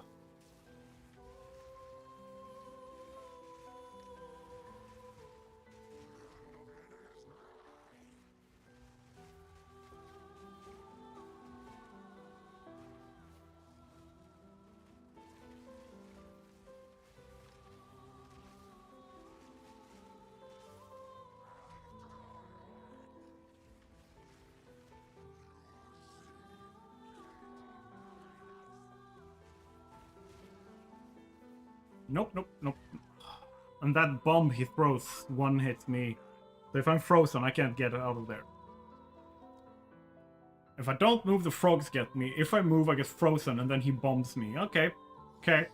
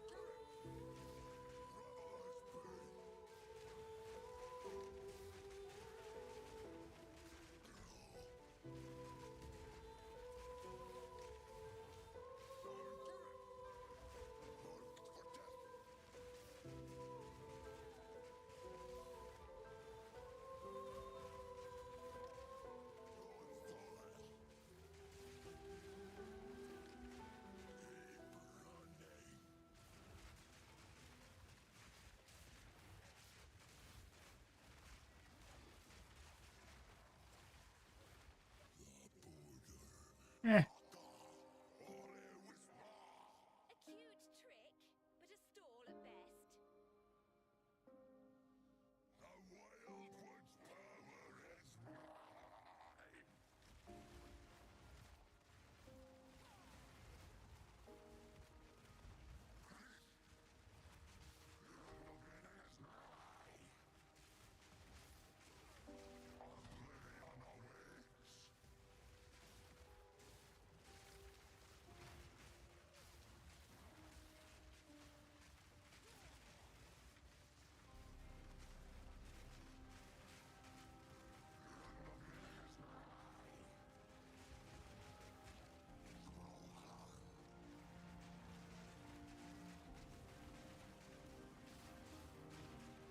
Come on.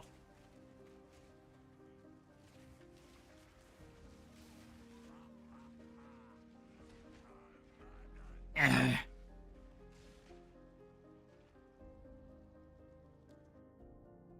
I feel like I'm on the brink of just being able to survive. It feels like I have to get the timing down.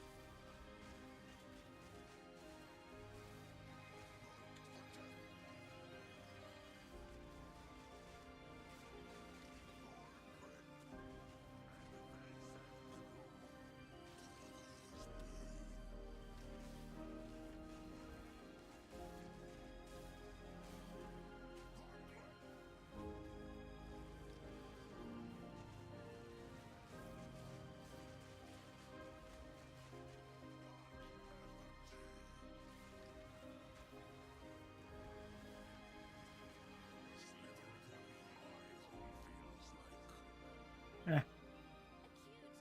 The first stage is really simple, really easy to fix. Just takes a little bit time.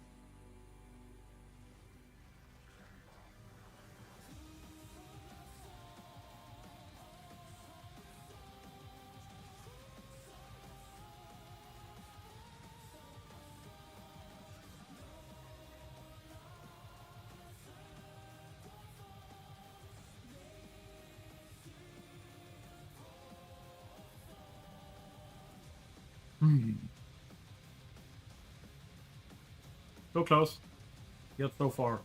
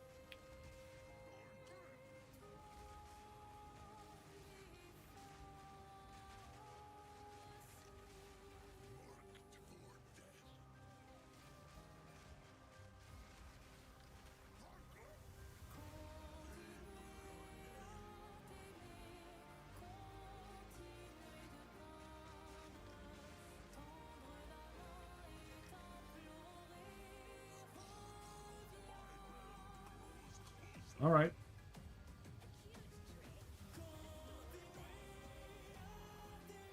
This is the epitome of the meme. Like step 1, defeat stage 1 of the boss. Step 2, question mark. Step 3, profit.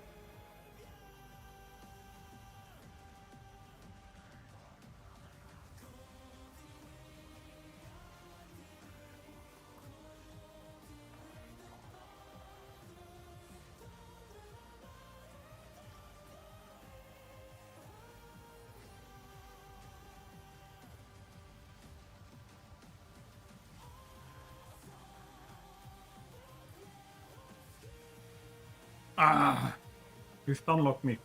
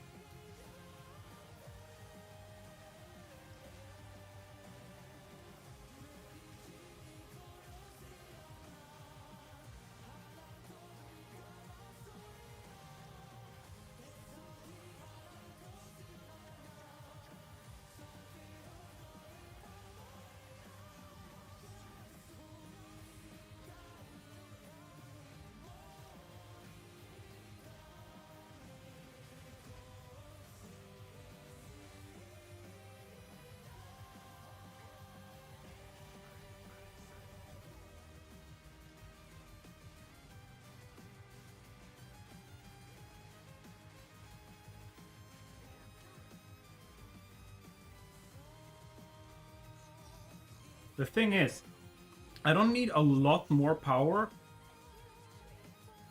to be able to beat this guy.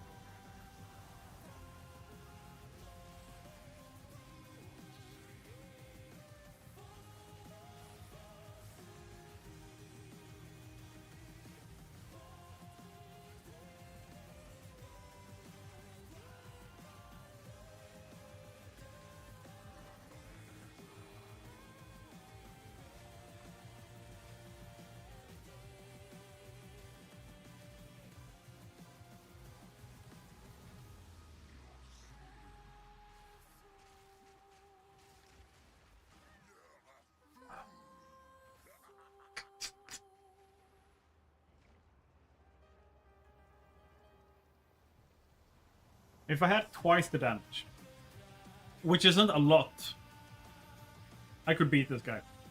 I don't think I can beat him now. I mean, I could, but I'm not gonna subject you guys to 6 hours of me min-maxing my dodge rolls.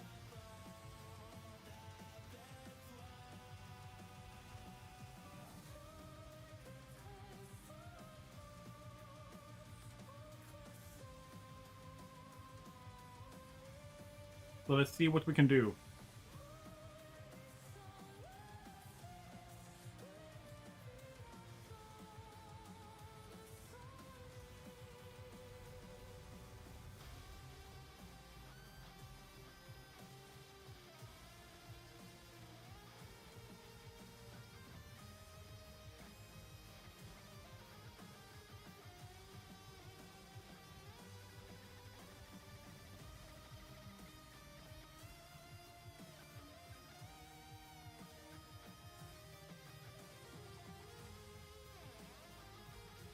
We go for... Oh, okay. Ring.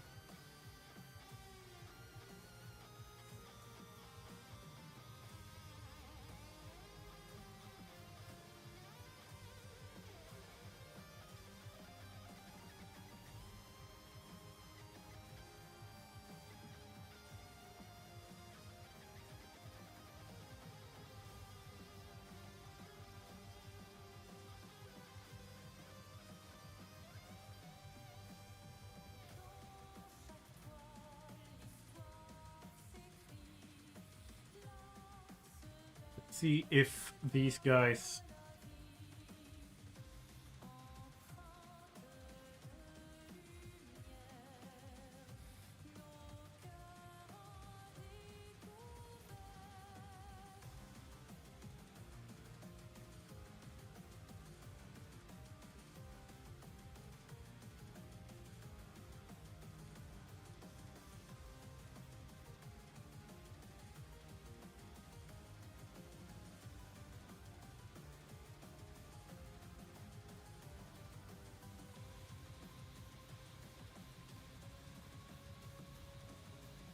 Yeah, because if I remember correctly, these... Okay, they also deal physical damage. Okay. Then that is useless.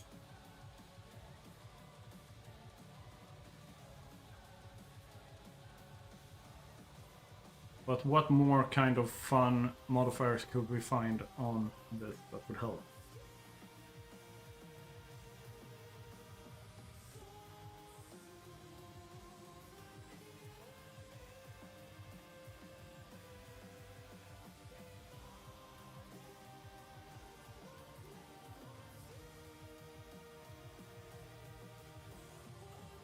Chaos resistance will help against this guy, I'm assuming. I think I can find that here.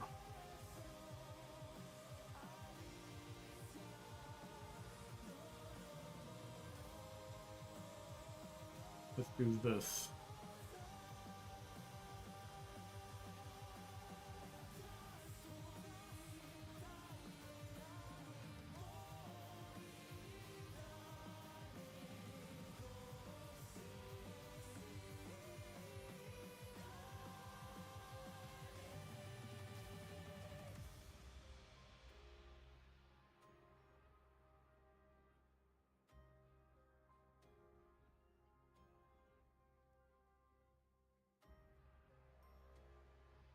Uh,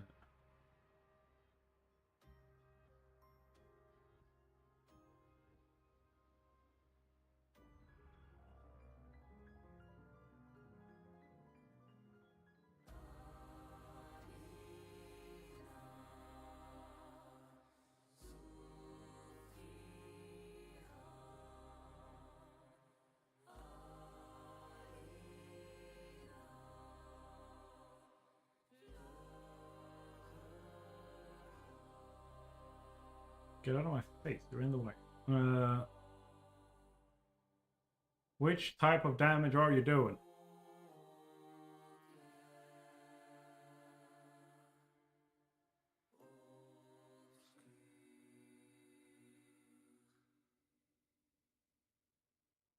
Yeah, he does physical damage and chaos damage. So it's the chaos damage that we can resist.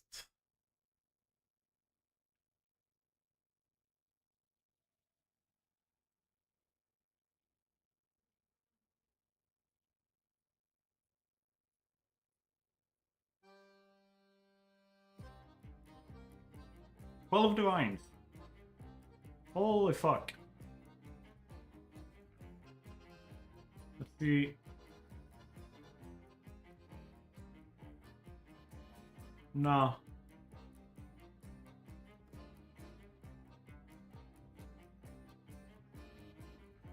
Could I have maximum life on this though?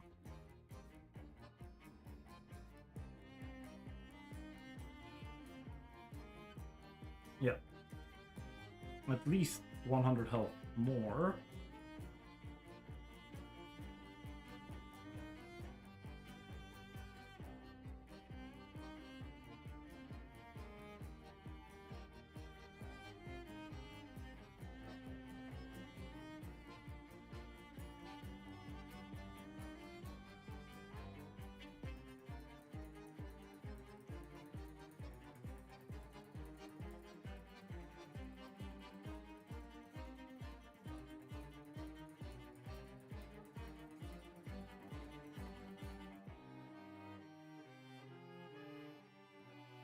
All right.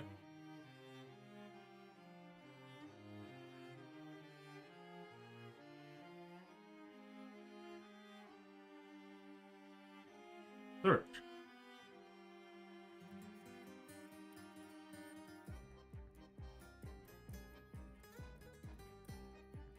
Go. Go. I'm tinkering with, upgrading one of my rings. I'm gonna spend 4 divine orbs, and I'm gonna buy this. Because if you look at the maximum life and maximum mana versus what I am using,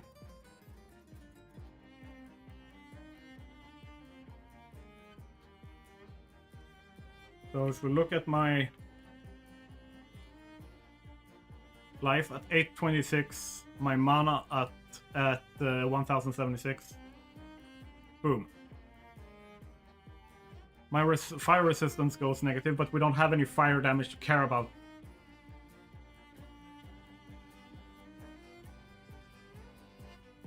Also, I'm in the wrong...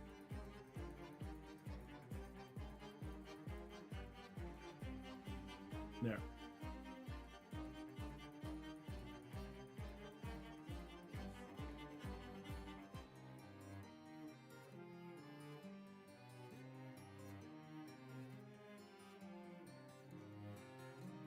And you can go in here.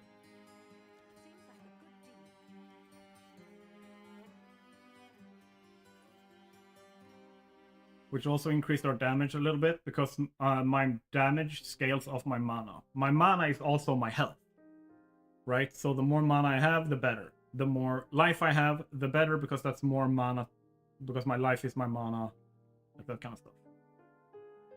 Now you can see here the cost. Oh, I'm in the way. Wrong direction. There we go. So it costs 44 mana and 118 life for me to cast one of these, and it's the one I cast the most. The other one here costs even more. This costs the least. So if I can managed to increase my maximum mana enough, I will be able to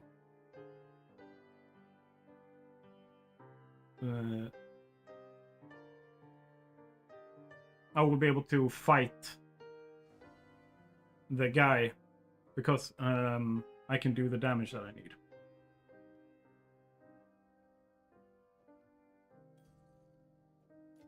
So, like that. Leave hideout.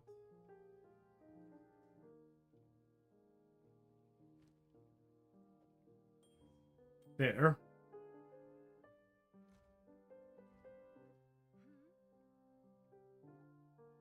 That's wrong. Manage shop. I'm sure someone will want that. There. So now, just do this. I have two really good rings. Like, I won't have to switch these out until I hit like level 90 plus.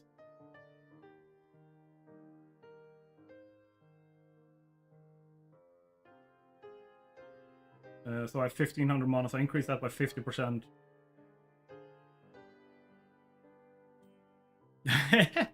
You're not wrong. I'm artificer creating demonic powers. Yeah. I mean, I am a witch. My character's a witch. A blood mage, nonetheless. So now let's try again with our What a lovely increased damage, increased durability.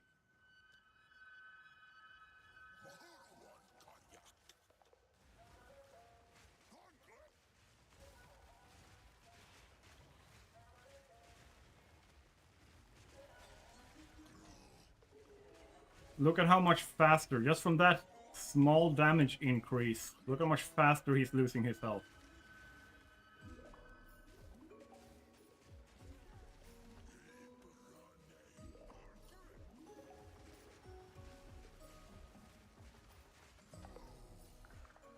Oh yeah, and the chest plate that I'm using also increases the amount of what's it called?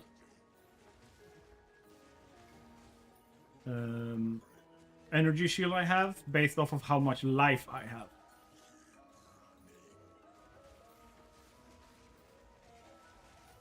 So by increasing my life and my mana, I increase my damage, I increase, like, literally everything goes up for me.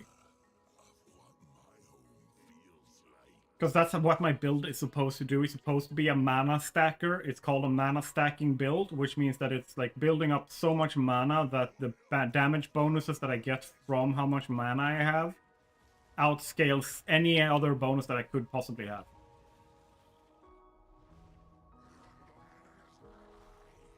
And the builds that I'm looking at creating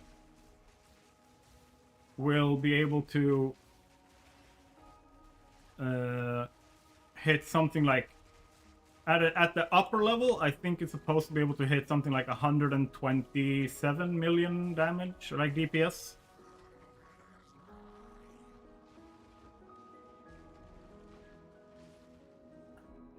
Okay, I got lazy.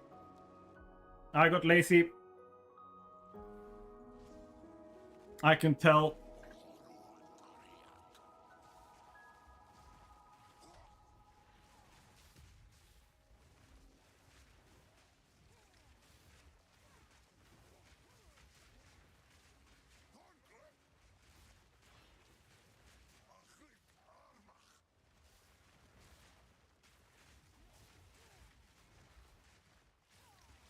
I have one other thing I can do.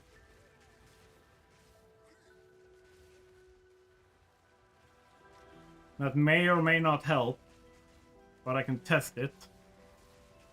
And that is causing distraction.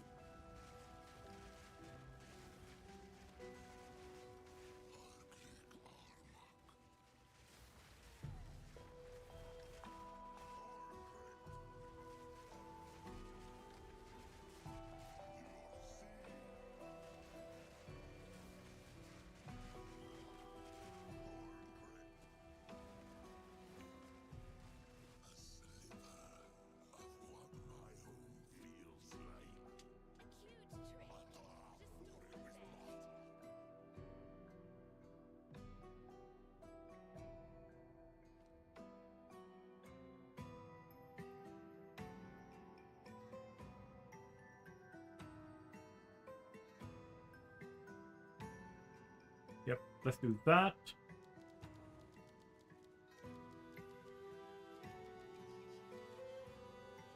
That doesn't work. Oh shit, I need to go.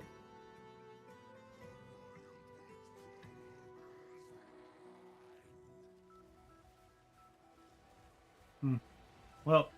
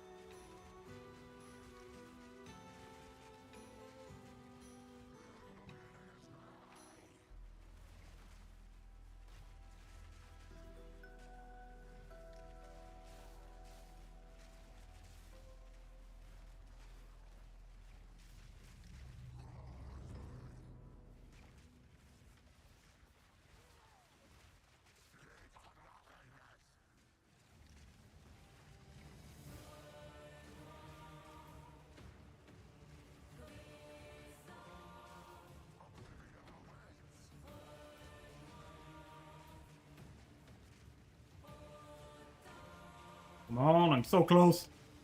God damn it!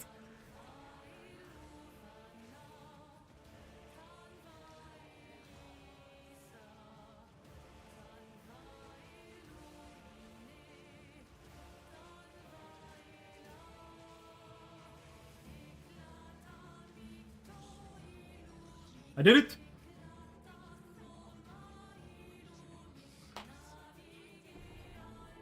That's how powerful gear is.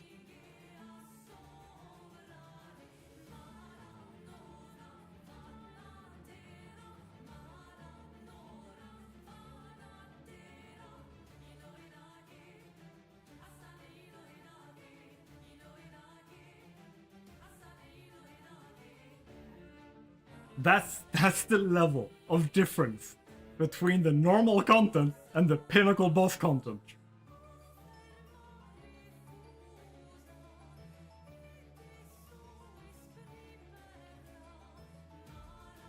Those are skill points. So when I beat the boss, I'm able to upgrade my rituals now. Right? So I can get these like extra, like these. Maps with ritual altars always have 4 ritual altars. So I can upgrade my rituals now. Spawn a Wildwood Wisp. I don't care so much about that.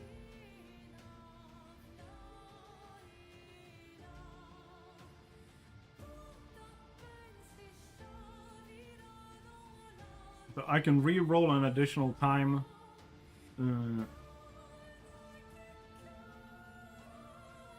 So now I just need to beat the boss multiple more times on increased difficulties.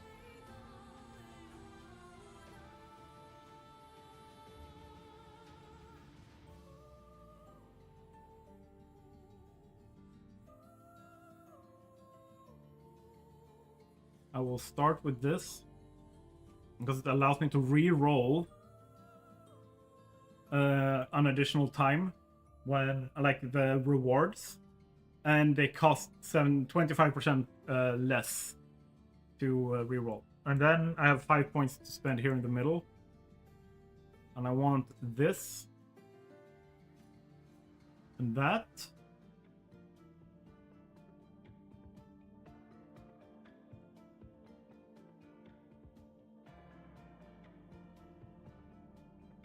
And then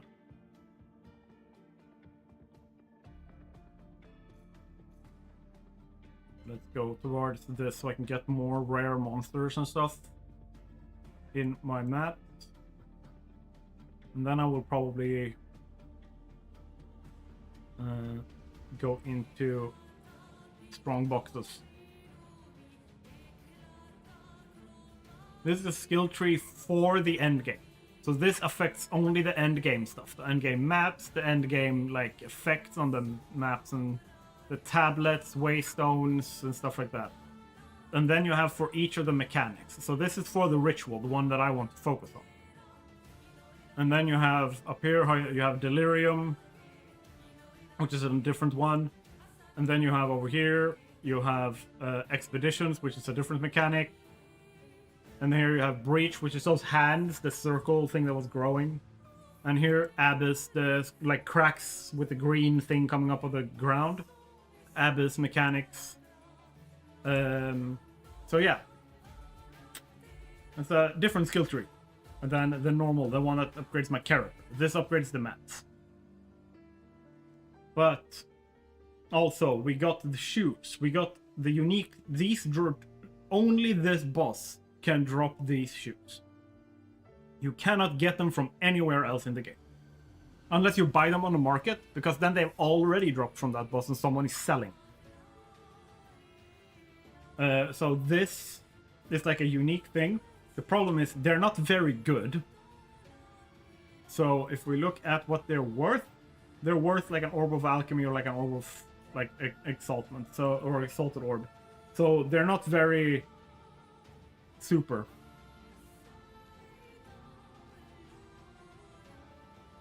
And then we go back to this.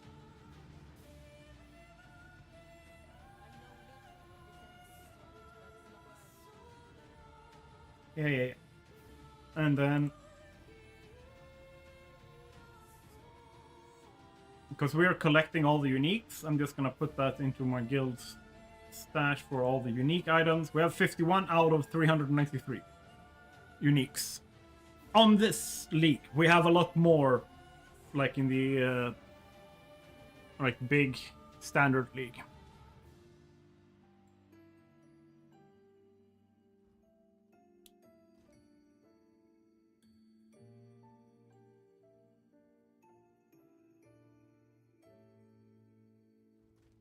That's a valuable one.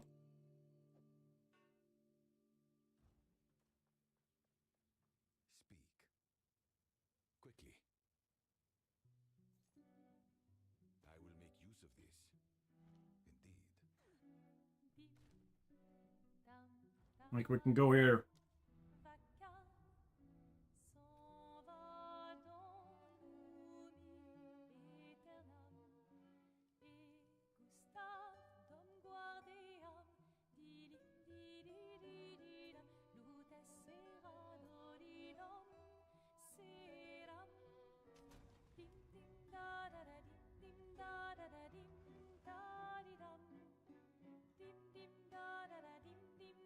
This league is called Last of the Druids, and it's, or like Fate of the Val, I think, like it's the technical name of the mechanic at least. But yeah, you have the this is the standard league, and this is my character.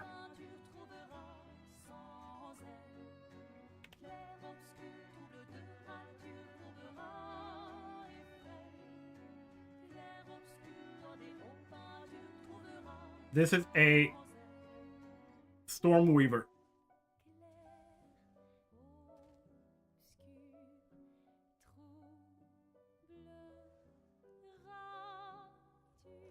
Where we have a lot of stuff.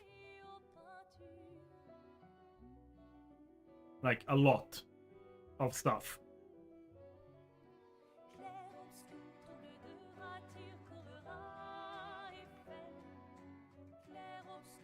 Where this is the damages we're looking at here. And this is a weak character. I haven't done anything with it because it broke in the last update. So, like, it doesn't work. So the DPS here is way lower than what it should be.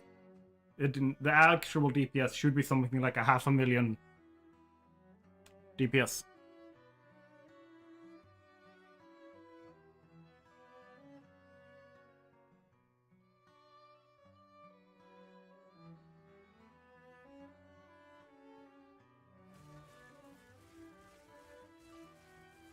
Each of these little tendrils things hitting does 42,000 damage to an enemy.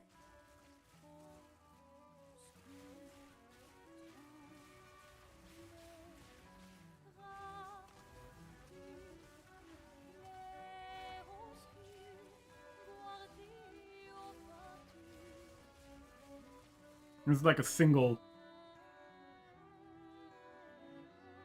I'm gonna see.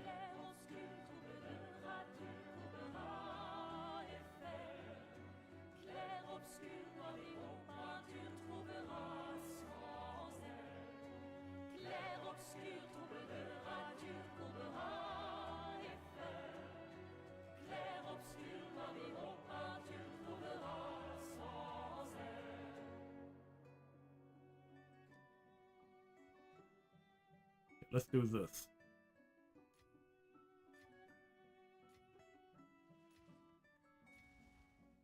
Oh, it's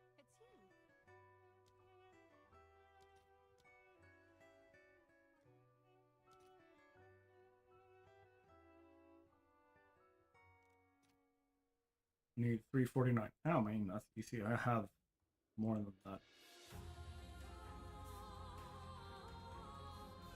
Yeah, it's unlimited power. Like, I'm gonna take this broken build that doesn't work.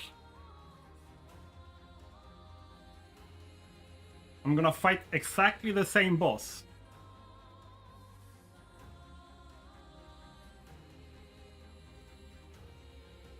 And you're gonna see the difference.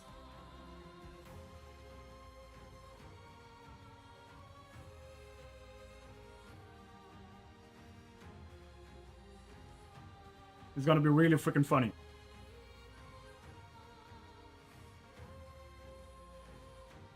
Okay, so exactly the same boss. Same difficulty and everything.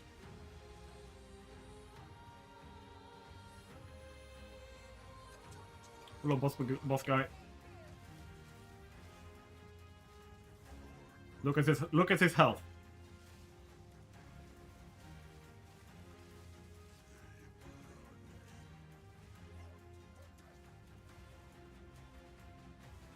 Done.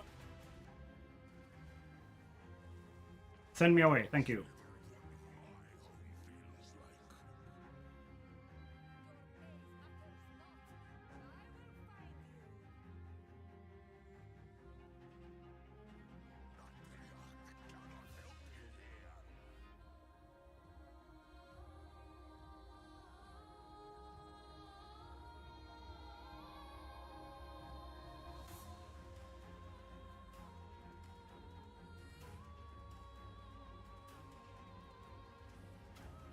Okay, there we go.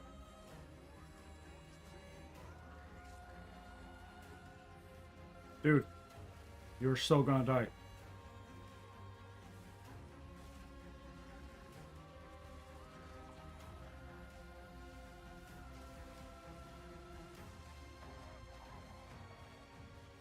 I can't hear you over how fast you're dying, man. Done.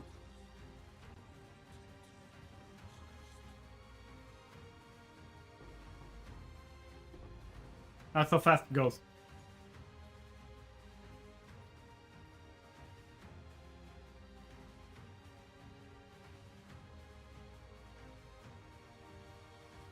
Yeah. Easy peasy lemon squeezy. That's a built carry. This is a level 92 sorcerer, Stormweaver. I killed him. It died that fast. Like, it was just that fast.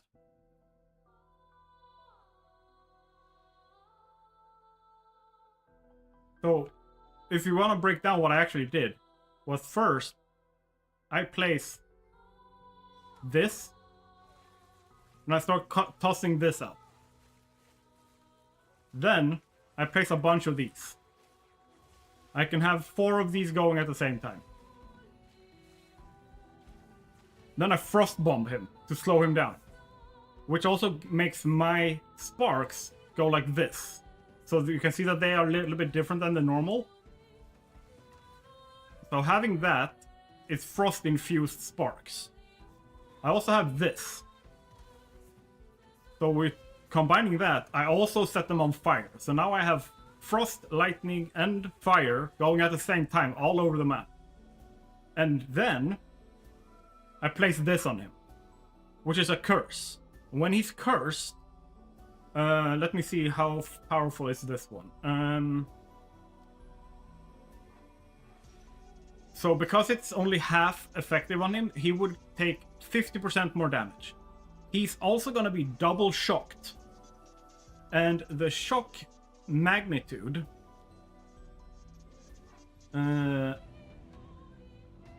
shock magnitude is going to be 27% times 2.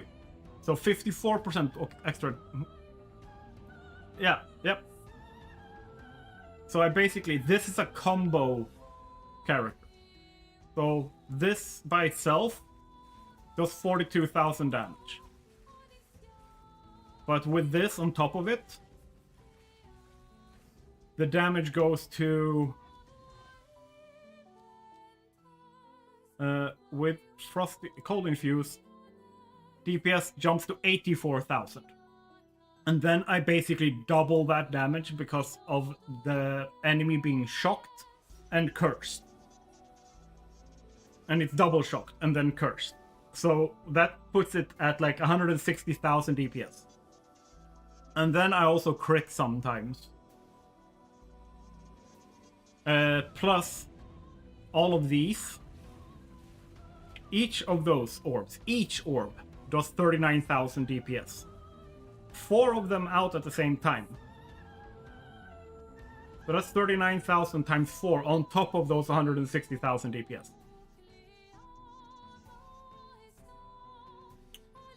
That's essentially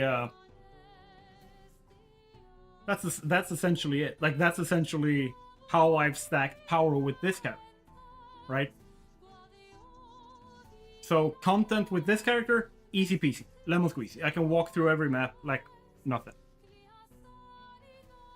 But it's not good enough to fight the highest level of power.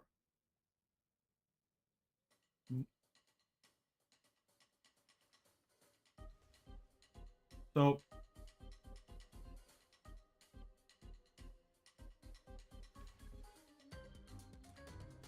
it's gonna be 160,000 plus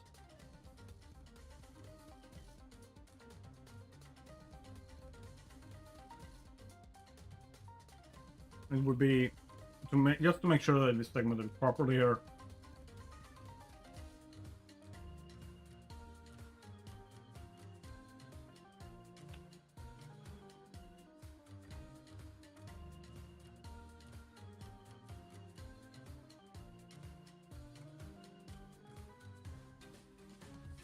Like this, right?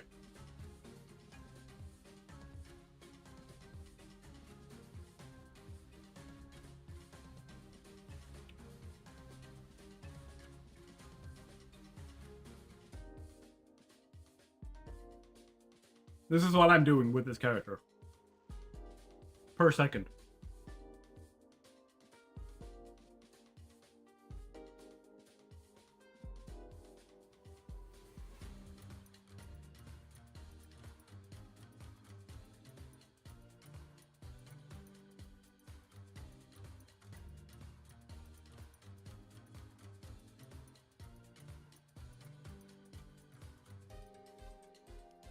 And the thing is, if I were to put this boss at the highest difficulty, it would still kill me like this. It would be harder to beat this boss at the highest level of difficulty than it was for me to beat the easiest level of difficulty with the other character. It's insane.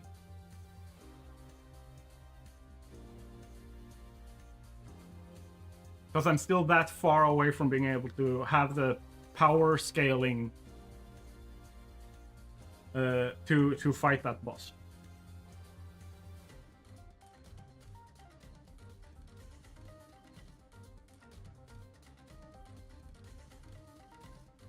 To put it mildly, to be kind, I would get absolutely destroyed at the highest level of difficulty. Because at that point, it's going to have something like 24 to 26 million health, rather than what we fought now, which is like 1.9 million health. And its damage scales the same way. So each of its like tiny hits that did a little bit of damage before is going to do like 10 times, 20 times the amount of damage. So it like looks at me funny and I die. Like that's the problem that I have to overcome with this character.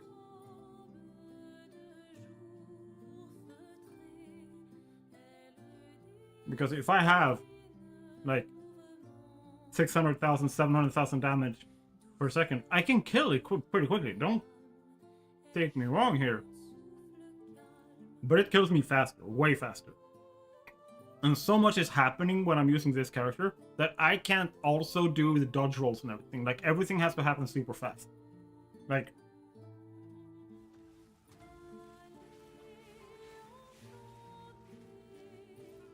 we see how fast these run out. I have to constantly replenish them. I have to constantly replenish these guys. So I have to cast constantly, which means that this is my speed.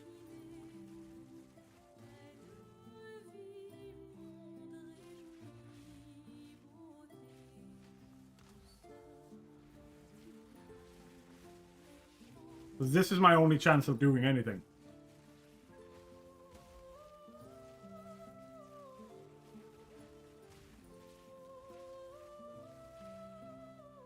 And then I have to wait for the cooldown on the Frost Bomb.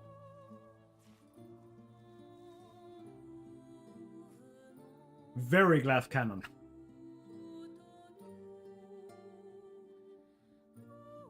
So my point is I have to hit a certain level here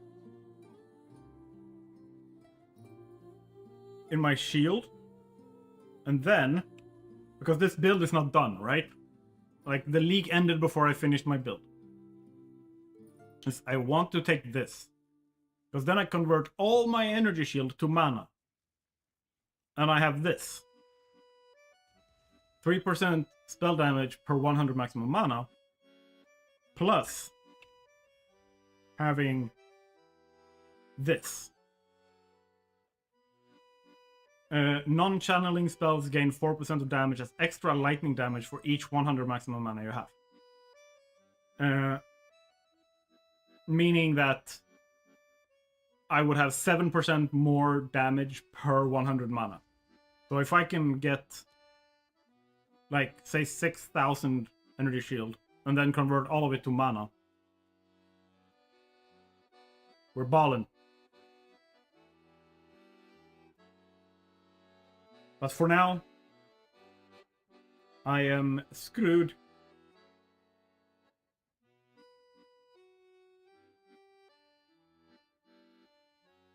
And I would rather play in the league with the newest content. Because this standard league, the standard league here, doesn't have Fate of the Vault. Like, it doesn't have the league mechanics, the newest league mechanic that they put in.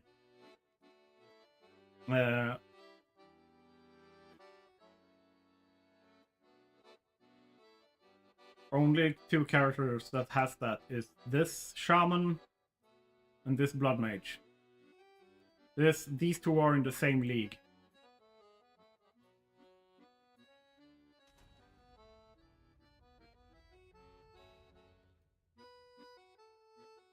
The thing is, if we go and look at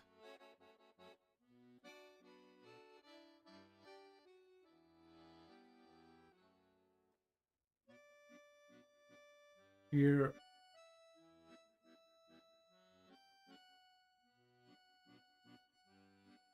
We look at a little bit of statistics here in Fate of the Vow.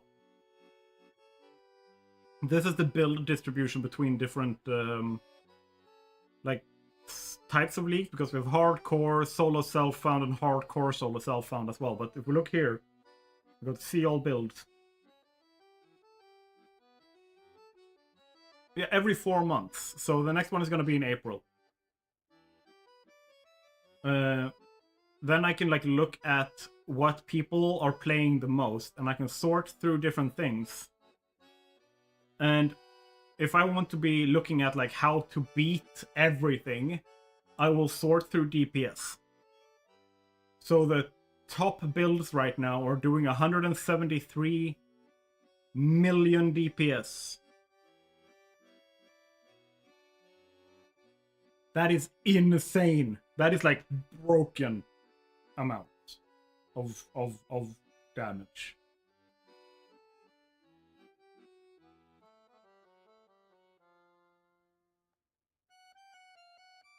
And I can look at how they've built their characters. So the effective HP is 17k for this guy. Go in here and I can see what equipment they have.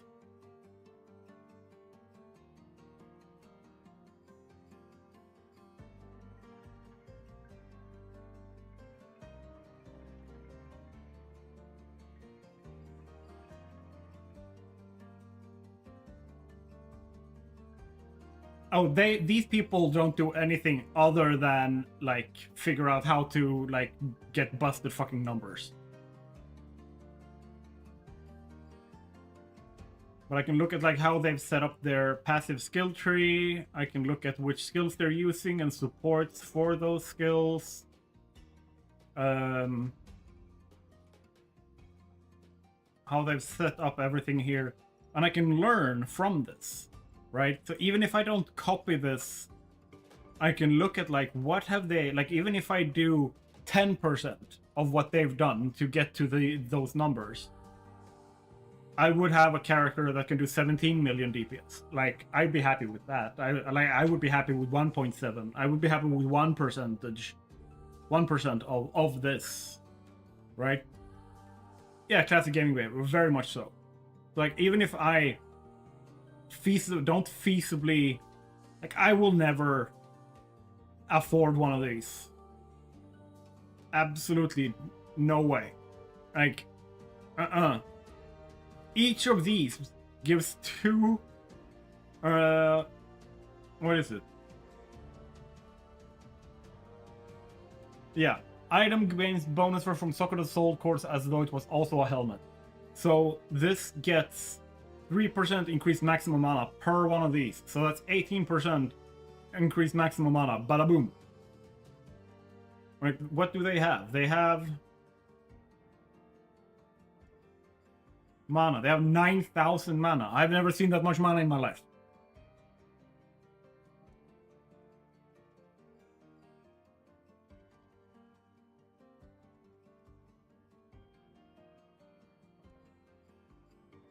So I'm basically just like learning from these guys. And then I'm like, okay, but can I do something that is like a fraction of this? Like I can go down here and look at a custom crit comment over here as well. Sunny QT. They have a version of this, right? That I can look at. They have a slightly different setup and like that kind of stuff. And I can just see like what's similar between them. Like what kind of gear have they both gotten? Like, okay, I can tell that they both have spent an insane amount of divines on the +6 level to all cold spell skills and +1 level spell skills. So they have +7 to their cold spell skills, and Comet is a cold spell. So that's where they're getting like extra levels from. They have +3 levels to spell skills here. An insane amount of extra energy shield. 400 energy shield here. they're a Thorns build. That's really interesting. That's not common to see at all. Really interesting.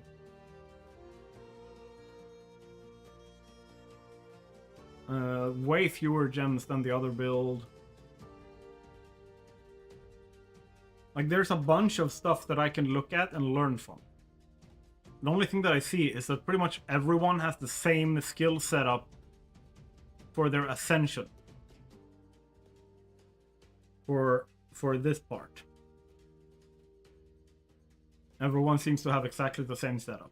They go for the leech, they go for the base critical chance for spells, and they go for additional maximum health based on equal to 100% of the item energy shield on equipped body armor. So they want a stupid amount of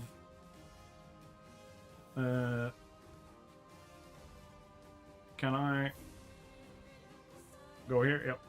Yep. So they want a stupid amount of energy shield on this. Yeah, 1370.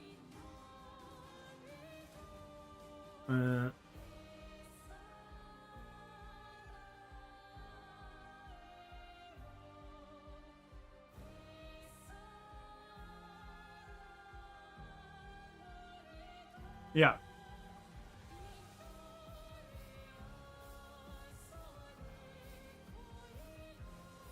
They must have spent hundreds of thousands of divines to build this character.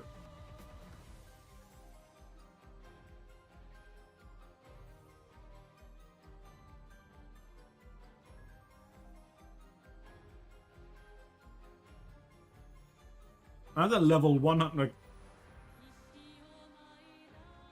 It is insanely difficult to get to level 100.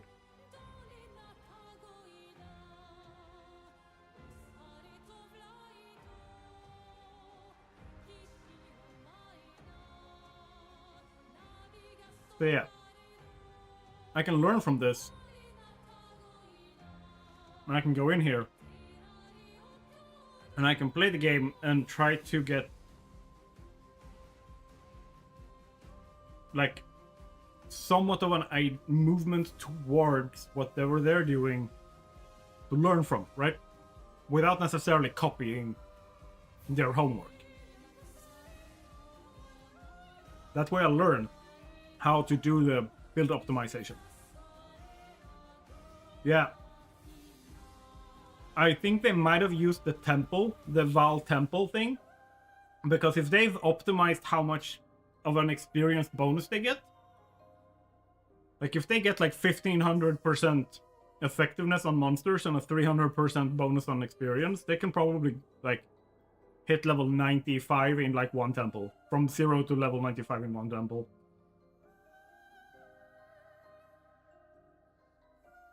So yeah. Okay. I hope you guys had a good time this time around.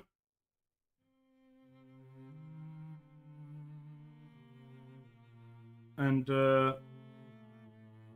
awesome, like getting on the questions and stuff. It's really fun having, like, rather than me just monologuing at the screen, getting the questions so I can focus on something, because otherwise I'm just gonna like blabber on and just do stuff. I like when I get questions and stuff that kind of direct me to what I do and what I show you guys and what I talk about. It helps a lot and makes it like, it gives me energy. Gives me energy to really be present and engaging.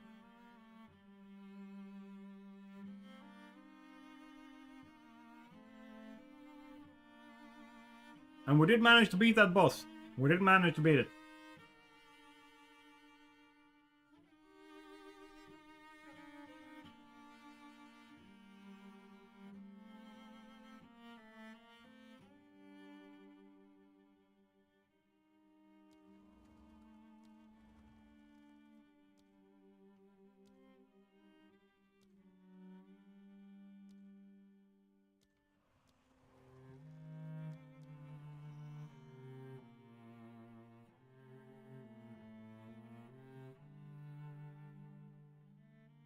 I just need to double my damage, and then I can probably fight other pinnacle bosses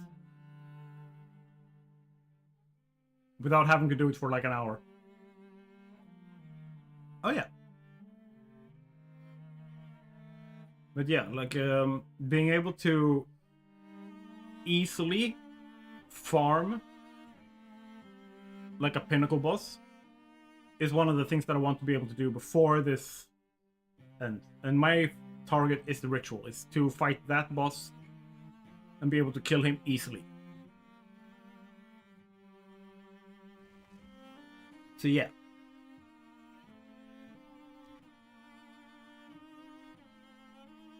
But all good things come to an end, and so does this stream. So I will see you on Monday, I'm guessing. I'm going to be streaming the Dungeons and Dragons session on Monday. And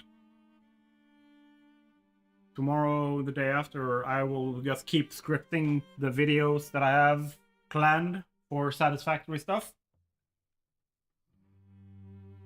So when I can dive into that kind of content, or that type of content creation, I have everything planned out. Very nice lurking here. Very nice having you lurking here, Let's Build. Hope you had a great Friday. And remember, all the VODs and everything is on my YouTube channel. Links are everywhere. You know what to do with the like and the sub and the comments and like all that kind of stuff. So I'm not gonna nag you about that. But have a very, very nice Friday night. And I will see you guys Monday. Bye!